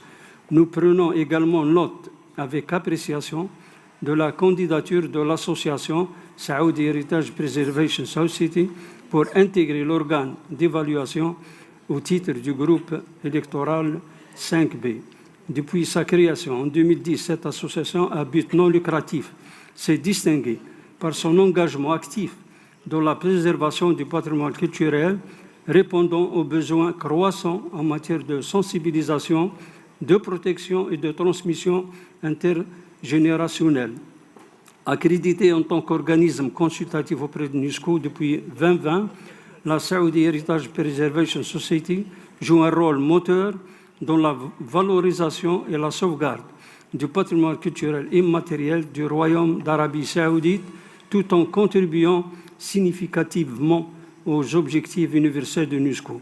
Compte tenu de l'engagement constant et apprécié du Royaume d'Arabie Saoudite en faveur de la promotion du patrimoine culturel immatériel, ainsi que de sa contribution constructive aux objectifs de l'organisation, la délégation algérienne exprime son souhait plein et entier à la Saudi Heritage Preservation Society dans sa nouvelle mission de représenter notre groupe électoral au sein de l'organe d'évaluation pour le cycle 2025-2028. Je vous remercie, Madame la Présidente. Muchas gracias, Argelia. Tiene la palabra Marruecos. Muchas gracias, señora presidenta, por darme la palabra. La délégation du Royaume du Maroc se réjouit de l'élection de l'ONG Saudi Heritage Preservation Society du Royaume frère d'Arabie Saoudite en tant que membre de l'organe d'évaluation pour 2025, représentant le groupe arabe. Nous sommes convaincus que sa présence au sein de cet organe important de notre convention apportera une valeur ajoutée certaine aux efforts déjà consentis pour assurer une évaluation approfondie et cohérente des dossiers de candidature. Nous demeurons également confiants quant au rôle déterminant joué par les honorables membres de l'organe d'évaluation pour contribuer à la préservation et à la sauvegarde du patrimoine vivant de nos communautés et à promouvoir leur identité et résilience. Je ne saurais clore mes propos sans réitérer mes vives félicitations au Royaume frère d'Arabie Saoudite pour cette élection, ainsi que nouveaux experts du Brésil et du Sri Lanka, respectivement des groupes électoraux 3 et 4 nouvellement élus, en leur souhaitant le plein succès dans leur mission, tout en remerciant bien évidemment le secrétariat pour son précieux soutien continu au travail accompli par l'organe d'évaluation. Je vous remercie de votre attention. Gracias, Marruecos. Pasamos ahora al punto 15. Número de expedientes presentados para los ciclos 2024 y 2025 y número de expedientes que se pueden tratar en los ciclos 2026 y 2027. El número de expedientes es un tema importante que da base para constituir un ciclo de candidaturas. Cedo la palabra a la señora secretaria para que nos brinde los detalles de este punto. Adelante, Fumiko. Thank you very much, Madam Chair. Dear members of the committee, document 15 is made up of two parts. The first part is a report on the two ongoing nomination cycles, that is the 2024 and 2025 cycles. And then the second part is a proposal for the number of files that can be treated in the immediate next two cycles, that is the 2026 and 2027 cycles. So let me first tell you a little bit about how things were for the 2024 and 2025 cycles. Document 15 provides information on the nominations that were treated respectively as part of the 2024 cycle, 71 files, and 2025 cycle, 69 files. In terms of the numbers, since the introduction of the annual ceiling, these two cycles can be considered the biennium with the highest number of submitted files. And this includes 19 files that were treated outside the annual ceiling. I would like to focus rather your attention on the 2025 cycle because we have already just seen the 2024 cycles in this committee. So what is probably the most interesting is the composition of the next immediate cycle. And the situation is really quite heavy, let me say. Because for this cycle, in order to constitute this cycle, we had to consider as many as 142 files for the annual ceiling of 60 that were established 2 years before. So when the Secretariat establishes a cycle, we go through the priority system that is established in the text. And first we look at the priority 0, and we received an exceptionally high number, and we treated 48 files. For your memory, that priority 0 gives a chance for submitting states to have a slot once every other year. So we already gave 48 slots to priority 0. And then the next priority, that was priority 1 for nominations submitted for the USL, or from states that have no inscribed elements. We had 7 nominations under this priority 1. So already 55 places were taken, let's say. And then when we came to the next priority, priority 2 for the multinationals, then 5 multinational files could be taken out of 18 received. In other words, 30 multinational files could not be fitted in the 2025 cycle. We had another text of the committee that gave us a way to sort out multinational files without multinational files. It's like a priority within the priority. So basically, we look at the submitting states and found 1 or more states within a nomination that had no national elements inscribed. So these 5 multinational nominations included in 2025 was chosen on that basis. In this session, we heard so many times the importance of multinational nominations, and indeed paragraph 13 of the operational directives encourages states parties to jointly submit multinational nominations to the lists of the convention when an element is found on the territory of more than one state party. Despite this encouragement, for the first time, not all multinational files received could be treated. And in fact, what is happening in terms of that trend is that this mechanism is really becoming to be used quite well. So the statistics of the situation before 19Com, we had 730 elements, and 85 of them were multinational, involving as many as 103 states. And this time, 19Com examined and inscribed 16 additional multinational files, and these 16 multinational files are involving 62 states. So you can see that this mechanism involves really so many countries, and the fact that for the first time we could not fit 30 multinational files in a 2025 cycle means correspondingly so many countries had to be disappointed. So through document 15, the Secretariat proposes 3 main solutions. Firstly, we propose that an extended prioritization system within multinational files may be given preference to those files that could not be treated in the previous cycle. That's the first step. And secondly, perhaps we feel that the prioritization system may be considered in such a way for states to indicate multinational files as priority 0 for the next 2 cycles. So those states that have a place under priority 0 would be able to fish up the multinational files because they are considered important. Thirdly, states are encouraged, and they are really the Secretariat requests very respectfully, to refrain from submitting multinational nominations multiple times in the same cycle, and perhaps, if necessary, groups of submitting states who have submitted more than one multinational file in a given cycle, and particularly I'm speaking about those that were submitted for the most recent deadline, perhaps could be requested to choose which of their multinational files should be considered. So try to reduce the list of those multinational files that could not be treated.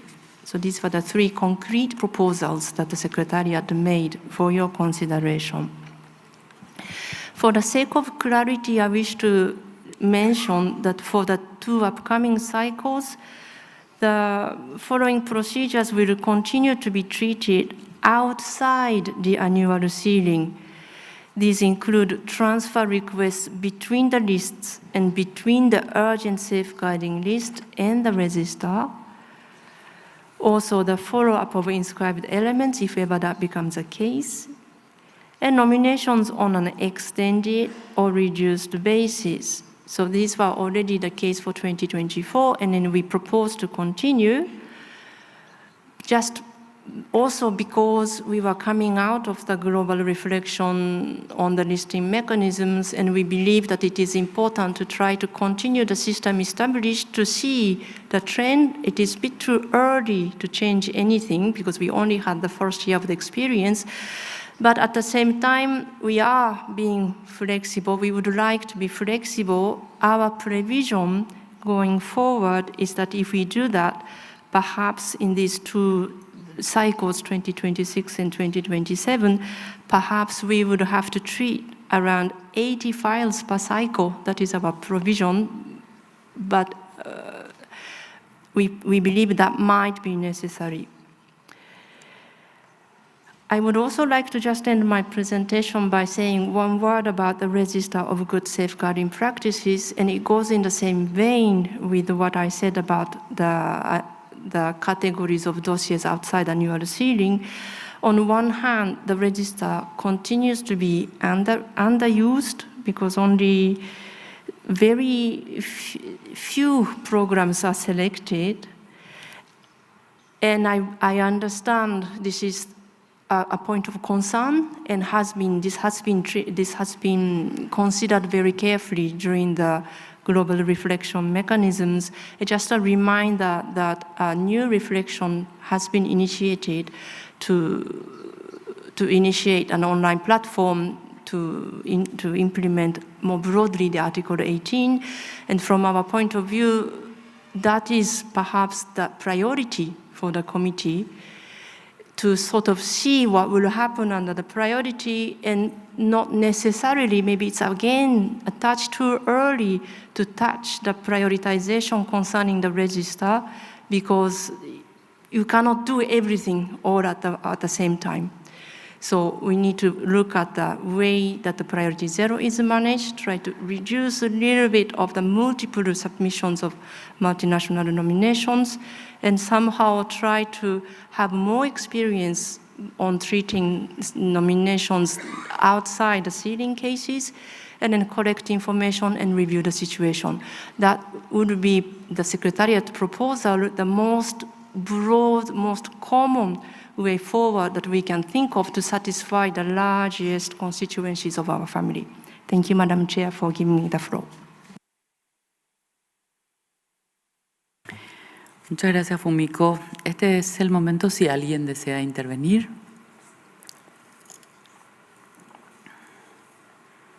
Haití tiene la palabra.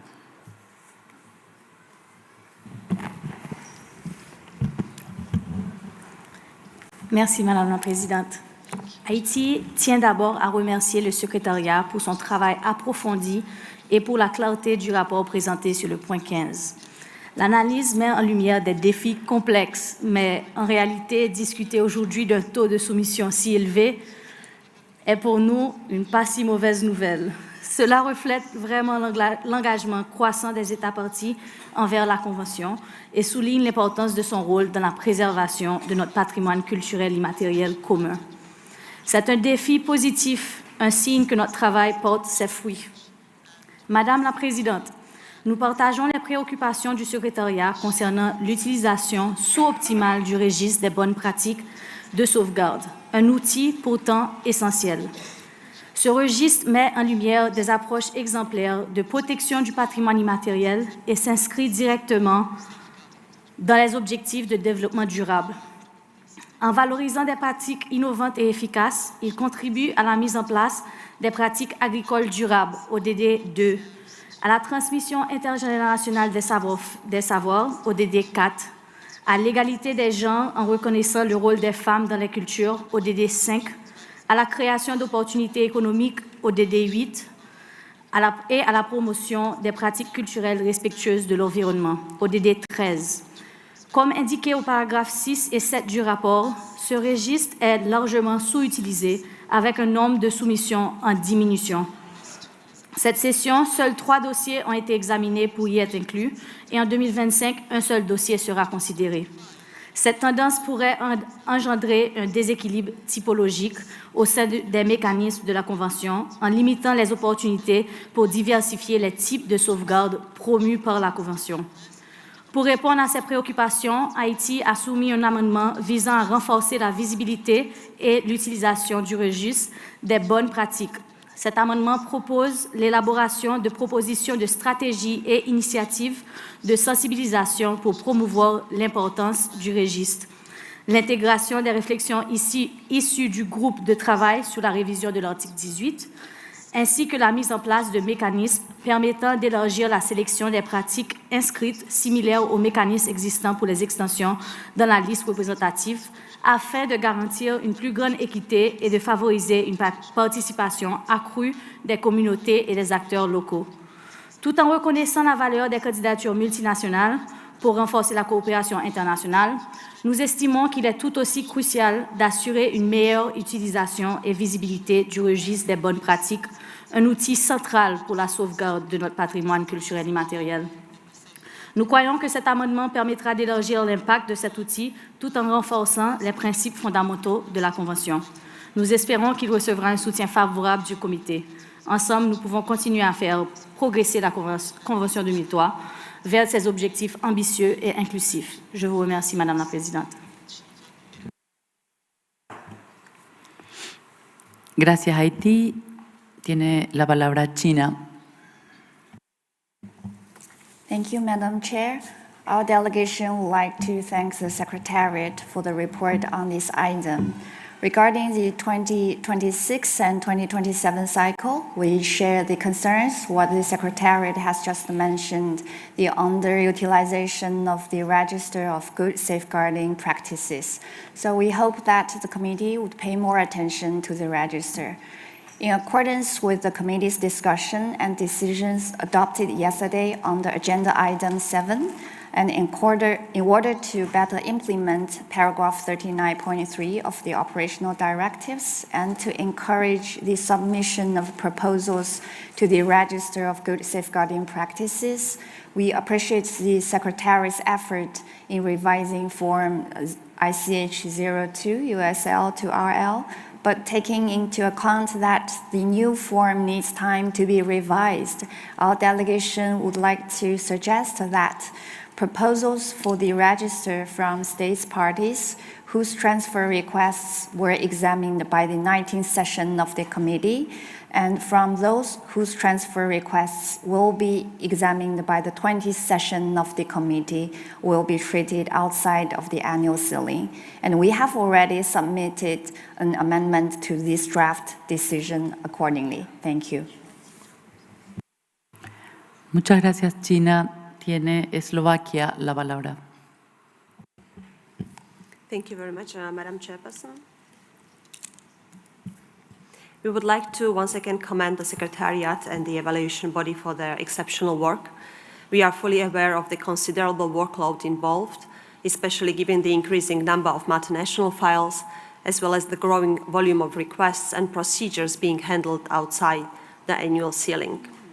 In this regard, we fully support the proposal to maintain the ceiling at no more than 60 nominations for the 2026 and 2027 cycles, in order to ensure the highest quality of evaluations and the Secretariat's work. Madam Chairperson, multinational files represent a unique opportunity to foster cooperation among submitted states, as they require close collaboration and consultation to highlight the shared nature of these elements.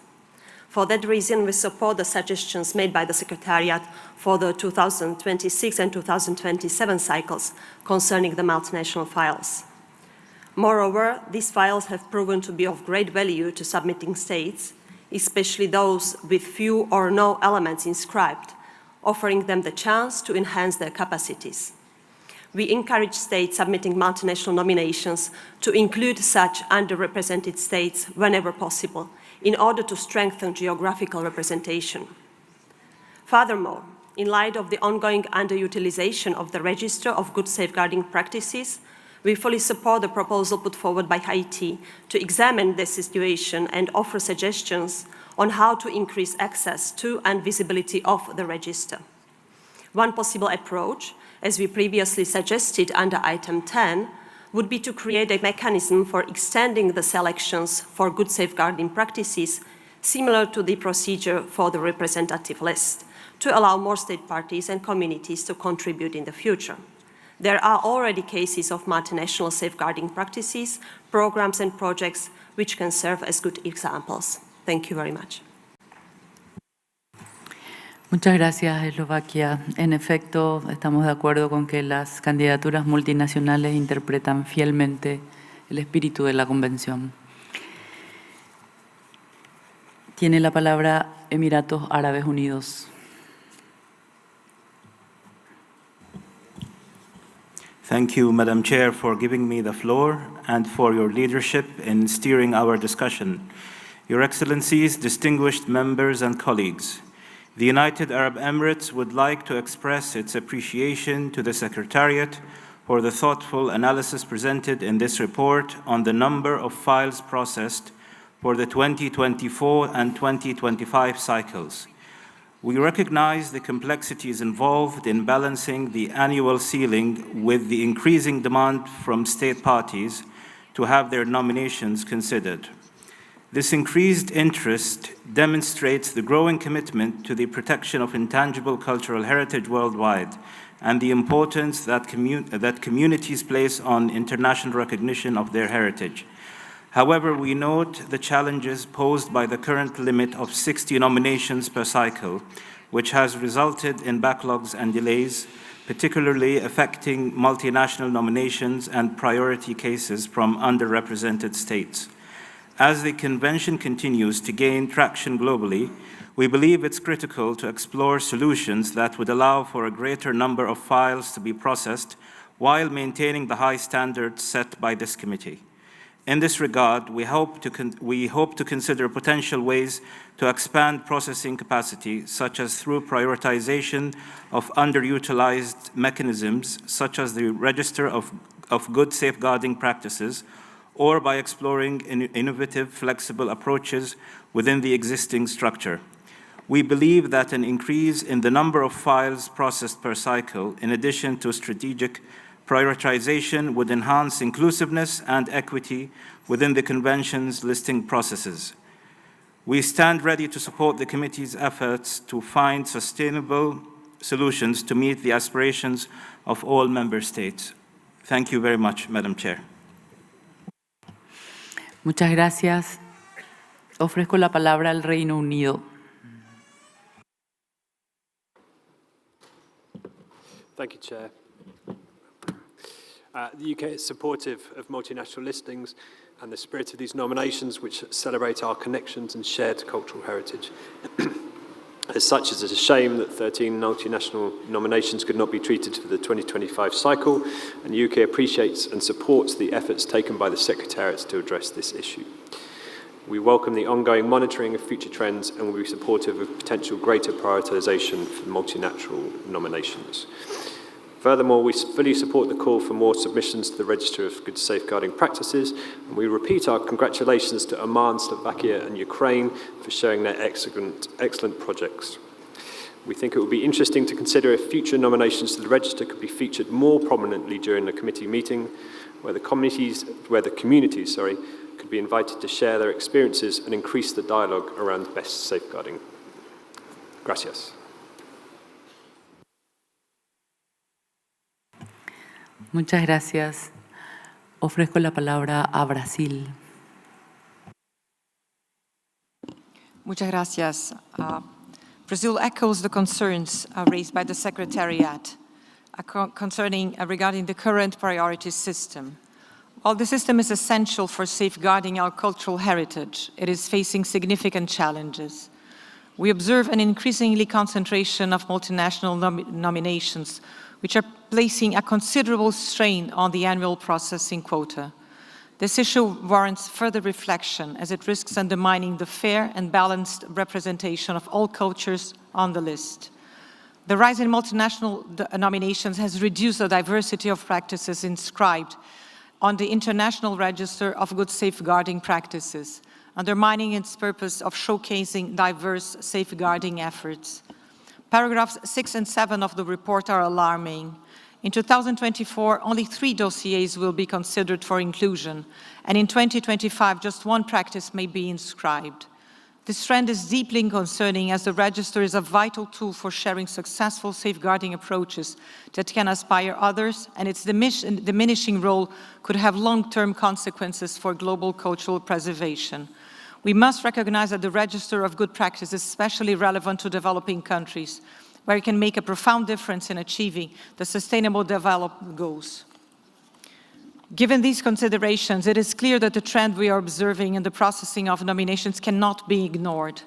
As outlined in paragraph 17 of the document, the Secretariat is concerned and recommends that this trend continue to be monitored.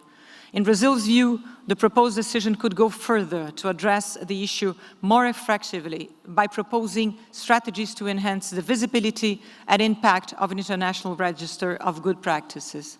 Brazil would like to recall that the purpose of the Convention is not merely celebrate intangible heritage, but to actually safeguard it and use it as a tool for sustainable development, contributing to the social and economic well-being of communities. I thank you. Muchas gracias, Brasil.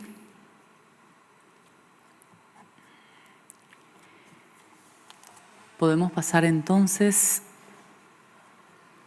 a la decisión del proyecto de decisión 19,15. Perdón. Perú tiene la palabra.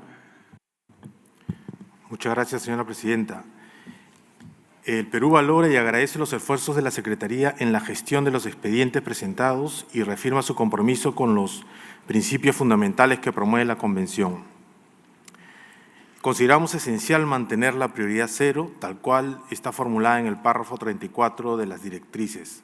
Este mecanismo resulta crucial para garantizar la participación equitativa y la representatividad en las listas, asegurando que todos los Estados partes puedan visibilizar y salvaguardar su patrimonio cultural inmaterial.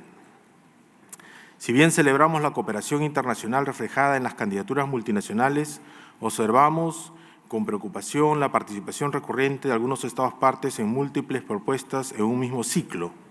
Esto podría generar desequilibrios, limitando el acceso de otros países y desviándose del espíritu inclusivo y colaborativo que caracteriza a la Convención. Por ello, alentamos al Comité a reflexionar sobre esta práctica y a promover un equilibrio en las candidaturas, priorizando propuestas que fomenten una participación más equitativa y refuercen la diversidad cultural.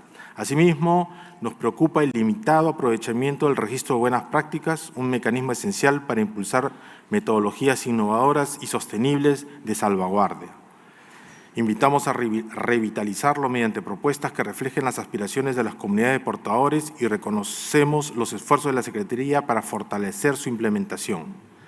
Finalmente, subrayamos la importancia de mantener un sistema de gestión de expedientes que priorice la equidad y la cooperación, permitiendo que sistemas de listas reflejen plenamente la diversidad y riqueza del patrimonio inmaterial de todas las regiones del mundo.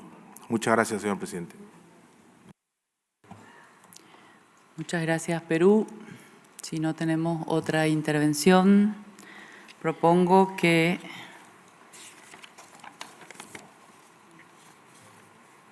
adoptemos la decisión preliminar 19,15, tal como se observa en pantallas. Podemos proceder párrafo por párrafo. Vamos al párrafo 1. citando el documento que hemos examinado, no veo ninguna objeción. Se adopta. Párrafo 2, recordando las disposiciones relevantes de las directrices operativas, así como las decisiones previas. No veo ninguna objeción. Se adopta. Párrafo 3. Se toma nota del número de expedientes tratados en los ciclos 2024 y 2025. No veo ninguna objeción. Se adopta. Párrafo 4. Decidiendo fijar en 60 el límite anual para los ciclos 2026-2027. No veo ninguna. India desea intervenir. Adelante, Excelencia. Thank you, Excellency. I just want to understand why would the Secretariat want to have 2 cycles decided at this point in time? Why not restrict it only for the 2026 cycle? What is the rationale to say that it should be for 2026 and 2027? Shouldn't the call for 2027 be taken in a different committee meeting? Or is it as per the rules of procedure that we always decide 2 or 3 years in advance? So I just need the Secretariat's guidance in this. Thank you.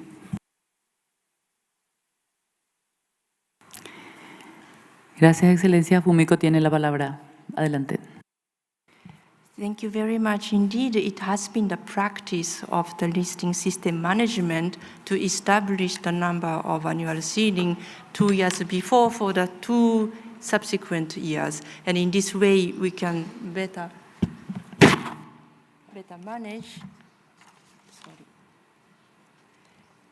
And this comes from paragraph 33 of the operational directives. I cite, the committee determines 2 years beforehand, in accordance with the available resources and its capacity, the number of files that can be treated in the course of the 2 following cycles, which in total is set at no more than 60. Thank you, Madam Chair. Gracias, Fumiko. Excelencia, ¿ha sido respondida su pregunta? India. Thank you, Excellency. Thank you, Fumiko, for mentioning that initially you had mentioned that it is a practice, but thereafter you mentioned that it is as per the operational guidelines, which means that it is as per the rules of procedure that 2 years in advance is done. And it's not the practice part of it that's important, but what is written in the operational guidelines that we are guided by. So thank you so much for this clarification. Thank you, Excellency. Gracias, Excelencia. Podemos avanzar. Entonces, el párrafo 4, decidiendo fijar el límite anual para los ciclos 2026-2027, podemos aprobarlo. Se adopta. El párrafo 5, a propósito de ejercer cierta flexibilidad por razones de equidad, no veo ninguna objeción. Se adopta. Vamos.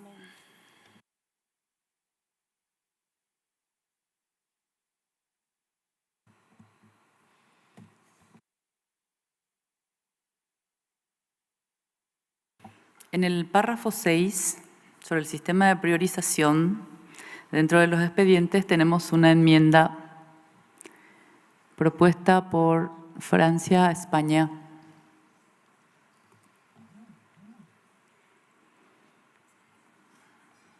Podemos aprobarlo.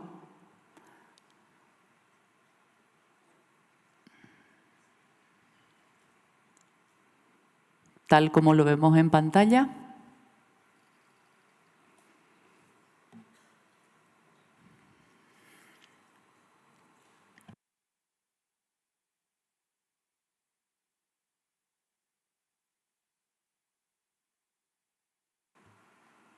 ¿Alguna objeción?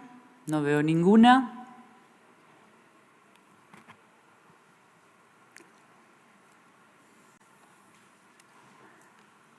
Burkina Faso tiene la palabra. Merci, Madame la Présidente. Et nous savons qu'il est d'usage que les porteurs, notamment, donnent des explications à certains amendements. Et nous avons vu que les autres porteurs d'amendements l'ont déjà fait. Et si c'est possible, que les porteurs nous briefent un peu l'esprit de ces amendements. Je sais bien. Así es, Excelencia. Francia va a explicar. Ofrezco la palabra a Francia. Adelante. Merci Madame la Présidente, avec plaisir pour donner plus de précisions sur ces amendements. Les amendements de manière générale que nous avons soumis avec l'Espagne ont pour objectif principal de clarifier de possibles ambiguïtés dans les formulations du projet de décision tel que actuellement proposé. Dans le cas du paragraphe 6, en réalité, donc, il y a deux amendements. Tout d'abord, donc, remplacer les tirets par A, B, C. L'objectif, c'est simplement de montrer qu'il s'agit bien qu'il y a une gradation, c'est-à-dire que, en réalité, dans ce paragraphe, on est en train d'instaurer un système de sous-priorité dans la priorité 2. Et donc, en précisant A, B, C, on précise bien que A, c'est un critère prioritaire par rapport à B et par rapport à C. En ce qui concerne le petit paragraphe, donc 6C désormais, il s'agit simplement de préciser, comme le fait actuellement le secrétariat, qu'ils ne prennent en compte que les dossiers en réalité qui sont inscrits sur une base nationale, excusez-moi, et donc on reprend la même formulation qui existe d'ores et déjà au point 6B. Merci. Gracias, Francia. Podemos entonces aprobar los subpuntos. No veo ninguna objeción. Se adopta.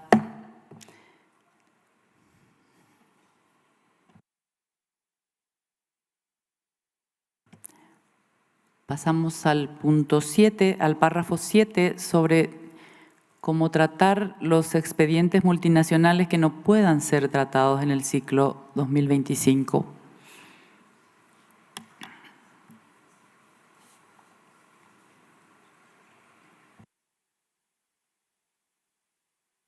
¿Podemos aprobarlo tal y como aparece en pantalla? No veo objeciones. Se adopta. Vamos al párrafo 8. Invitando a los Estados miembros a tener en cuenta la situación actual al preparar nominaciones multinacionales en el futuro. ¿Podemos aprobarlo tal y como aparece en pantalla? No veo objeciones. Se adopta. El párrafo 9. Tenemos una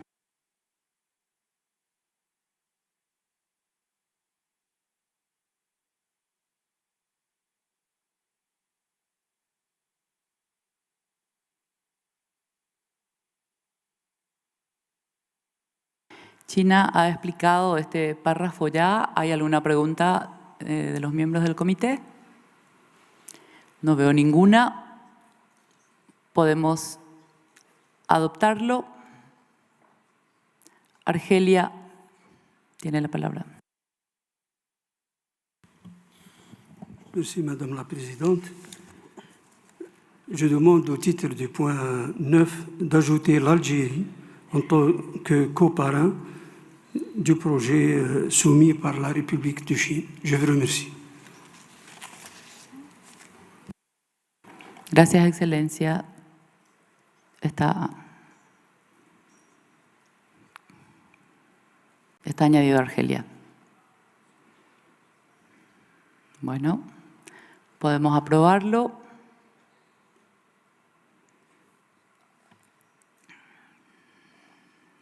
Se adopta.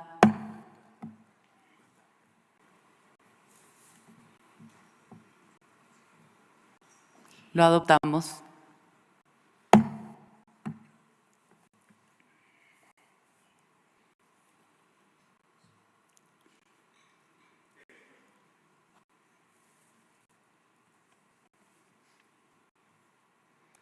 El 9.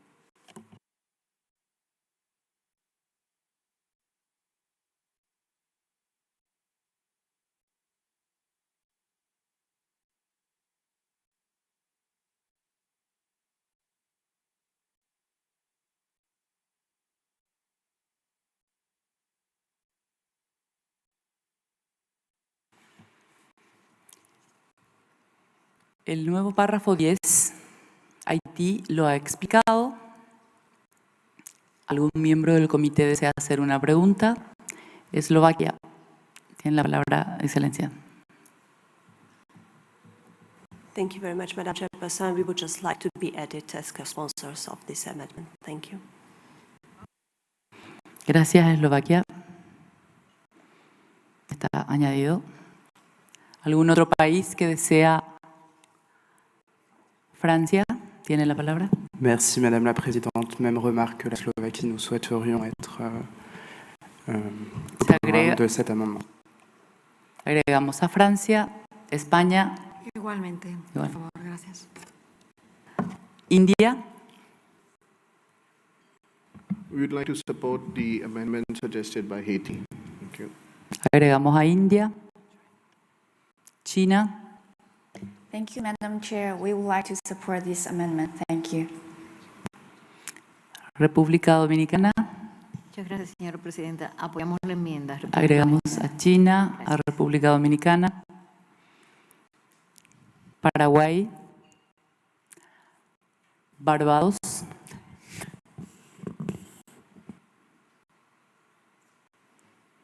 Zambia. Uganda.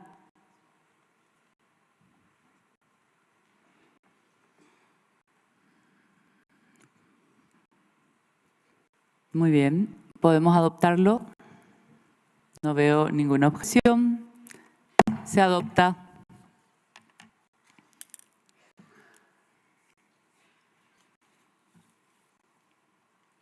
Vamos al párrafo 11. Sobre los futuros informes.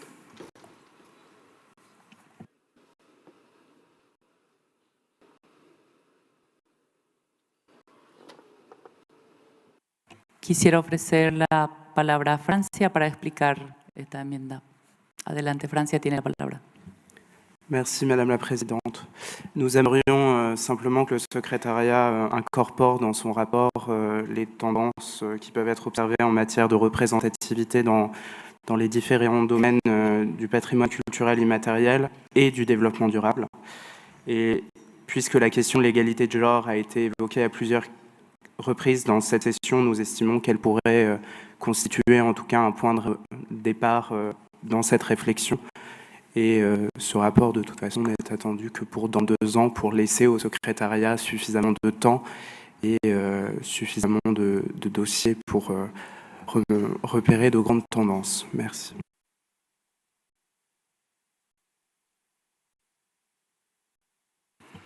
Muy bien, muchas gracias. Eslovaquia desea intervenir. Thank you very much, Madam Chairperson. Equally, we would like to be added as co-sponsors of this amendment. Thank you.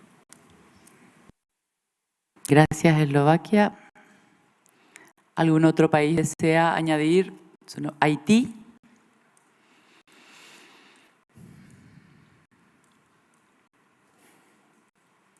Barbados. China. Alemania.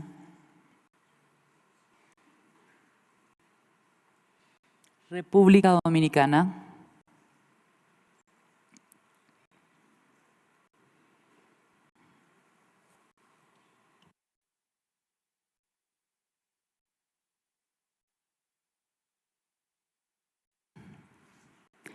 Estamos todos. Podemos adoptar este párrafo. No veo ningún comentario, no veo oposición. Lo adoptamos.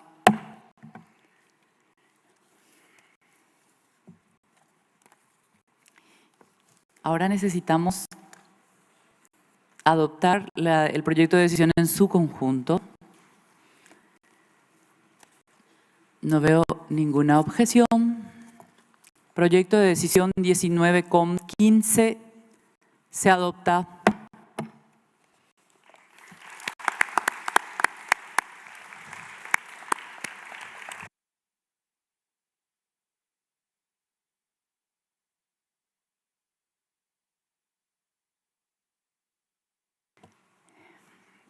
Pasamos ahora al punto 16. Fecha y lugar de la 20ª sesión del comité, que se celebrará a finales del 2025. He sido informada de que hay buenas noticias para compartir con todos nosotros. Tal vez la delegación de India quisiera hacer uso de la palabra. Excelencia, tiene la palabra. Thank you, Excellency.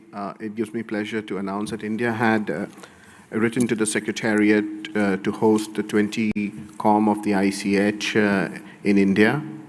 We have communicated to the Secretariat vis-à-vis a note verbal, and I would request the Secretariat to kindly guide us through that process. Thank you.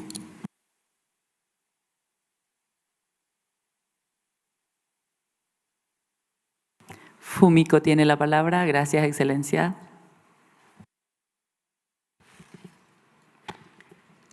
Thank you. So, Rule 4.1 of the Rules of Procedure stipulates that the committee shall determine at each session the date and place of the next session in consultation with the Director General. So this item concerns date and place of the next session.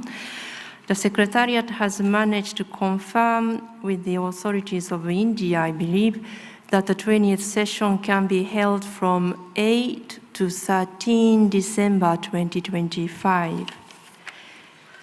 And the draft decision on the screens have been, when the draft decision will be displayed, these dates will be reflected. Thank you, Madam Chair. Gracias, Fumiko. Estamos todos muy complacidos. Excuse me, Madam Chair. And then I think normally we need to ask India where the place will be. Excelencia. Thank you, Excellency. India has given to the Secretariat vis-à-vis a note verbal giving a response to that very specific question. And I would like to inform you that the Government of India has proposed New Delhi for now, and we hope that the committee agrees to that. I give the floor back to you, Excellency. Thank you. Muchas gracias, Excelencia. Estamos muy complacidos de escuchar la propuesta de su país de acoger la 20ª sesión el próximo año en Nueva Delhi. Estimados miembros, tras la propuesta de India de albergar la 20ª sesión, sugiero que aceptemos su amable proposición por aclamación.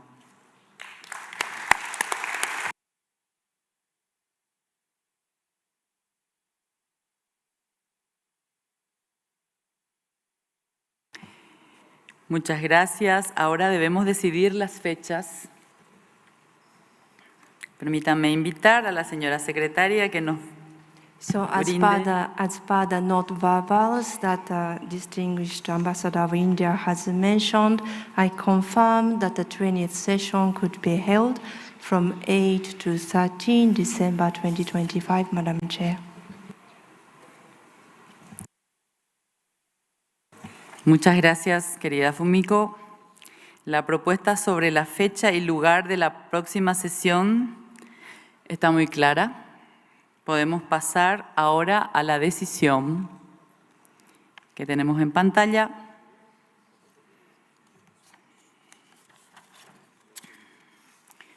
Puedo pedir al comité que adoptemos esta decisión tal como se muestra en las pantallas.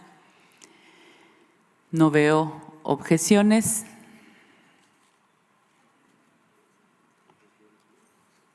Declaro adoptada la decisión 19,16. Se adopta.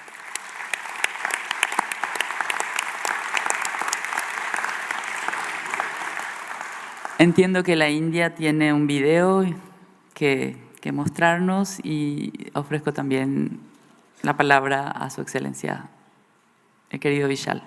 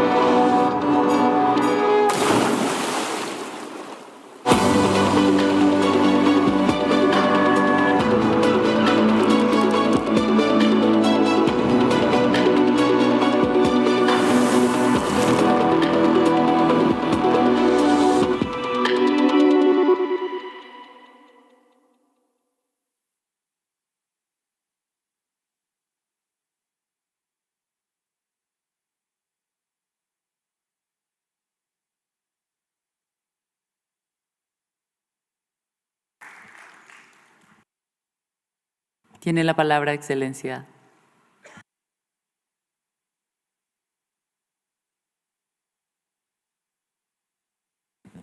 Thank you, Excellency. We look forward to having you all in India, and we look forward to winning your hearts through your stomachs and offering you wonderful Indian delicacies, showing you wonderful Indian art forms, the Indian forms of dance, art, craft, and introduce you to the ancient culture of India with the touch of modernity and technology.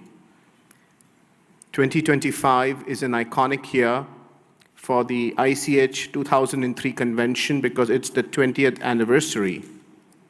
And those of you who are there for the WHC know that when it comes to India, be prepared to see a lot of colors, be prepared to see a lot of sights, do a lot of shopping, and gain some weight when you come to India. So it gives us great happiness to welcome, we look forward to welcoming the ICH family, people and experts of the intangible cultural heritage from all over the world. We look forward to welcoming our brothers and sisters from Africa, our brothers and sisters from Latin America, our brothers and sisters from Western Europe, from Eastern Europe, from the heartlands of the Central Asian steppes, from Asia Pacific, and most importantly, our brothers and sisters from the SIDS. Come to Mother India, for she is waiting. Thank you.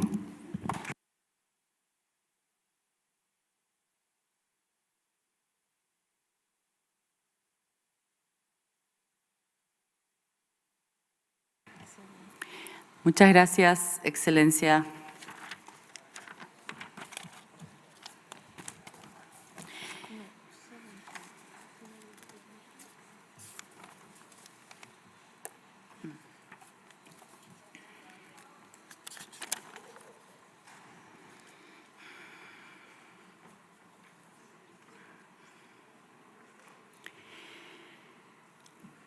Ahora que hemos abordado la fecha y el lugar de la 20ª sesión del Comité en el año 2025, podemos pasar al punto 17, elección de los miembros de la mesa de la 20ª sesión del Comité. Señora secretaria, tiene la palabra para presentarnos este punto. Thank you, Madam Chair. Under this item, I wish to refer to the rules of procedure of the committee, notably Rule 12 and Rule 13. The committee shall elect its bureau, which consists of a chairperson, one or more vice chairpersons, and a rapporteur who shall remain in office until the end of the next ordinary session. When electing the Bureau, the committee shall ensure equitable geographical representation and a balance among the various fields of intangible cultural heritage. Needless to say, the members of the Bureau also need to be members of the committee. It has been the custom of this committee that all electoral groups be represented in its bureau through the chairperson and vice chairpersons. It is also the practice of this committee that the rapporteur should not express his or her opinion or vote in the capacity as a rapporteur. This is to respect the principle of equitable geographical representation within the bureau. Thank you, Madam Chair. Gracias, Fumiko. De acuerdo con nuestra práctica, el presidente de la mesa debe ser el país anfitrión de la sesión del comité en cuestión. ¿Puedo pedir a India si ha conseguido identificar a un presidente? Ofrezco la palabra a la India.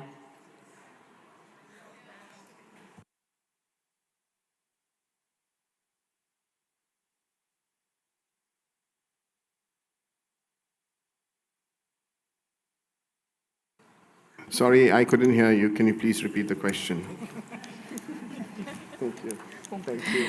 Thank you. De acuerdo con nuestra práctica, el presidente de la mesa debe ser del país anfitrión, el presidente de la sesión del comité en cuestión. ¿Puedo pedir a la India si ha conseguido identificar a un presidente?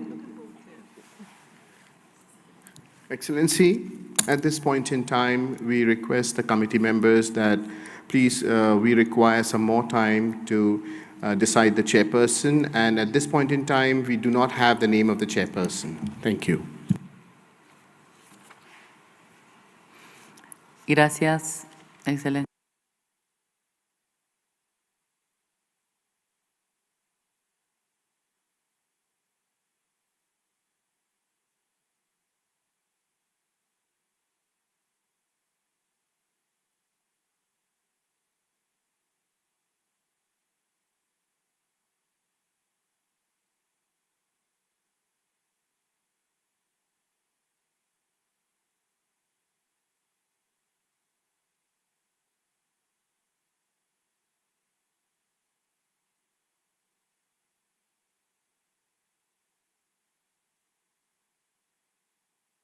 Bien, tomamos nota de que si bien hemos elegido que la 20ª sesión del comité tendrá lugar en la India, el nombre de un presidente no ha sido identificado todavía.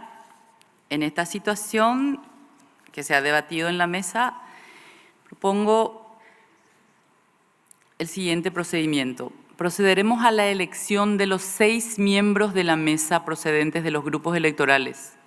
A continuación, pediremos la indulgencia del comité para suspender parte del artículo 13.1 por mayoría de 2/3 de los miembros del comité presentes y votantes para dar tiempo a la mesa a identificar un presidente.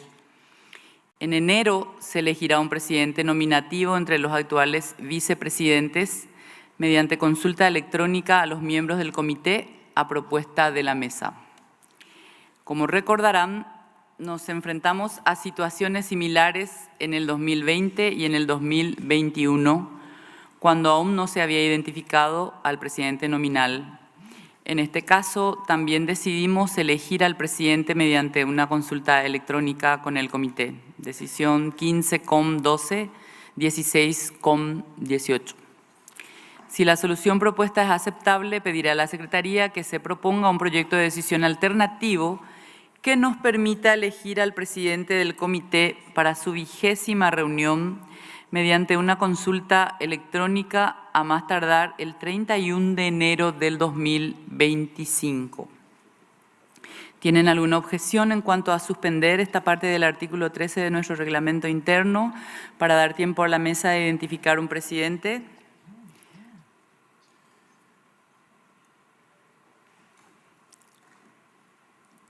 No veo ninguna objeción.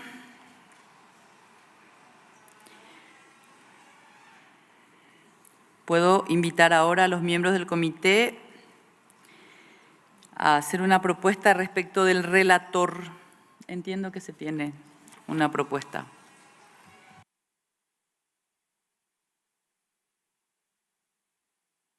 Emiratos Árabes Unidos tiene tiene la palabra.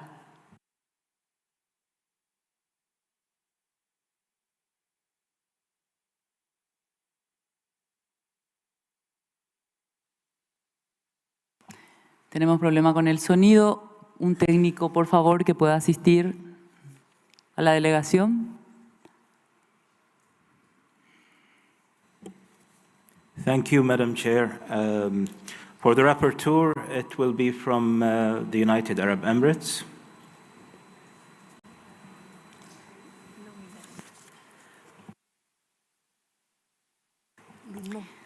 Sí. ¿Cuál es el nombre del relator propuesto?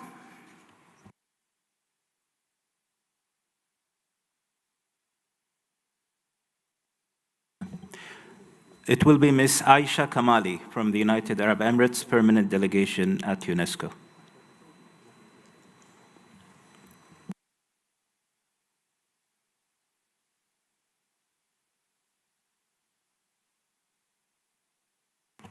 Gracias y felicitaciones a la señora Aisha Kamali.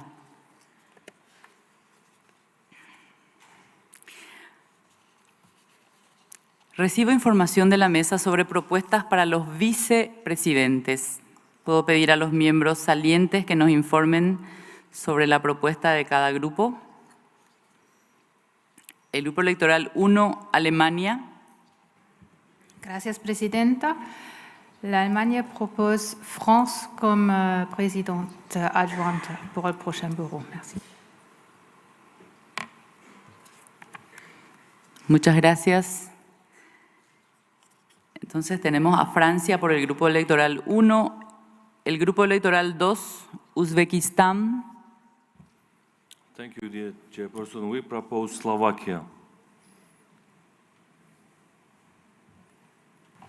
Muchas gracias, Excelencia. Por el Grupo Electoral 3, Paraguay propone a Barbados.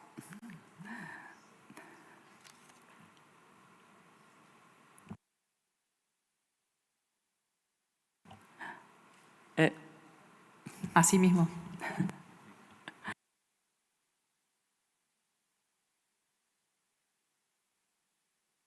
El Grupo Electoral 4. Como acabamos de decidir nuestra próxima reunión en la India, podemos saltar este grupo. Solicito al Grupo Electoral 5A, Angola.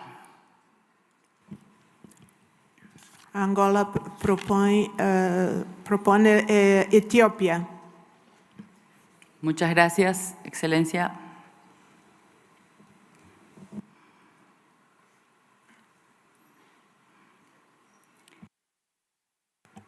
El Grupo Electoral 5B, Argelia.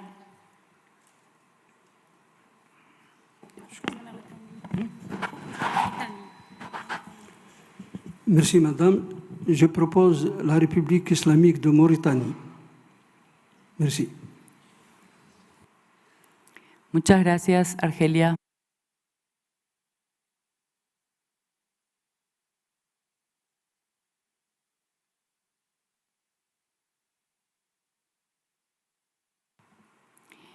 Propongo entonces que podamos adoptar la decisión 19,17 para reflejar lo que hemos debatido aquí. Propongo adoptar la decisión en su totalidad, tal como se muestra en pantalla. No veo ninguna objeción. Se adopta.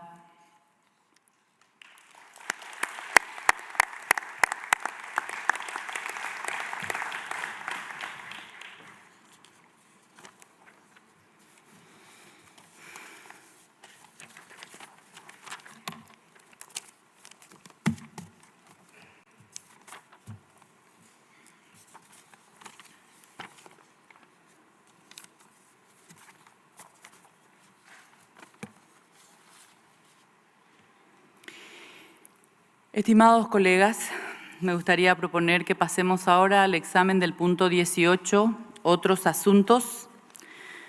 ¿Puedo preguntar si los miembros del comité desean tratar algún tema?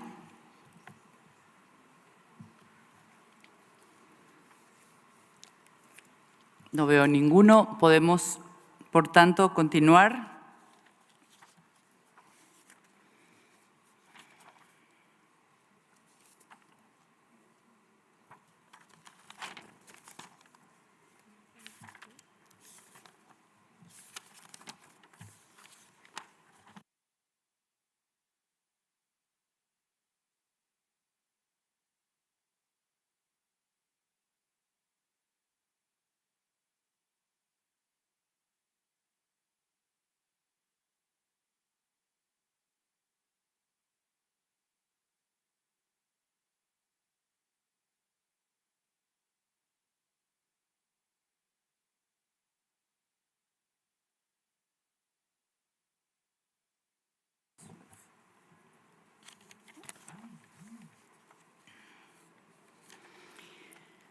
Pasemos al punto 19, relativo a la adopción de la lista de decisiones. Quisiera pedir a la señora secretaria que nos explique este punto. Thank you, Madam Chair. So I refer to Rule 43 of the Rules of Procedures of the Committee. Under this rule, the committee shall adopt the report of this session in the form of a list of decisions. The Secretariat has compiled the decisions adopted during this week up to today midday, and the compilation of the decision was sent earlier this afternoon to all committee members by circular message so as to allow you to read the decisions. It is the practice of the committee to delegate the responsibility of validating the decisions concerning items examined items today to the rapporteur. The rest of the decisions that you would not have had a chance to read, you would ask the rapporteur to validate it. And the Secretariat will incorporate those decisions in the document, the final document, before publishing it online. Allow me to remind you that this is not the time to reopen discussions that were already closed, but rather to check that the Secretariat has not made any technical errors. Thank you, Madam Chair.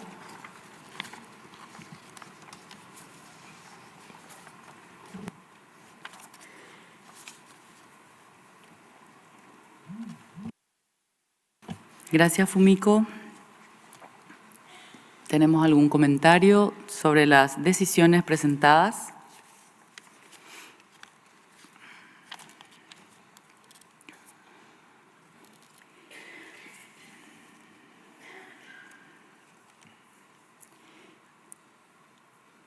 No veo ninguno, no escucho. Considero aprobada esta lista de decisiones con la reserva de una adición que se hará con la confirmación de nuestro relator y de revisiones lingüísticas por parte de la Secretaría. La Secretaría publicará en línea una versión definitiva. Por tanto, se adopta.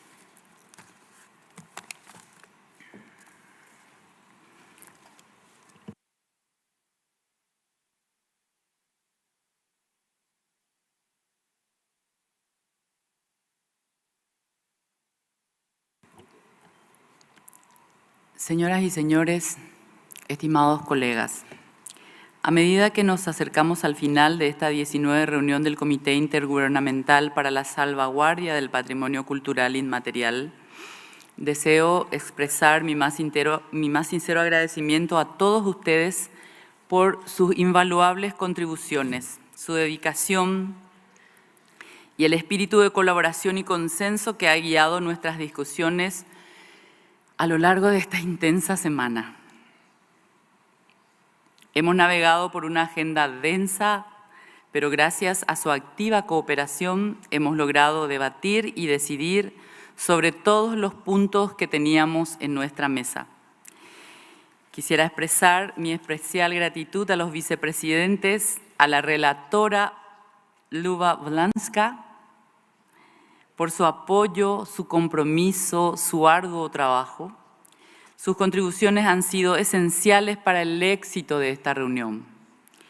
Y realmente valoro todo su apoyo y cooperación durante los últimos 12 meses.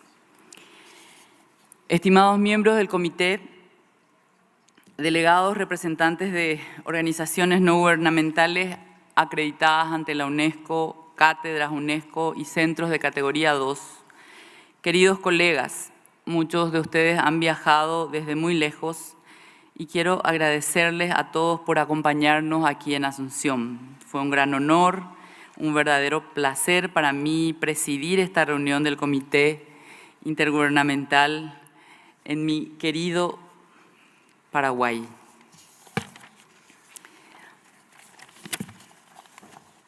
Antes de cerrar, permítame resumir algunos logros, hechos y cifras claves de esta reunión.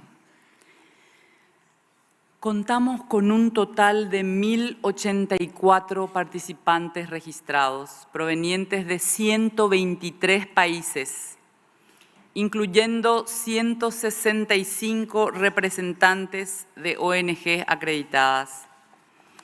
Se inscribieron 66 expedientes en las listas de la Convención, 2 nuevas inscripciones en la lista de salvaguardia urgente, 58 en la lista representativa y 3 nuevos programas añadidos al registro de buenas prácticas de salvaguardia. 3 elementos fueron transferidos de la lista de salvaguardia urgente a la lista representativa. Se examinaron 18 informes sobre el estado de los elementos inscriptos en la lista de salvaguardia urgente. Se examinaron informes periódicos de los 44 estados partes de África. Hemos establecido un nuevo órgano evaluador y decidido que en los ciclos 2026 y 2027 no se examinará más que 60 expedientes por ciclo. Pasamos 12 horas discutiendo las nominaciones y 20 horas en el resto de la ocupada agenda.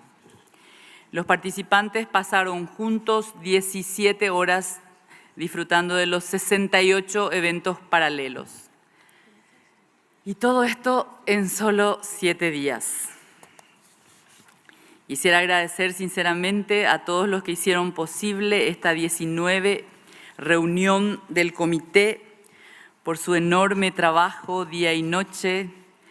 Expreso mi profundo agradecimiento a los intérpretes, técnicos y todos los equipos detrás de escena, incluidos los coordinadores, guías, hoteleros, meseros, cocineros, conductores, voluntarios y tanta gente que se dio por entero para hacer posible el éxito de nuestra reunión.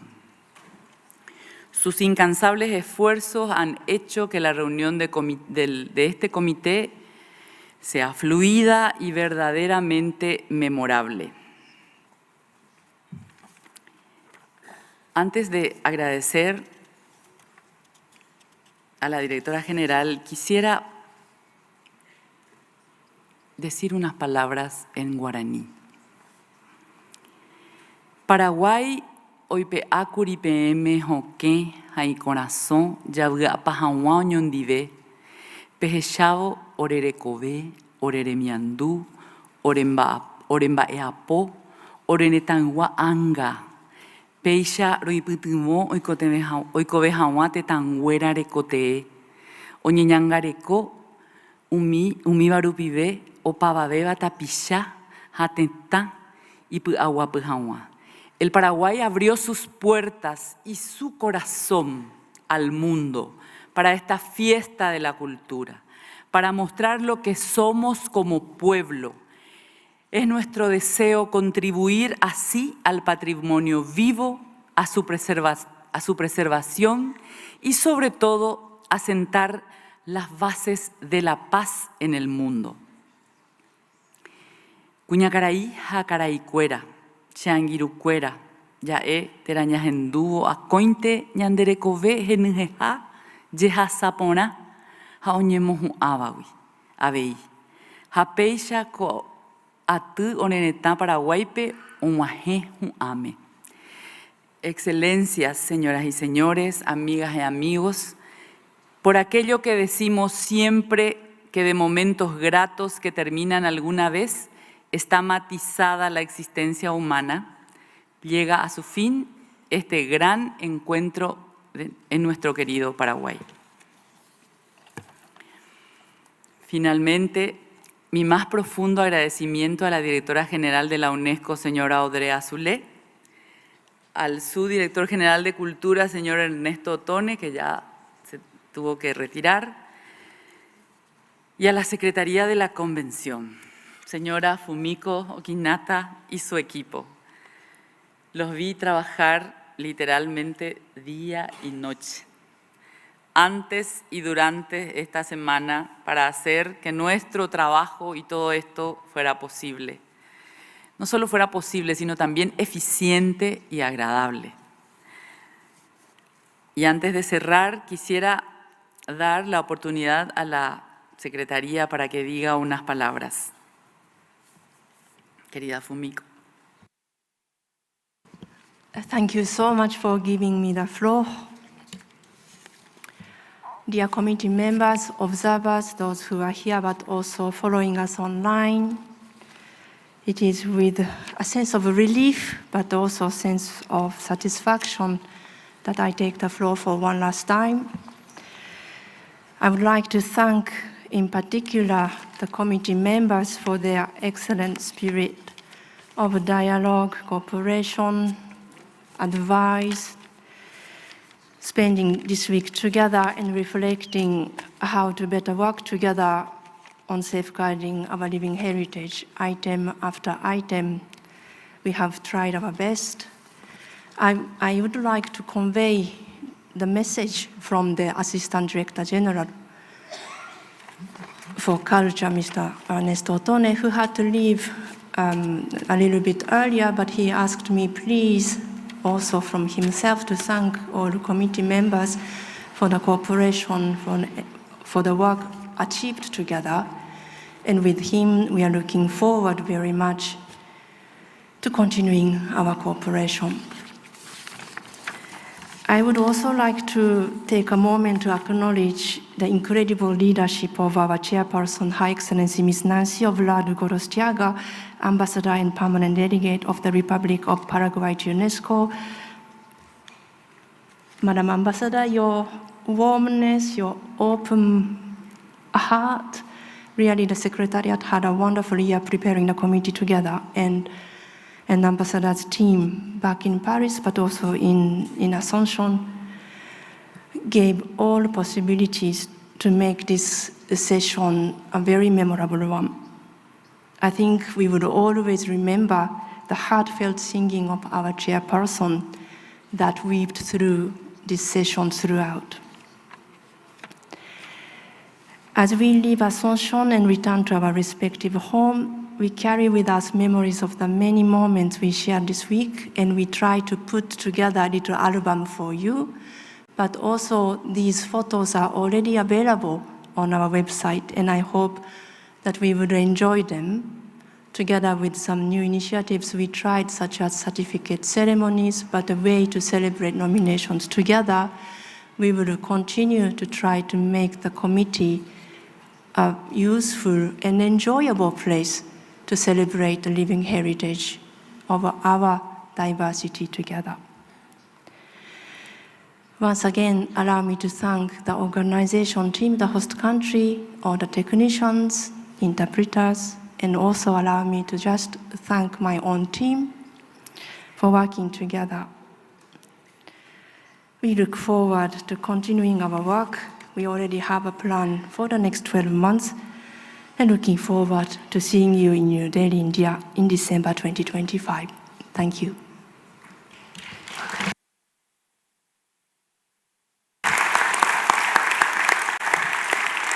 Muchas gracias, Fumiko. Un baluarte de la convención es la querida Fumiko. Antes de clausurar formalmente, tenemos una solicitud de los puntos focales de Crespial y quisiera dar la palabra a República Dominicana, un país miembro del comité, a presentarnos brevemente. Creo que se trata de una declaración sobre la importancia del patrimonio inmaterial y la seguridad alimentaria en el contexto del cambio climático. La delegación tiene la palabra. Muchísimas gracias, señora presidenta. Dada la dimensión de los eventos que hemos vivido en esta 19ª sesión del Comité para la Salvaguardia del Patrimonio Cultural Inmaterial, donde ha quedado evidenciado el papel fundamental que realiza la Convención del 2003 para la humanidad, la cual representa las tradiciones, saberes, prácticas y valores transmitidos de generación en generación que refuerzan la identidad de los pueblos, fomentan la cohesión social y enriquecen el diálogo intercultural, constituyendo además un nuevo concepto de patrimonio que se expresa no solo por las grandes obras icónicas de la historia o la cultura occidental, como se creía antes. Únicamente las grandes edificaciones de las culturas milenarias y de las referidas culturas del mundo occidental podían alcanzar ese concepto de patrimonio, porque eso era lo que se imponía en aquella época, todavía a finales del siglo XX, respecto de lo que se llamaba eurocentrismo. Algunos Estados partes hemos considerado pertinente esculpir un documento, el que subraye la importancia de adoptar medidas efectivas para la salvaguardia del patrimonio cultural en todas sus formas, reconociendo que este no solo pertenece a las comunidades que lo practican, sino también al legado cultural de la humanidad. En este marco, la Declaratoria de Asunción reafirma el compromiso de los Estados y las comunidades de trabajar juntos para preservar el patrimonio cultural inmaterial como un pilar esencial de nuestra humanidad compartida, por lo que instamos a todos los países aquí reunidos a apoyar de manera unánime un documento que esculpa la perennidad de lo que hemos visto desfilar aquí como la cultura del mundo, la de todos los días, no la que se categoriza en las grandes construcciones. Por lo tanto, exhortamos a la firma del documento de Asunción respecto de esta participación del mundo en nuestra reunión aquí en Paraguay. Muchas gracias. Paraguay tiene la palabra.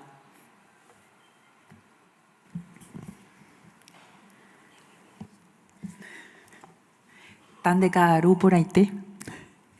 Señora Presidente, distinguidos delegados, fue un honor haberlos recibido en Asunción, una ciudad profundamente conectada con las tradiciones y saberes que conforman nuestra identidad. En esta tierra donde la cultura es una fuerza viva, entendemos que el patrimonio inmaterial no solo guarda la memoria de quienes somos, sino también nos guía hacia lo que podemos ser. La propuesta de la Declaración de Asunción es fruto de un esfuerzo colectivo liderado por el Centro Regional para la Salvaguarda del Patrimonio Cultural Inmaterial de América Latina, Crespial, y con la participación de sus núcleos focales refleja el valor que nuestra región otorga a la conexión entre patrimonio cultural y seguridad alimentaria. Reconoce que las tradiciones no son meros legados del pasado, sino herramientas esenciales para enfrentar los desafíos del presente. Esperamos que además este documento sea una prueba de la importancia de los centros regionales auspiciados por UNESCO para impulsar la integración de los países. América Latina constituye una riquísima región multicultural y que en su diversidad tiene el enorme potencial de constituirse en una gran voz para el mundo. Señora Presidente, agradecemos la confianza depositada en Paraguay como anfitrión de este importante encuentro. Nos honra que este documento, nacido en nuestra tierra, sea un aporte regional para un diálogo global que conecte cultura, identidad y las necesidades esenciales de las personas. Ahora quisiera pedir la palabra a los representantes de Crespial aquí presentes. Muchas gracias. Aguille. Gracias, Paraguay. Ofrezco la palabra al representante de Crespial.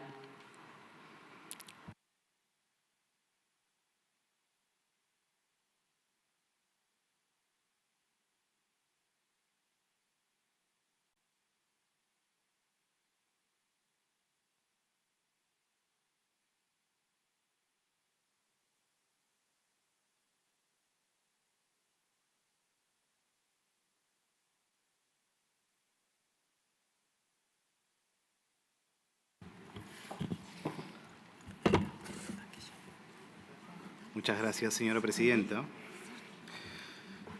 Deseo agradecer la oportunidad de dar cuenta de los esfuerzos de los núcleos focales del Crespial para abordar los asuntos relativos al cambio climático en ocasión de la 19ª reunión del Comité Intergubernamental, quienes han aprobado una declaración, en la cual los puntos focales del Crespial reunidos en Asunción extienden su más sincero agradecimiento al Gobierno de Paraguay por acoger esta reunión, reconociendo que la ciudad de Asunción es un testimonio vivo del espíritu y de los principios consagrados en la Convención de la Salvaguardia del Patrimonio Cultural Inmaterial. Esta declaración hace un llamado a los gobiernos, organizaciones y comunidades a reconocer y valorar el patrimonio inmaterial como un componente crucial de las estrategias de seguridad alimentaria en el contexto del cambio climático, así como la necesidad de seguir mejorando los programas de creación de capacidades para promover el liderazgo y la participación de la comunidad en la salvaguardia del patrimonio cultural inmaterial asociado al cambio climático, entre otras cuestiones. Al mismo tiempo, reconoce el papel central que desempeña la UNESCO en la promoción de estas cuestiones a nivel mundial y aboga por el reconocimiento del patrimonio cultural inmaterial como un recurso fundamental para el desarrollo sostenible y la seguridad alimentaria. Finalmente, se hace un llamado a todas las partes interesadas para que apoyen las iniciativas de la UNESCO y trabajen en colaboración hacia un futuro en el que el patrimonio cultural inmaterial se valore y se aproveche como una herramienta poderosa para garantizar la seguridad alimentaria, promover la diversidad cultural y mejorar la resiliencia frente a los desafíos climáticos. La declaración de los núcleos focales del Crespial sobre la importancia del patrimonio cultural inmaterial y la seguridad alimentaria en el contexto del cambio climático estará disponible en la página web del Crespial. Muchísimas gracias, señora presidenta. Muchas gracias. Ahora me gustaría dar la oportunidad a quienes deseen hacer declaraciones finales. ¿Habría alguna solicitud de intervención? Angola tiene la palabra.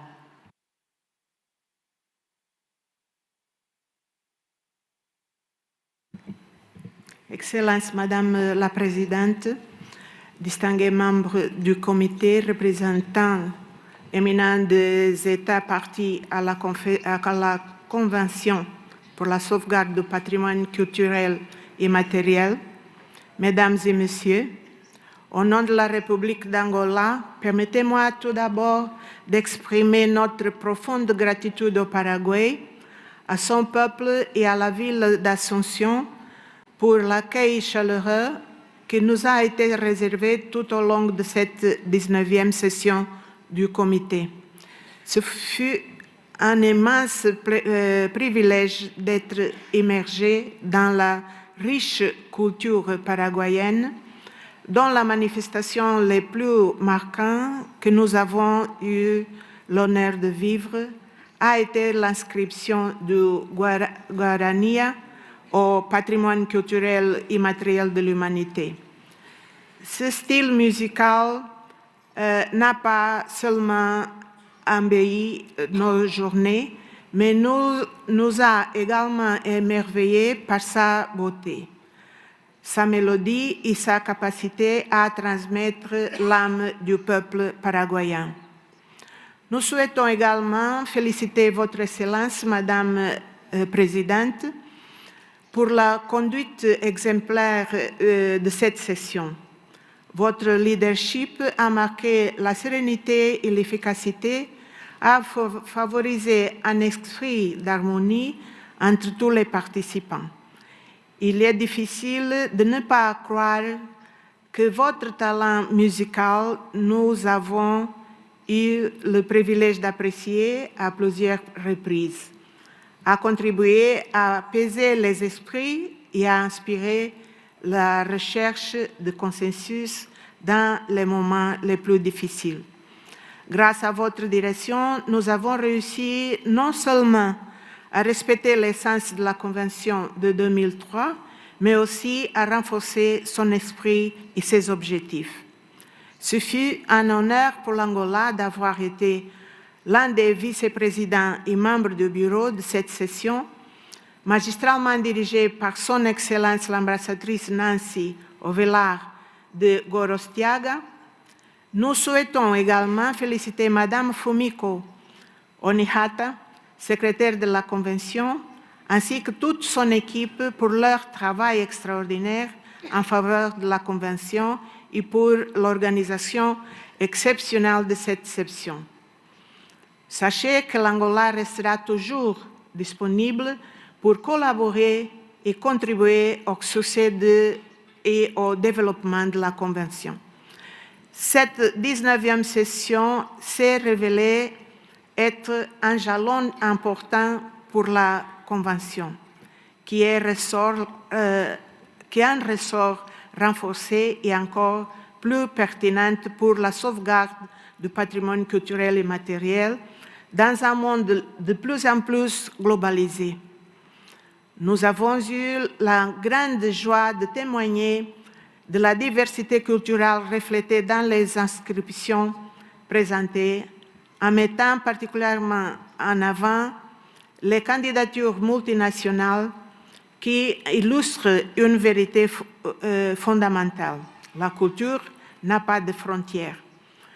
Les communautés, dans leur richesse et leur singularité, transcendent les divisions géographiques, réaffirmant que le patrimoine culturel immatériel est un point qui unit les peuples et les nations. Pour l'Angola, il a été particulièrement gratifiant de constater le rôle croissant du continent africain au cours de cette session.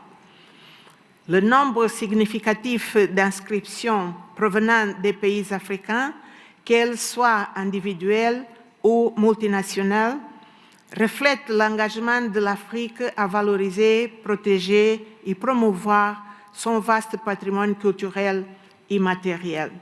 Cet accomplissement est une source de fierté et renouvelle notre détermination à continuer de travailler pour la sauvegarde des expressions culturelles qui définissent nos identités et relient nos communautés. Enfin, alors que nous clôturons cette session, nous repartons non seulement avec les résolutions et recommandations adoptées ici, mais aussi avec une profonde inspiration que l'esprit de coopération et de diversité culturelle qui a imprégné ces journées continue de nous guider dans nos actions futures. La Convention pour la sauvegarde du patrimoine culturel immatériel est sans aucun doute un outil unique et puissant pour célébrer l'humanité dans son expression la plus authentique. Je vous remercie.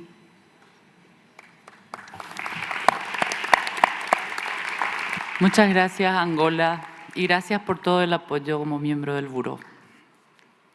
Tiene la palabra China. Thank you, Madam Chair. Our delegation would like to congratulate to you on your excellent leadership and the brilliant way in which you have conducted the work of the committee, and to express our gratitude to Paraguay for successfully holding this session, which has offered us an opportunity to get to know this beautiful country full of traditions and emotions. We would like to thank Mr. ADG Ernesto Aldone, Ms. Fumiko Okinada, and her wonderful team, not only for the great efforts that you have made for this session, but also for your daily work for the implementation of the convention. We would also like to extend our gratitude to the members of the committee, states parties, Category 2 centers, NGOs, all the participants, especially all the working staff here and in Paris. In this session, we have shared knowledge, exchanged inspirations, and have made important decisions. We congratulate all the inscriptions programs selected. By working together, we jointly made this session a success for the better implementation of the convention. Lastly, our delegation congratulates India for hosting the 20th session of the committee in 2025. We believe that it will be a wonderful and a successful session, and we are looking forward to meeting with all the committee members in incredible India. We would also like to take this opportunity to express China's interest in hosting the 21st session of the committee, and we are honored to welcome all the delegates to China in 2026. Thank you.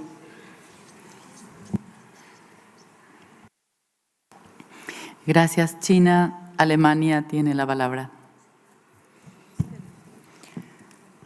Excelentísima señora presidenta, estimada secretaria, estimados colegas. En primer lugar, quisiéramos expresar de nuevo nuestro profundo agradecimiento al gobierno y al pueblo del Paraguay por haber acogido esta sesión del Comité Intergubernamental para la Salvaguardia del Patrimonio Cultural Inmaterial en su hermoso país y con tanta hospitalidad. Les felicitamos para una organización muy fluida e eficaz de las sesiones, tanto como toda la logística alrededor, y les felicitamos también para un programa cultural que nos ha permitido conocer el rico patrimonio cultural de Paraguay. Cuando regresaremos a París, llevamos con nosotros el corazón lleno de momentos mágicos, como lo fue la celebración de la inscripción de Guaraña, el sonido del alma paraguayo. Esta sesión, con todos los debates que hemos tenido en esta sala y con todas las inscripciones que celebramos juntos, ha sido de nuevo llena de inspiración para la importancia de salvaguardar nuestro patrimonio cultural y material de la humanidad. Asimismo, agradecemos profundamente a nuestra tan querida señora presidenta Nancy Ovela de Gorostiaga por su dedicación y su cariño exprimido hacia todos nosotros durante todos los procedimientos de este comité. Ha sido un verdadero placer para Alemania servir como vicepresidenta bajo su liderazgo ejemplar, querida Nancy. I would also like to extend my heartfelt gratitude to all our colleagues at the Secretariat under the leadership of Mr. ADG Ernesto Tone and Ms. Fumiko Ohinata, for their tireless work and dedication throughout the session, without which we would not have been able to have such a smooth and efficient 19th session of the Intergovernmental Committee for the Safeguarding of Intangible Cultural Heritage.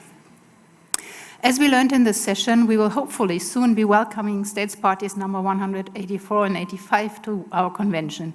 We congratulate South Africa and Sierra Leone, who, as we understand, are in the final phase of ratification of the 2003 convention. By joining the global effort to safeguarding intangible cultural heritage, they will be enriching not only their own societies, but also our shared cultural diversity. This session has highlighted the remarkable growth and impact of the convention.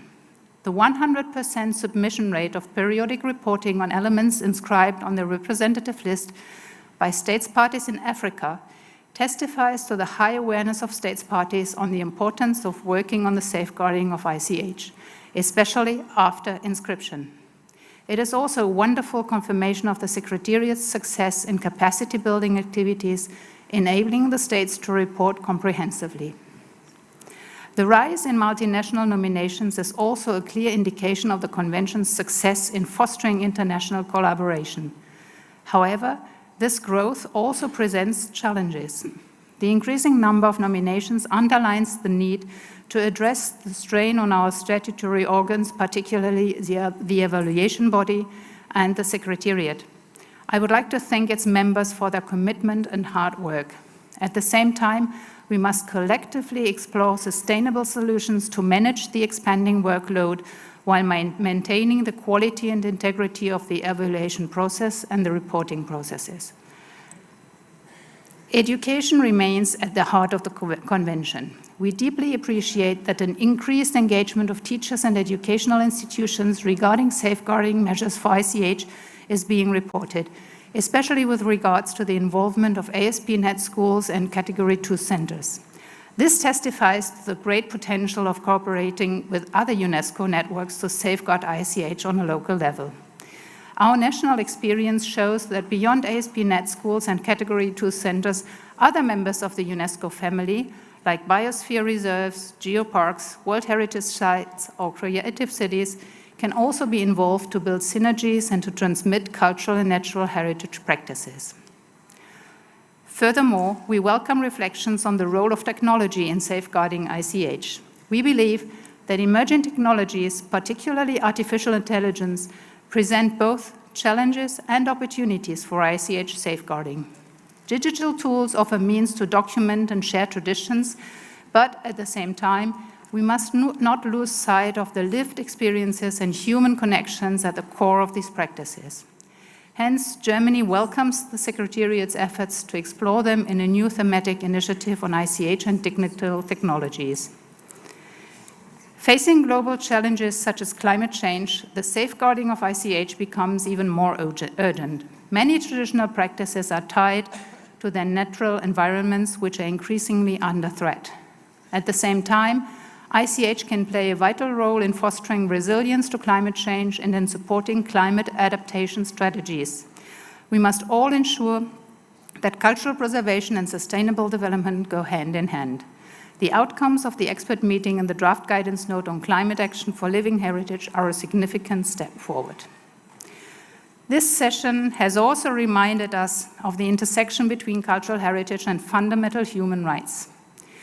The 2023 inscription of midwifery by 8 states from 4 continents, Slovenia, Cyprus, Kyrgyzstan, Nigeria, Togo, Colombia, Luxembourg, and Germany, demonstrates how cultural practices empower communities and promote dignity. However, this stands in contrast to the heartbreaking situation in Afghanistan, where the recent suspension of women's medical education, including midwifery training, not only erases vital cultural knowledge, but, even worse, threatens human lives very directly. As German Foreign Minister Annalena Baerbock has stated some days ago, and I quote, "Life for women in Afghanistan is already like prison. The Taliban's suspension of women's health education not only denies basic health care and education, it condemns countless lives. By banning midwifery education, the Taliban are literally erasing Afghanistan's future," unquote. This reality reminds us that safeguarding intangible cultural heritage is not just about preserving traditions, it is about protecting the conditions that allow humanity to exist and to flourish. Looking ahead, I wish to express my gratitude to India for its generous invitation to host the 20th session. We are looking forward to continue our joint work in the committee in the coming year and together again next December in incredible India. Muchas gracias, señora presidenta, y agua té.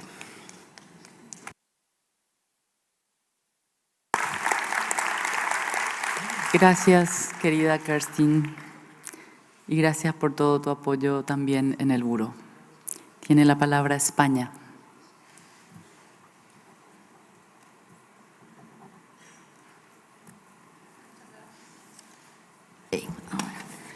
Muchas gracias, señora presidenta.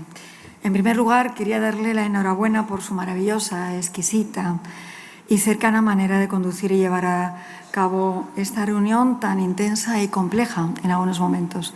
Gracias por el talante, que no siempre es habitual tenerlo del otro lado de la mesa en los momentos más duros y más intensos de estas reuniones. Gracias también a la directora general de UNESCO y al subdirector general de Cultura, que también han hecho todo su trabajo de una forma continua y son cómplices y protagonistas del éxito de estos días. No podemos dejar de mencionar a la secretaria de la Convención y a todo su equipo por el arduo trabajo que han llevado a cabo estos meses y especialmente aquí, en Paraguay, estos días, con el fin de atender a todas las demandas de los Estados partes. Quisiera destacar desde sugerentes iniciativas de la Secretaría, como el que tengamos este acto de entrega de certificados de inscripción durante el comité, que esperamos que se sigan realizando durante otros años, que permite acercar a los pueblos, a las comunidades que no han llegado aquí, este simbolismo, ¿no?, de estar en Asunción, en Paraguay. Pero también quería especialmente resaltar la voz de las mujeres en esta sala, fuerte y clara, voces que nos han representado a todos, a todas, y que queremos que se oigan cada vez más en un mundo en el que lamentablemente no siempre puede ser así. Esta convención es un ejemplo de lo que debe ser, por lo que debemos luchar. También quisiera agradecer al resto de miembros del comité por las fructíferas discusiones en torno a los temas diversos presentados en esta reunión, con el objetivo de lograr el mejor devenir de la Convención de 2003. Y a mis compañeras y compañeros de la delegación española por su trabajo incansable. Les aseguro que todos nosotros trasladaremos en España a todos nuestros equipos y a los ciudadanos y a las comunidades las conclusiones de estos días y les alentaremos para seguir apoyando esta convención. Quisiera dar las gracias y la enhorabuena a la India por su propuesta generosa de acoger el siguiente comité. Somos muy conscientes del compromiso y esfuerzo que supone la organización de esta reunión. Además, hemos tenido la suerte de experimentar la excelente manera de trabajar de la India en la organización de este tipo de reuniones tras haber participado en el Comité de Patrimonio Mundial de este mismo año. Muchas gracias, de verdad. Agradecer también la atenta y calurosa y delicada acogida y recibida por la ministra de Cultura de Paraguay. Muchas gracias, y de la delegación ante UNESCO y todos los equipos del Gobierno de Paraguay. A lo largo de esta semana hemos podido disfrutar de la diversidad cultural del pueblo paraguayo, haciéndonos partícipes de su rico patrimonio cultural, inmaterial y material. Gracias a los habitantes de Asunción, una ciudad que se enorgullece de ser madre de ciudades y como acogedora madre, así nos ha tratado a todos. La delegación española les agradece especialmente. Gracias, por último, a los intérpretes y permítanme especialmente a los del español, que nos han permitido a todos los países hispanos hablar en nuestra lengua común, también una de las del pueblo de Paraguay. Muchas gracias y viva Paraguay a ritmo de guaranía. Aguillé, Rojaijú, Paraguay. Muchas gracias.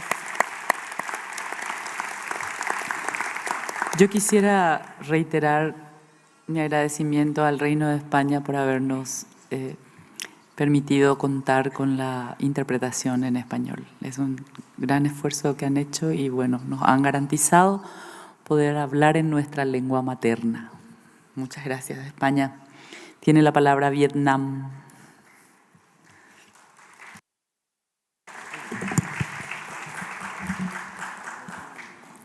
Thank you, Madam Chair.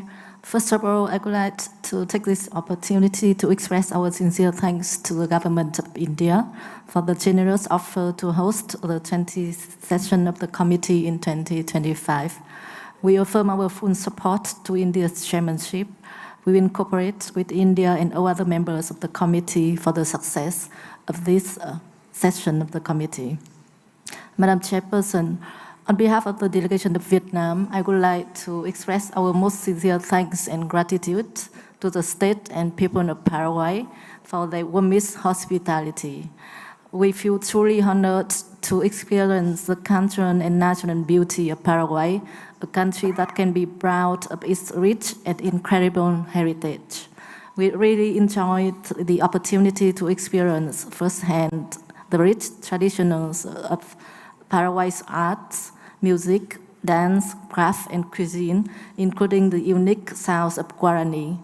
We are impressed by Paraguay's commitment to safeguarding intangible cultural heritage, as exemplified by Minister Ortiz's powerful words about protecting the deepest roots of the people. We also would like to applaud you, Madam Chair, the Ambassador Nancy Ovela, for their dedication, hard work, and excellent chairmanship of our session, and also for their beautiful voice. Our thanks also go to ADG Culture, Mr. Ernesto Antone, of the team of the Secretariat of the Convention, especially our solid rock, Ms. Fumiko Ohinata, and the evaluation body for their professionalism, expertise, tireless and amazing efforts to facilitate the work of this session, allowing us to adopt many important decisions by consensus and celebrate together our living heritage. We are extremely happy about new inscriptions this year on different lists, including our Festival of the Goddess of Sam Mountain. We congratulate all states parties that have elements inscribed on the list. We are glad of the improvements in the listing mechanisms and hope this positive trend will continue to prevail in the upcoming sessions. Finally, we would like to thank everyone behind the scenes that contribute to the successful organization of our deliberation. Muchas gracias. Aguque. Gracias, Vietnam. Quisiera ofrecer la palabra a la delegación de Bangladesh. Apreciado embajador Tala, tiene la palabra. Madam Chair, thank you for giving me the floor. I shall try to be brief, but I cannot promise, because the hospitality and the warmth of your people cannot be expressed in a few words. But let me begin by thanking His Excellency President Peña Palacios and the First Lady for their inspiring presence amongst us. We further thank all the members of the government of Paraguay, including Madam Minister Adriana Ortiz Samedi, who is with us today as well, whose relentless efforts have made this 20th session, this 19th session, a grand success.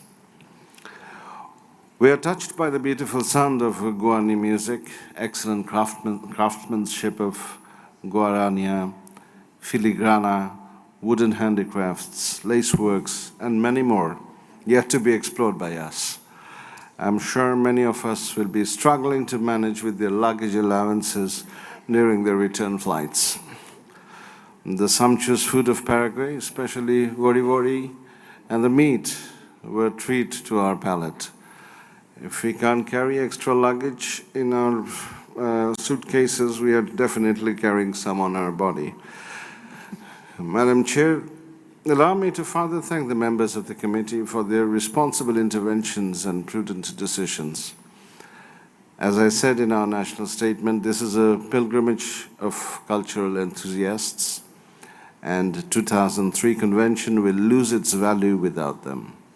So Bangladesh wholeheartedly congratulates all those communities whose elements were inscribed, and our sincere thanks to the members of the evaluation body, the cultural activists, NGOs, performers, enthusiasts, volunteers, and everyone who have worked days and nights,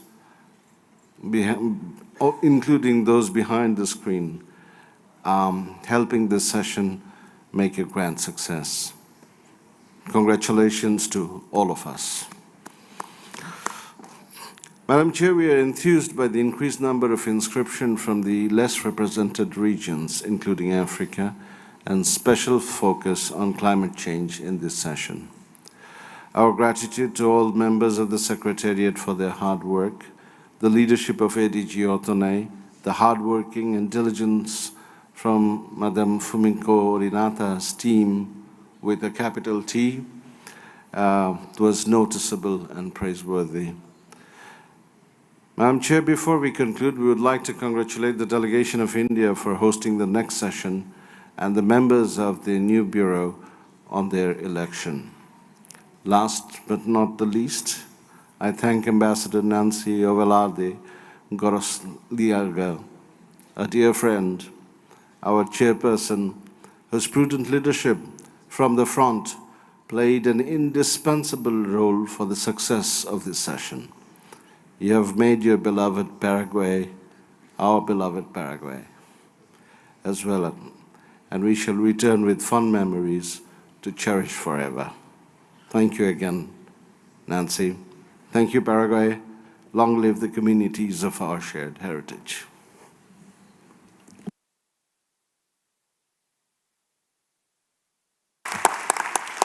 Muchas gracias, Bangladesh. Muchas gracias, apreciado embajador.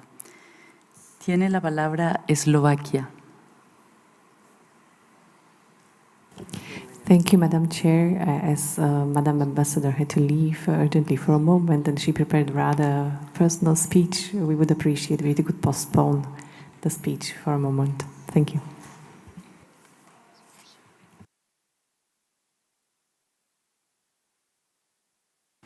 Excelente. Vamos a dar entonces la palabra a Nigeria. Thank you very much, our dear Nancy. Everything that has a beginning has an end. Today is the end of the 19th session, which you diligently and efficiently hosted. Once again, I would like to thank the government and the people of Paraguay for having been an excellent host to us for very successful 19th session of our committee. We thank you all, also the chair, for the excellent manner in which you conducted this meeting. For the past 6 days, we have experienced the warmth of Asuncion and the very beautiful city and the kind people, the dances, the clothes, the colorful attires and costume. In this meeting room, we have been a parade of diversity of our intangible heritages, reminding us of how our diversity are identical in the spirit of our living heritage, so identical in the pride we take in them, and all happy that we are bringing them as common heritage of humanity. As Nigeria, we are taking home these memories, plus all the good decisions we have taken to advance the work of our convention. We thank also the Secretariat, ADG Otone, Ms. Emiko, the Secretary of the Convention, as well as all the members of the Secretariat, as also the interpreters for their hard work. We thank all members of the committee for our fruitful collaboration that made room for good consensus. Lastly, we want to thank India for offering to host the 20th session of the committee. And we look forward to seeing all of us in India, in New Delhi in 2025. Thank you very much.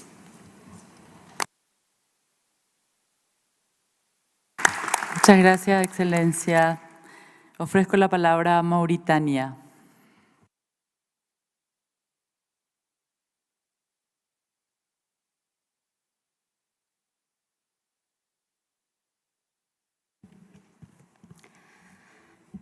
Madame la Présidente, Excellences, Mesdames et Messieurs, nous arrivons à la fin d'une semaine intense, productive, pleine de joie et de diversité culturelle que la Convention de 2003 nous permet de vivre chaque année. Nous en sommes reconnaissants. Je voudrais, au nom de la Mauritanie, saisir cette occasion pour remercier et féliciter le Paraguay pour l'organisation réussie de cette 19e session du Comité de sauvegarde du patrimoine culturel immatériel. Je souhaiterais exprimer nos plus sincères remerciements à vous, Madame la Présidente, pour la bonne conduite de nos travaux et pour votre dévouement et sens des responsabilités qui nous a permis de travailler ensemble dans un esprit de consensus et d'harmonie. Je tiens à remercier également le secrétariat pour la qualité des rapports et tout le travail qui a été accompli pour le succès des travaux de cette session.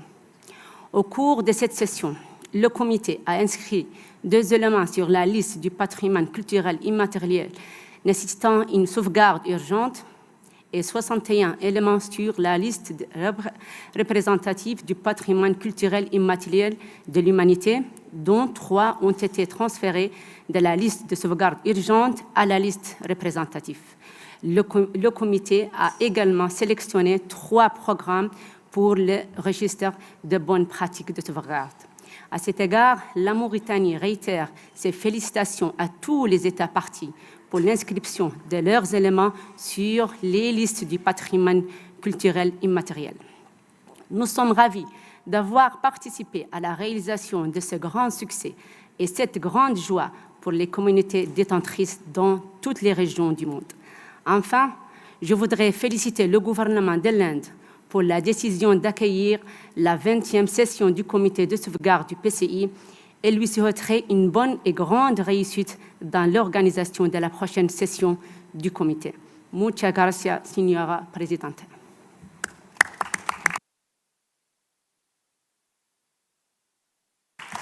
Muchas gracias, Mauritania. Tiene la palabra Argelia.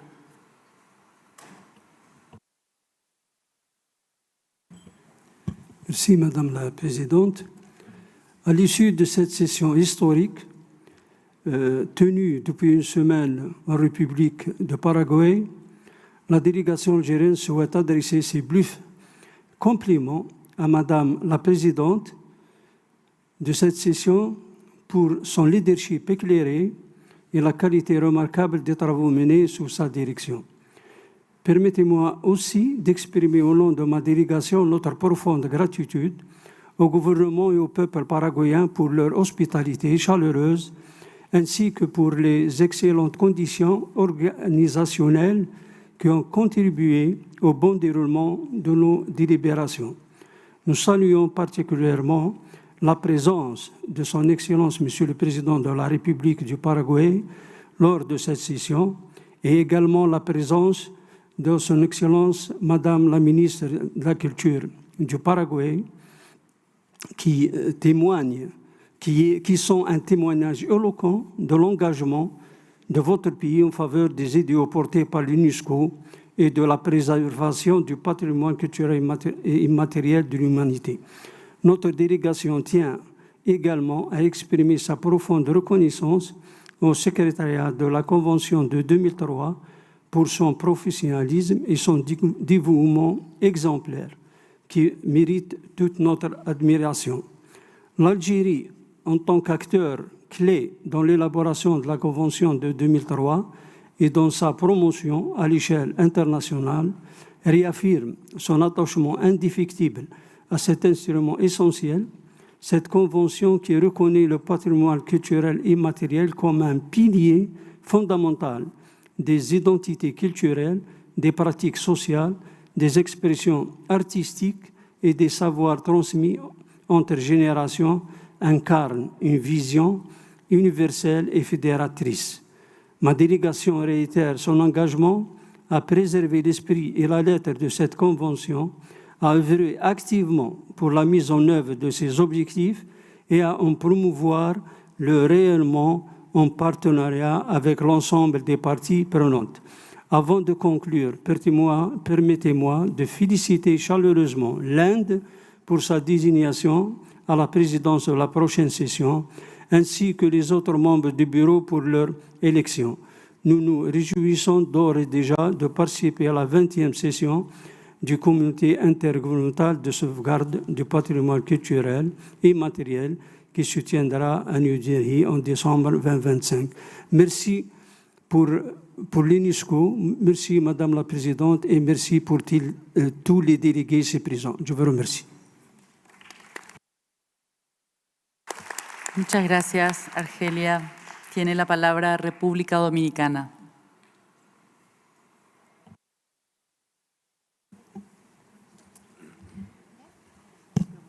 Muchas gracias, señora presidenta. y amiga, embajadora Nancy Ovelar. En nombre de mi delegación y a título personal, quisiera expresar mi más profundo agradecimiento al gobierno y al pueblo de Paraguay por la cálida hospitalidad con la que nos han acogido durante estos días en la hermosa ciudad de Asunción. La dedicación y organización han sido esenciales para el éxito de esta 19ª sesión del Comité Intergubernamental para la Salvaguardia del Patrimonio Cultural Inmaterial. También queremos extender nuestra gratitud a todos los miembros del Secretariado de la UNESCO, en la persona de la señora Fumiko y del ADG Ernesto Otone, cuyo arduo trabajo, profesionalismo y compromiso han hecho posible que estos 7 días de deliberaciones se desarrollaran con eficiencia y espíritu constructivo. La labor incansable detrás de cada detalle logístico y técnico han sido fundamental para que este encuentro sea un ejemplo de cooperación internacional. Por último, queremos agradecer profundamente a todos nuestros colegas, delegados y observadores, todas las ADGs, por sus contribuciones reflexivas y su espíritu de colaboración. Juntos hemos reafirmado nuestro compromiso con la salvaguardia del patrimonio cultural inmaterial, un legado vivo que nos une y enriquece a todos como humanidad. El éxito de esta sesión es un testimonio del poder del diálogo, la solidaridad y el trabajo colectivo en favor de nuestras tradiciones y valores compartidos. Gracias a todos y nos vemos el próximo año en la India. Muchas gracias.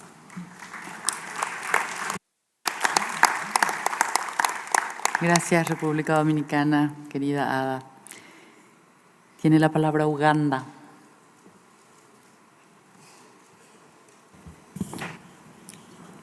Ugandan delegation chairperson would like to take this opportunity to appreciate you so much for steering this 19th session very well.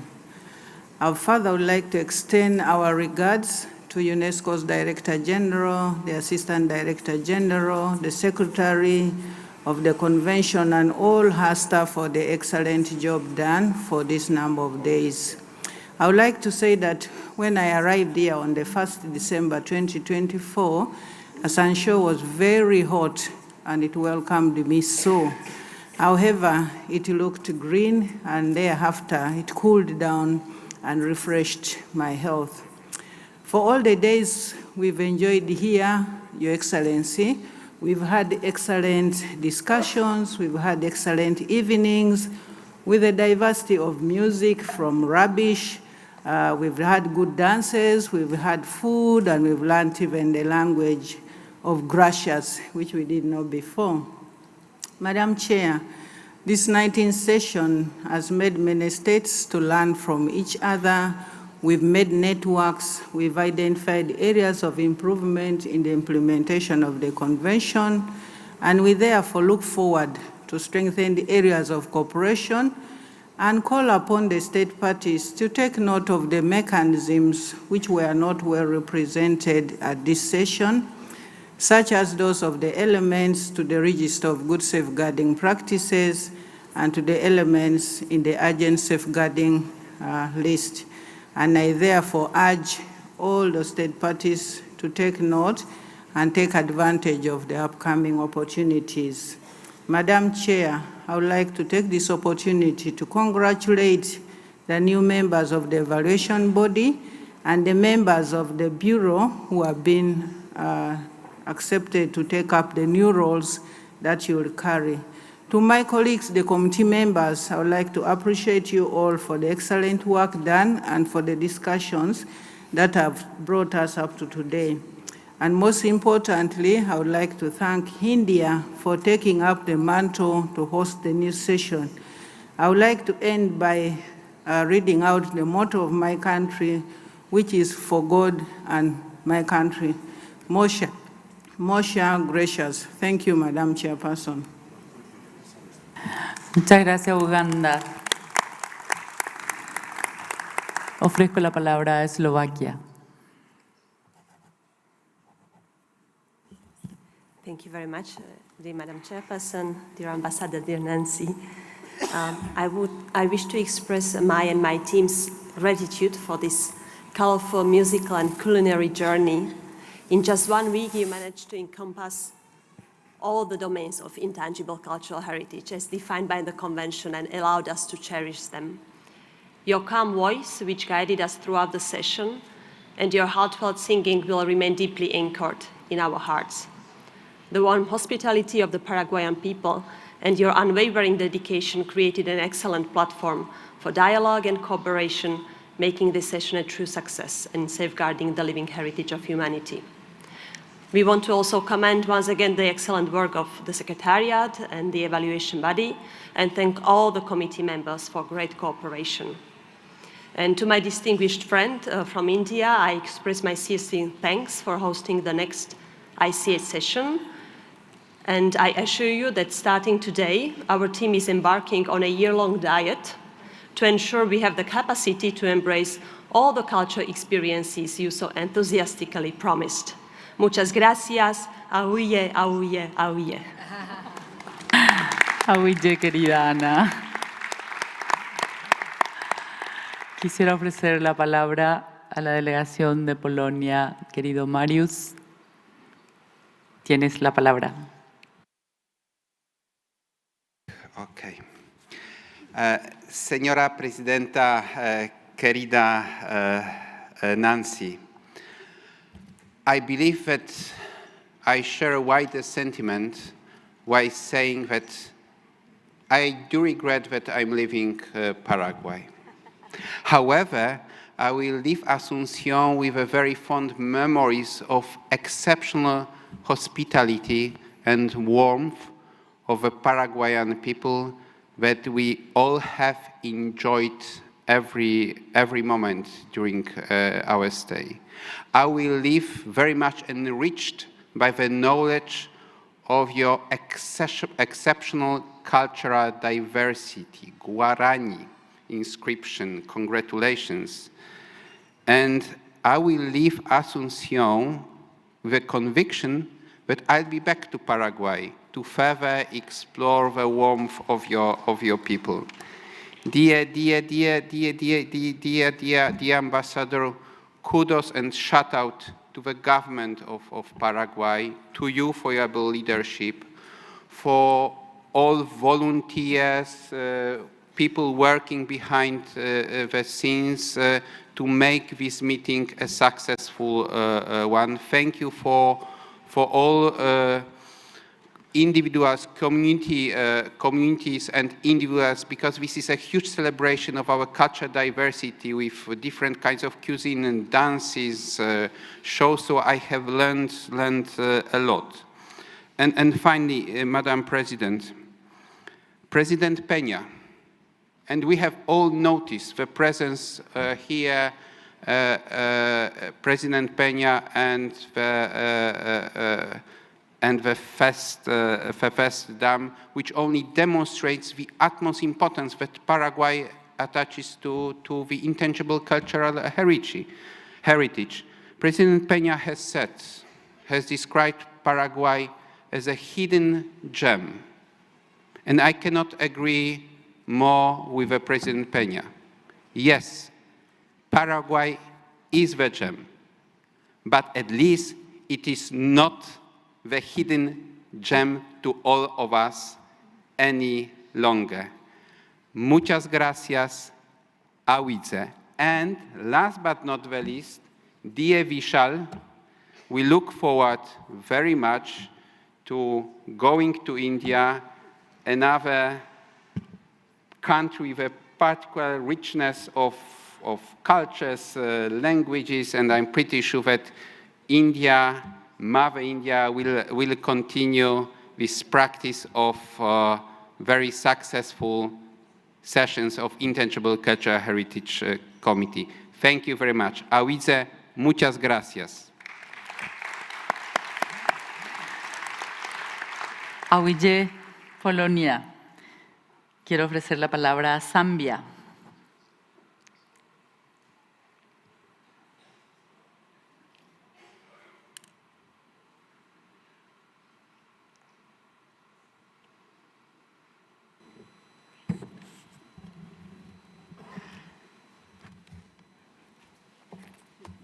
Madam Chairperson, the Zambia delegation would like to extend its heartfelt gratitude to you, Madam Chairperson, for your exceptional leadership during the 19th session of the Intergovernmental Committee for the Safeguarding of Intangible Cultural Heritage. Your dedication and expertise in guiding the discussions made a significant impact on the outcomes of the session. We appreciate the way you facilitated the session and beautiful Paraguayan songs you sang for us. We are truly grateful. Zambia is particularly grateful for your commitment to promoting the safeguarding of intangible cultural heritage, which is vital to our identity and cultural diversity. The insights shared during the session have inspired us to strengthen our efforts in preserving our rich cultural traditions for future generations. We wish to point out the fact that this is a special session, Madam Chairperson, for us because it has helped Zambians addition to the elements of on the representative list of the intangible cultural heritage of humanity. This listing will encourage other Zambian communities to safeguard their heritage even more. Madam Chairperson, we wish to congratulate all those who have been elected to both the evaluation body and the Bureau responsible for this 20th session of the Intergovernmental Committee for the Safeguarding of the Intangible Cultural Heritage. It is in the same light that we thank India for offering to host the 20th session of this committee. We look forward to meeting again in New Delhi, India, and experience the rich heritage of the Asian people. We look forward to continuing our collaboration and supporting the initiatives discussed during the session. Thank you once more for your outstanding leadership and dedication to the cause of intangible cultural heritage. Finally, Madam Chairperson, we wish to thank the Secretariat and particularly Ms. Fumiko on the exemplary work and all the technical team for excellent work. We are very thankful.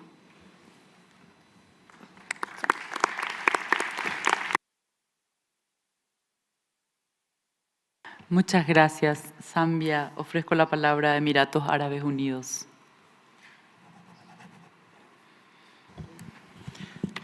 Thank you, Madam Chair, for giving me the floor. We extend our profound gratitude to you and to the government of Paraguay for your gracious hospitality and wonderful atmosphere for our work. We also thank esteemed committee members for their collaboration and the Secretariat and the evaluation body for their tremendous efforts. We extend our appreciation to Mr. ADG Atone and Madam Secretary. ADG Culture, Mr. Ernesto Otone Ramirez, Secretary of the 2003 Convention, Ms. Fumiko Ohinata, for their hard work. We thank the evaluation body, the members of the ICH UNESCO Secretariat, the interpreters, officials of the government of Paraguay. Last but not the least, we thank the chair, Her Excellency Ms. Nancy Olivar de Gorostiaga. As our session approaches its end, we celebrate Paraguay's leadership in hosting the 19th UNESCO ICH session.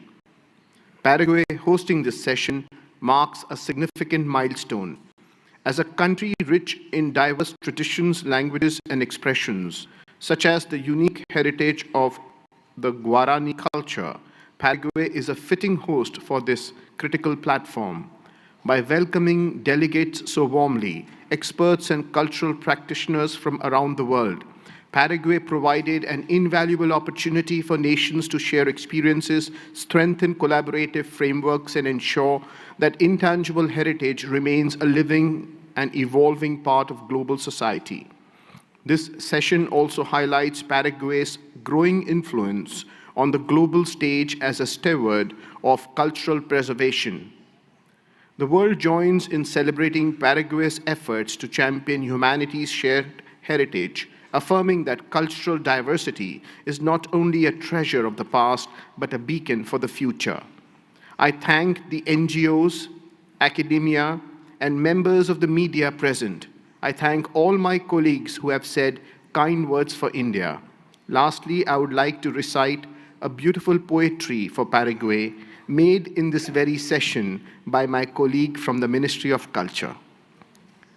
To Paraguay, a heartfelt cheer for hosting the 19th COM this year. With grace and wisdom, you steered the way, a celebration of culture in grand display.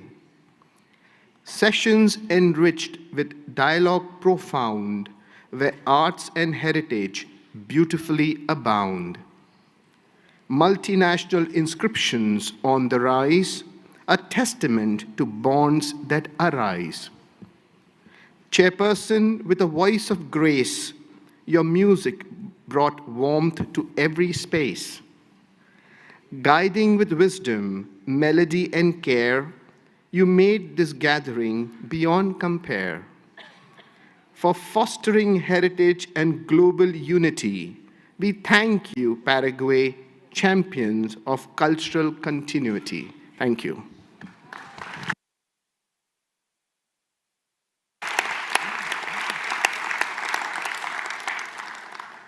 Gracias, gracias, Excelencia. Ofrezco la palabra a Ucrania.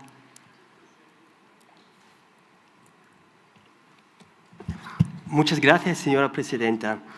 Dear Madam Chair, distinguida señora presidenta, excellencies, dear colleagues, on behalf of the delegation of Ukraine, we would like to extend our profound and heartfelt gratitude to you, Madam Chair, to the President of Paraguay and the government of Paraguay, people of Paraguay, for the great and successful, very warm organization and conduct of the 90th session of the Intergovernmental Committee for the Safeguarding of the Intangible Cultural Heritage. Paraguay has a rich and beautiful intangible cultural heritage, great culture, music, dances, beautiful languages, Spanish and Guarani. We will keep in our hearts the hospitality and warmth of hearts of the people of Paraguay. And we'd like to thank very much Director General Audrey Azoulay, ADG Otone, Ms. Fumiko, the evaluation body, and all those who contributed to successful organization and conduct of the committee. Thank you very much. Muchas gracias. Paraguay will be back.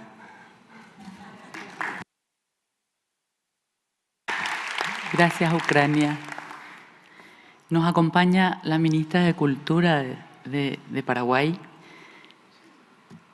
que ha sido responsable con su gran equipo de todo este despliegue para que ustedes puedan vivir con nosotros nuestro patrimonio vivo. Quisiera ofrecer la palabra a doña Adriana Ortiz, ministra de Cultura de Paraguay. Usted tiene la palabra. Muchas gracias, señora presidenta, estimados delegados, estimados participantes, los representantes del equipo de la UNESCO. Hoy nos encontramos en el cierre de esta 19ª sesión del Comité Intergubernamental para la Salvaguardia del Patrimonio Cultural Inmaterial, una experiencia que para Paraguay ha sido sumamente enriquecedora y muy gratificante. Durante estos 6 días hemos tenido el privilegio de recibirlos en nuestra tierra por la calidez con su gente y una riqueza cultural que florece con nuestra diversidad que la pudimos compartir con todos ustedes. Ha sido un honor realmente ser anfitriones de este encuentro que une naciones con un propósito común: proteger y celebrar las expresiones que dan identidad a todas nuestras naciones. En Paraguay, el espíritu de hospitalidad no solo es una tradición, es parte esencial de lo que somos como pueblo paraguayo. Esperamos haberlos retransmitido no solo nuestra apertura y bienvenida, sino también un reflejo de nuestra cultura rica y viva, tejida con los hilos de nuestras lenguas, costumbres y nuestros valores. Esta sesión ha sido un espacio de diálogo y cooperación y aprendizaje mutuo. Cada decisión tomada, cada intercambio realizado y cada manifestación cultural compartida nos recuerda la importancia de la salvaguarda de nuestro patrimonio inmaterial, ese legado intangible que nos conecta con nuestras raíces y proyecta el futuro de la esencia misma de todas nuestras identidades. Quiero expresar mi más profundo agradecimiento a todos ustedes, a quienes han viajado de distintas partes del mundo para contribuir a este noble propósito. Su propósito nos inspira a seguir trabajando por la preservación de la herencia cultural de todos los pueblos del mundo. Finalmente, quiero invitarles a llevar consigo un pedacito de Paraguay, su hospitalidad, su música, sus sabores y sobre todo su espíritu. Esa tierra sin mal, esa es la tierra del Paraguay. Esperamos que esta experiencia haya dejado en ustedes gratos recuerdos y el deseo de volver a visitarnos pronto. Con estas palabras les decimos hasta muy pronto, con la esperanza que este encuentro sea solo uno de los muchos que nos unan en la misión de salvaguardar aquello que más nos une, que más nos hace únicos y profundamente humanos. Muchísimas gracias por todo. Buen viaje de retorno a sus hogares y, como decimos en guaraní, Yayotopata en la India. Nos volveremos a encontrar en la India. Muchas gracias y sean bienvenidos siempre a esta tierra guaraní.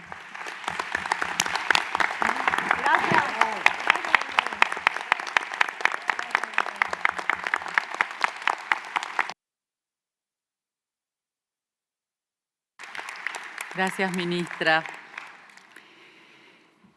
Aguillevete oremoinu hauere a ara daurere saraimo aiva arakaeve. Penendive haurere taiwandive ore guarania oveve arapure.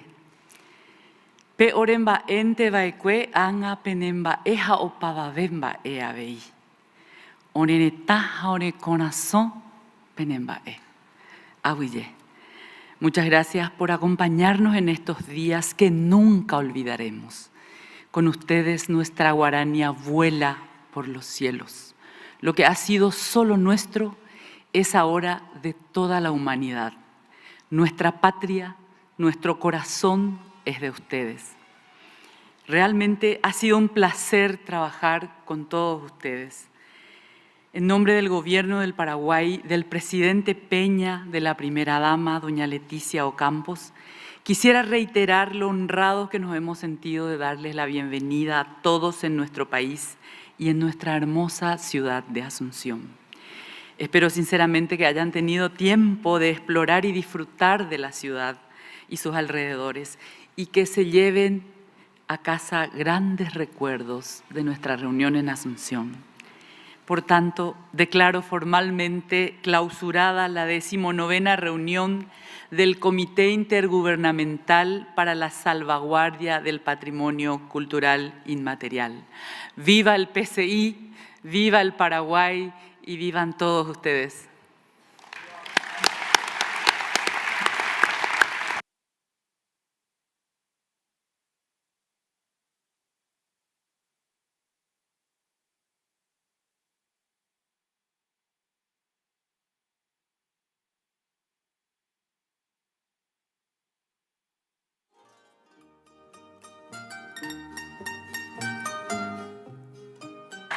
Podemos hacer una foto de familia en el podio, ministra, con todas